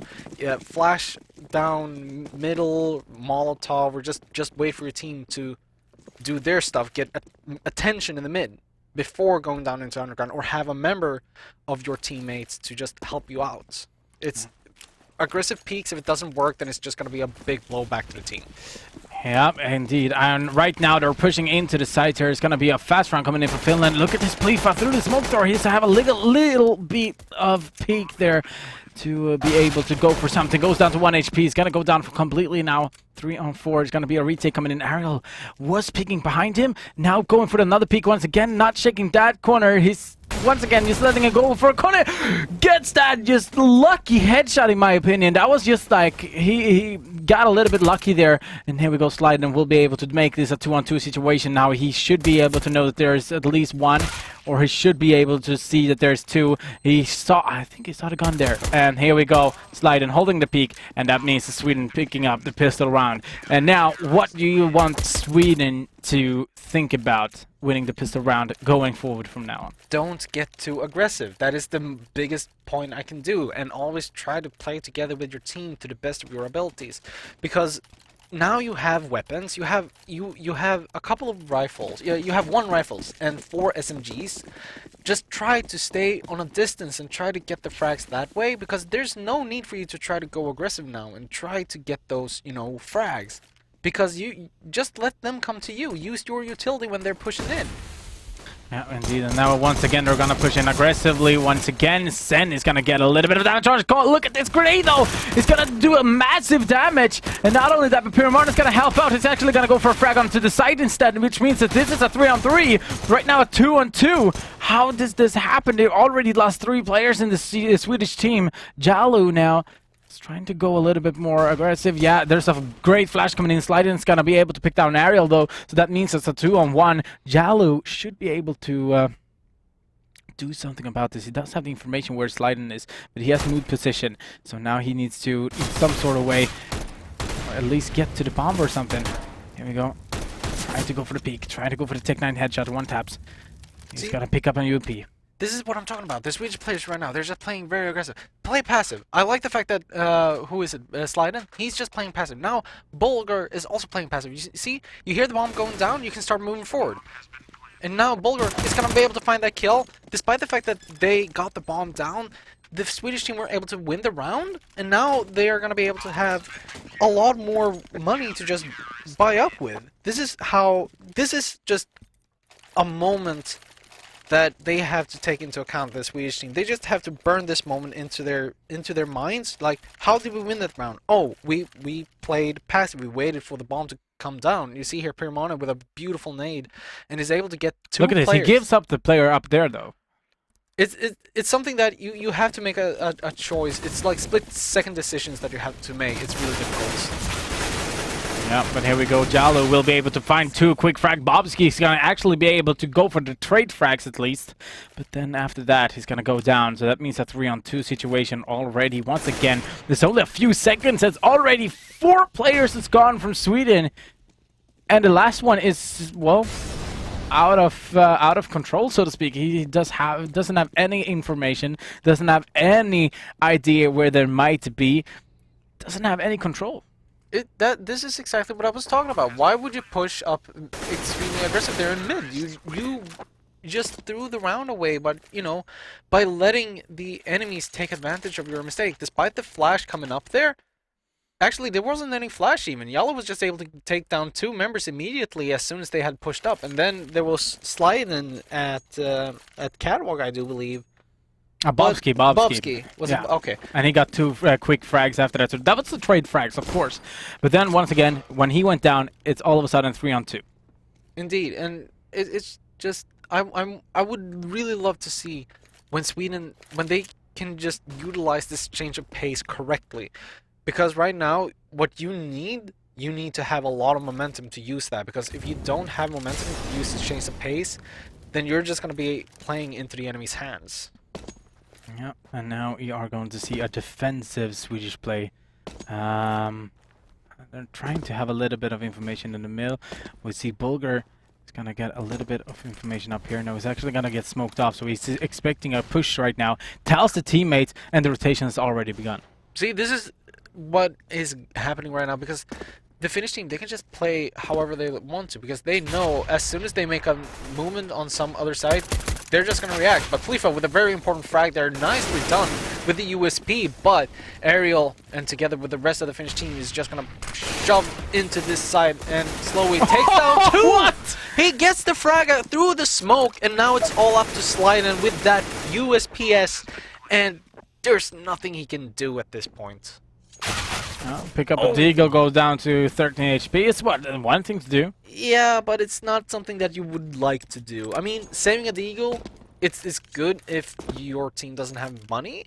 I don't know. I think their economy got reset after they won 1 round and then they lost kind of 2 rounds in a row. A Deagle is still worth $700. So, and it has the one-shot capability. So if Bobski is... He might want to give that up to Bobski and try to get a frag happening. He's able to get that exit frag. He might be able to get an AK. No, he's not! That was just a bait. That was just a bait. But yeah, either way, we are going to see now, hopefully...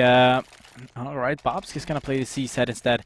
So he's trying to go armor as well. So this might be interesting, just to see how Sweden is... This is why we want to be in TeamSpeak, like some of the times, just to listen what they're actually thinking about. Unfortunately, they will be speaking their language, so maybe a lot of viewers won't know what they're talking about, but we can always translate. Yeah, and it might be, you know, profanity and whatnot be heard in TeamSpeak, so we're not going to mention any of that. But I would say that, oh right, Bobski knows how to play that, he said. No, but I mean, in the beginning of every single round, you're actually doing a call. I don't think there's going to be any of that, but I don't know. I don't know. It would have been interesting to hear what they was thinking about there. But we are going to see a 3-on-2 situation right here. As we also can see Jalu being in a perfect position. We'll probably be able to pick down Bobski. Yep, there we go. Sliding with a P2000. P250 is the only guy remaining now. And he knows that Jalu is there. Now he needs to, in some sort of way, he knows that there's an AK there as well. So he can try to get that weapon. But Jalu is there to keep it as well. It is defending it. It is a really difficult situation for Slide, and if he wants to try to go for that AK, it might be worth, but Yalo is just going to shut him down completely. He goes for the peek, and he goes for the frag, and down goes Slide. And right now, Finland, they're just riding on momentum, and that is kind of what Sweden needs to have in order to win rounds, it seems like. Now we're coming into this really, really important round. What happens if Sweden loses this round? Their economy gets reset, and they're gonna have to force next round if they want to have a chance of winning. This is like a do-or-die situation. Now Sweden really, really, really needs to find the frags. They really need to play the game of their life if they want to win this map and make it, you know, go to a third map. But with Finland being so strong, they're not giving Sweden any room to breathe. And you know, Bobski, he's gonna be able to spot out one and gets information that someone is there. And he's gonna, with the op, find one frag that is very important. He's gonna be able to get others. Oh yeah, he finds the second one as well. Through the smoke though, Ariel does a massive damage. And picking up the bomb. And Sen, oh, I think he heard him. Oh, but he doesn't see him though, and that's just a push, and Plifa is going to go down to the ground. 3-on-4 situation. Sen has done his job. And being able to take a little bit more of a mid-control. I mean, the CTs, there's still no rotation going on, and they should be knowing that the terrorist has rotated from B house down to mid at least. But this is what I like. This is what I like. They are just playing passive now. It doesn't matter if the terrorist gets control over some areas. You still have members of your team that is able to cover the flanks. They're just not giving Finland any sort of, opportunity to take advantage of their own mistakes. This is what I'm talking about. Just play passive, wait for something to happen, wait on their response, make them let the mistakes. And now Piramona is gonna go for the flash. He hears the plant. Now the information has been relayed. It's an A plant, and Slowy is not going to be able to find the frag as Piramona takes him down. It's a 2 versus 4 situation in favor of the Swedish team, but Ariel takes down 1, takes down 2, and that is important for the Finnish team. Now it's a 2 versus 1 situation with the smoke coming down, and it's going to be an attempt to a smoke defuse. Sen is going to be able to find 1. He's going to try to go for the other, and he does it! He clutches the round for Sen! There is no answer back. I am sorry, but when you have top fraggers like that, it is impossible to win rounds. At this point, I just feel bad for the Swedish team right now. Yeah, well, they were a little bit unlucky, and they have to pay the price for it. It's not more than that. So either way, we have 14 rounds for Finland. Sweden having a bad match right now. I know that they can do better. We talked about it during the commercial as well.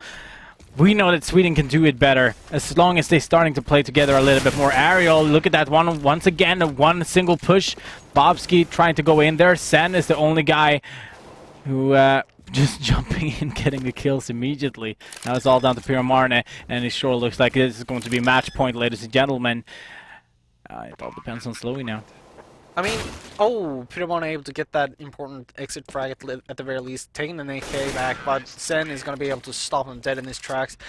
The last round, it was just what I talked about. When the Swedish team were playing passive, they were so close to getting the round, but the Finnish team somehow were just able to bring it all back from the brink. And now, with the Mission Impossible theme going, Sweden needs to win this round in order to stay in this tournament. Otherwise, they're going to be eliminated. And we're going to see, well, not eliminated. They're going to be playing in the bronze match. Yeah, exactly. But now we're going to see the mid control coming up from Finland. Once again, we have the bomb up there in the mid. Bulgar will try to get a little bit of information done here. If he can try to go for anything.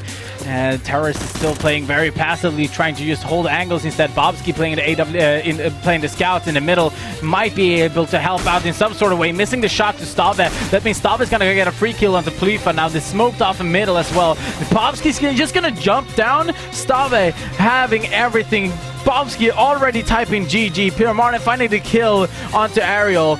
And once again, Slowy pushing with the Tech 9. It's always all down to Slyden and Bulgar. Slyden will be able to find a kill onto Jallo. 3-on-2 situation with the low HP onto Bulgar. He's actually gonna get wall banged, and everybody is typing GG, well played. And Slyden is not given up yet, and I don't think it's really respectful to type GG when it's all not done yet. Slyden might have the power to do something about this.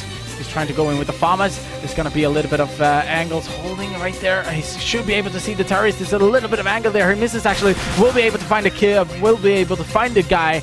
Will not be able to find a kill. That means 2-0. Finland is in the final. They are against Norway.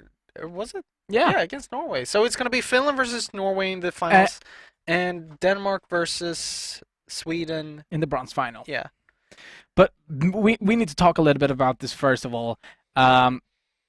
We have two really good teams in a final right now. We have the Norwegians called Silver, and we have the Finnish team, the X-Skitlight. And I've been casting both of the matches, but you actually been sitting and watching the match, actually controlling the cameras in the match. What are your thoughts about the finals?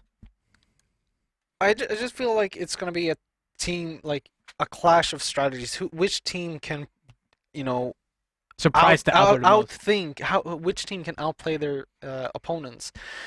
It feels like the Finnish team, they are just showing really, really strong mental strength, especially in that cash match, where they were down 9 rounds or something like that, and all of a sudden they were just clawing their way back from the brink and able to turn it around and win. So the Norwegian team, if they want to win, I think one of the winning conditions has to be to break down that mental fortitude of the Finnish team somehow. It's going to be a difficult thing to do, but a must-do if they want to win.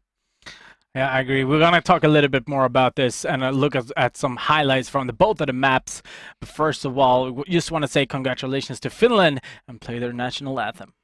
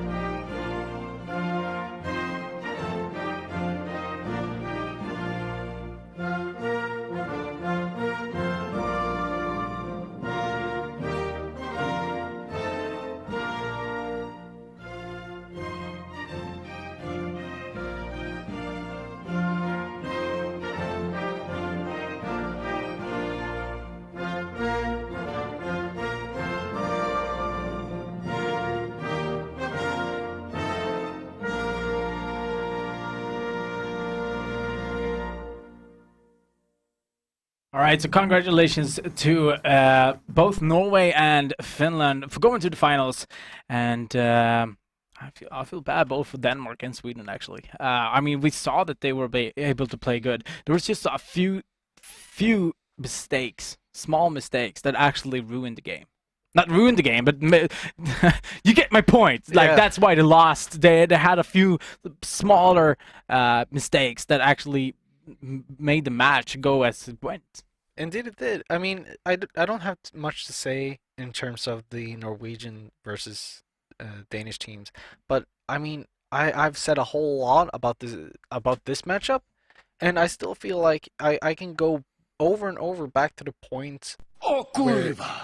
Exactly. You know, it's like things that they did shouldn't be happening, because in the early beginning, they were just throwing rounds away when they had a 14-round scoreline, and then all of a sudden everything just started to crumble.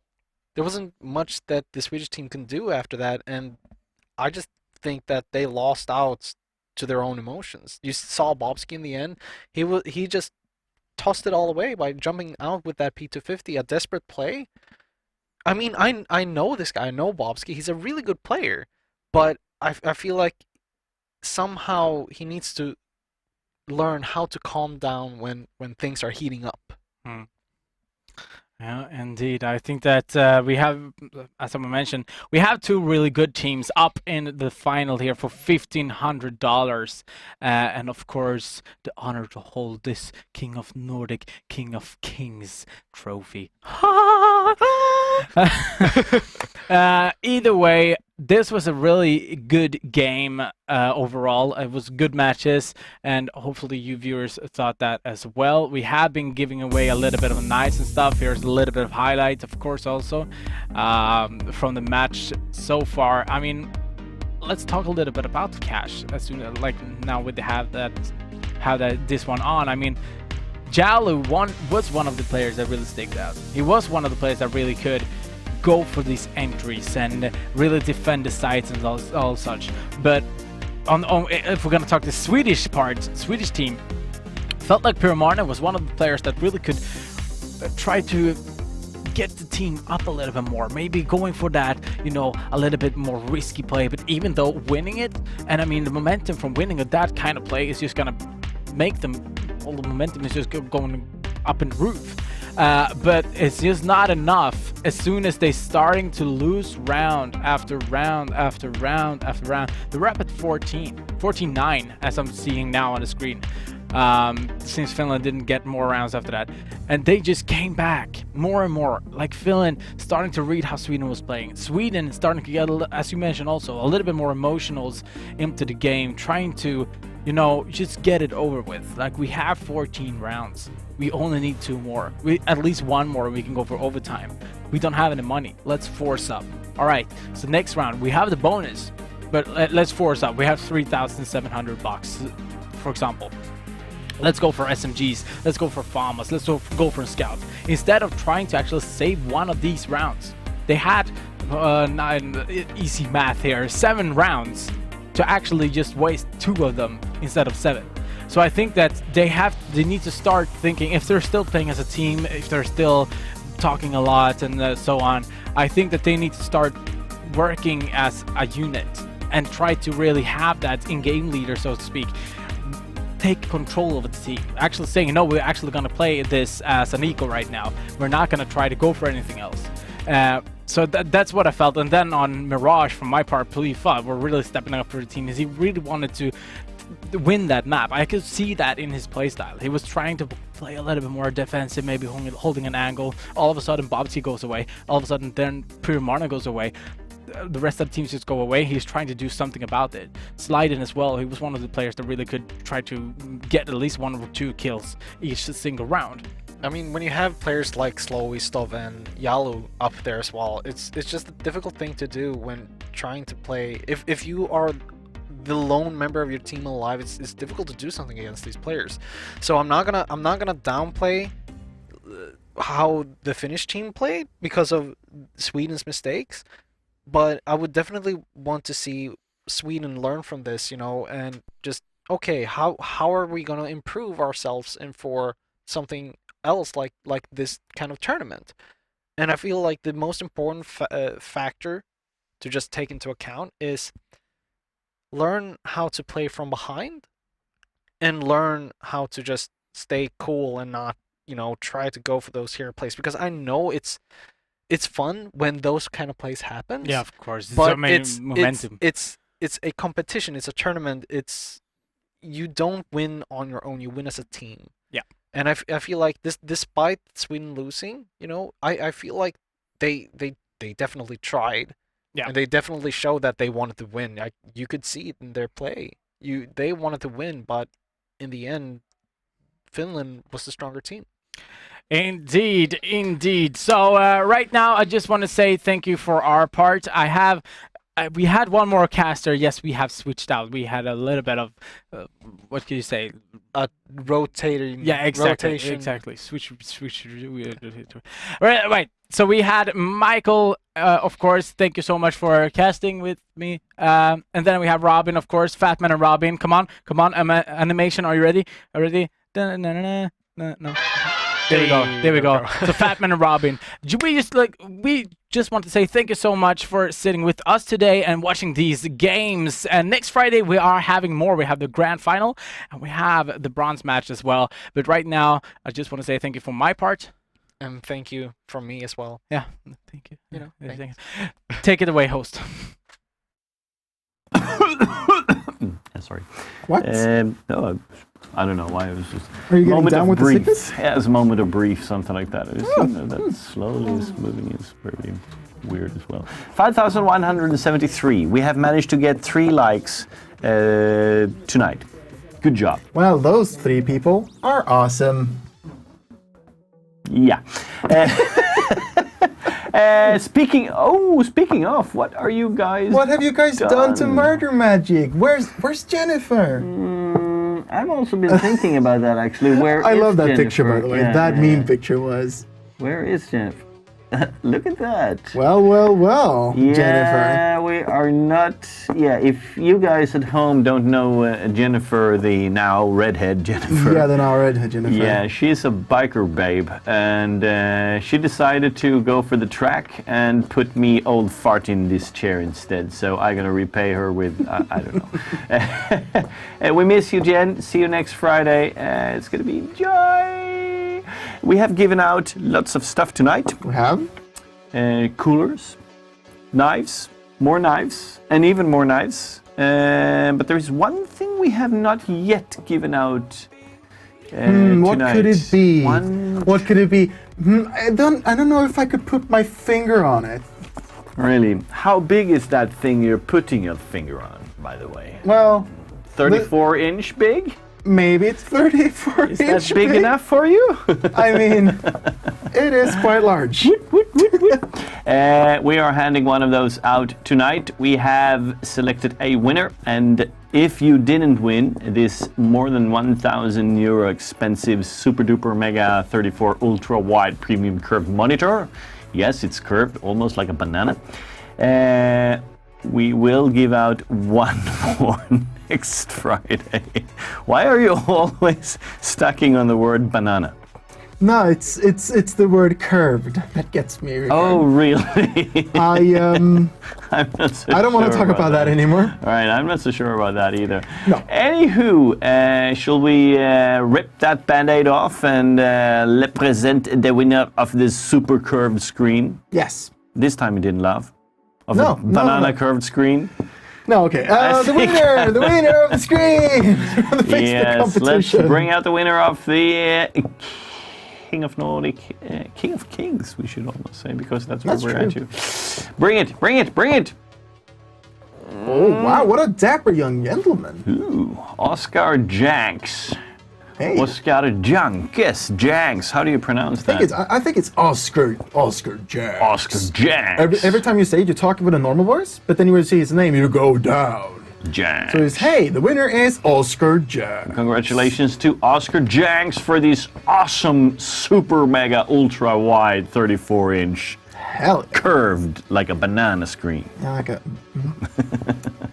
One more next Friday, where we also see the final between Finland and Norway. And if I'm not mistaken, we're going to try to send away Jen to Norway to do a little interview with those guys. And I'll stay here in Sweden and edit videos.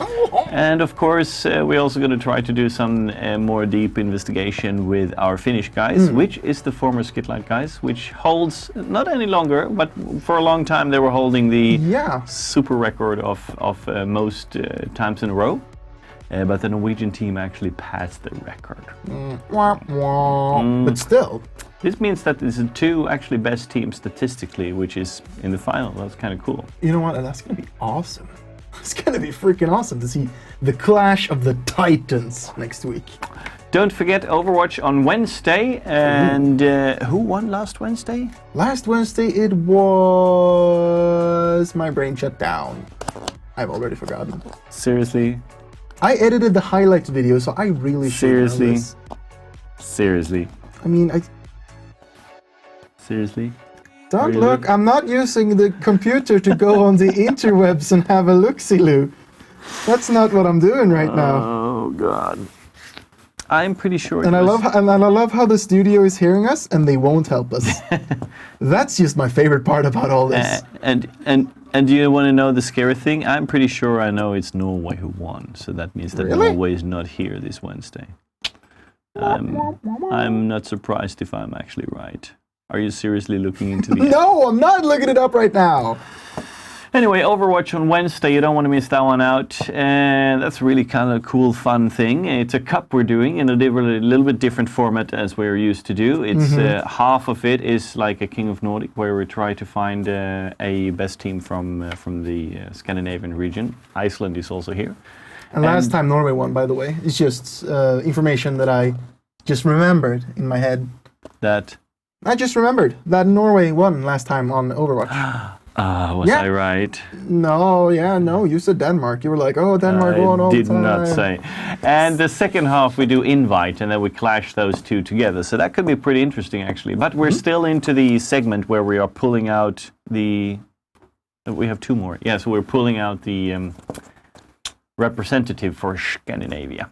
Indeed? Yes, sir. I can see... Then we have the awesome Overwatch final. Okay, so our producer is coming in with some jizzle and schmizzle. Should we put it here just so everybody can say it? There we go. It's a really not. It's heavy. It's crazy. It is. And it says King of Nordic, King of Kings 2016 down here. It's really hard to say. And King of Nordic, of course. Oh, fuck. I mean, oh no. Duck. King of Nordic engraved into it as well. This will go the trophy for the King of Kings. So that's a heavy beast. Wow. Huh. You know what? I don't really have much more to put into it. Hey, the producer ran away. Has he been here? Yeah, he came with this kind of thing, and now he's left, I guess. It's time to roll the credits. Say goodbye. Sayonara. Let's kill it. Harambe. Oh, thank God, I'm covered. Now strike a pose. Make a banana. Give the world. Oh no. This beautiful little thing. Is your phone ringing? No. No, I'm just checking. Maybe. Now you're in the shot. No. How's that? Vogue magazine. Woo! I'm not so sure if this was a good idea. Anyway, see you. Goodbye. Do you like games? Do you like colors? 3, 2, 1. Come to our magical land for gamers. The land where everyone Plays, buys, sells. G2A.com, the biggest digital marketplace. Hey, deal with me.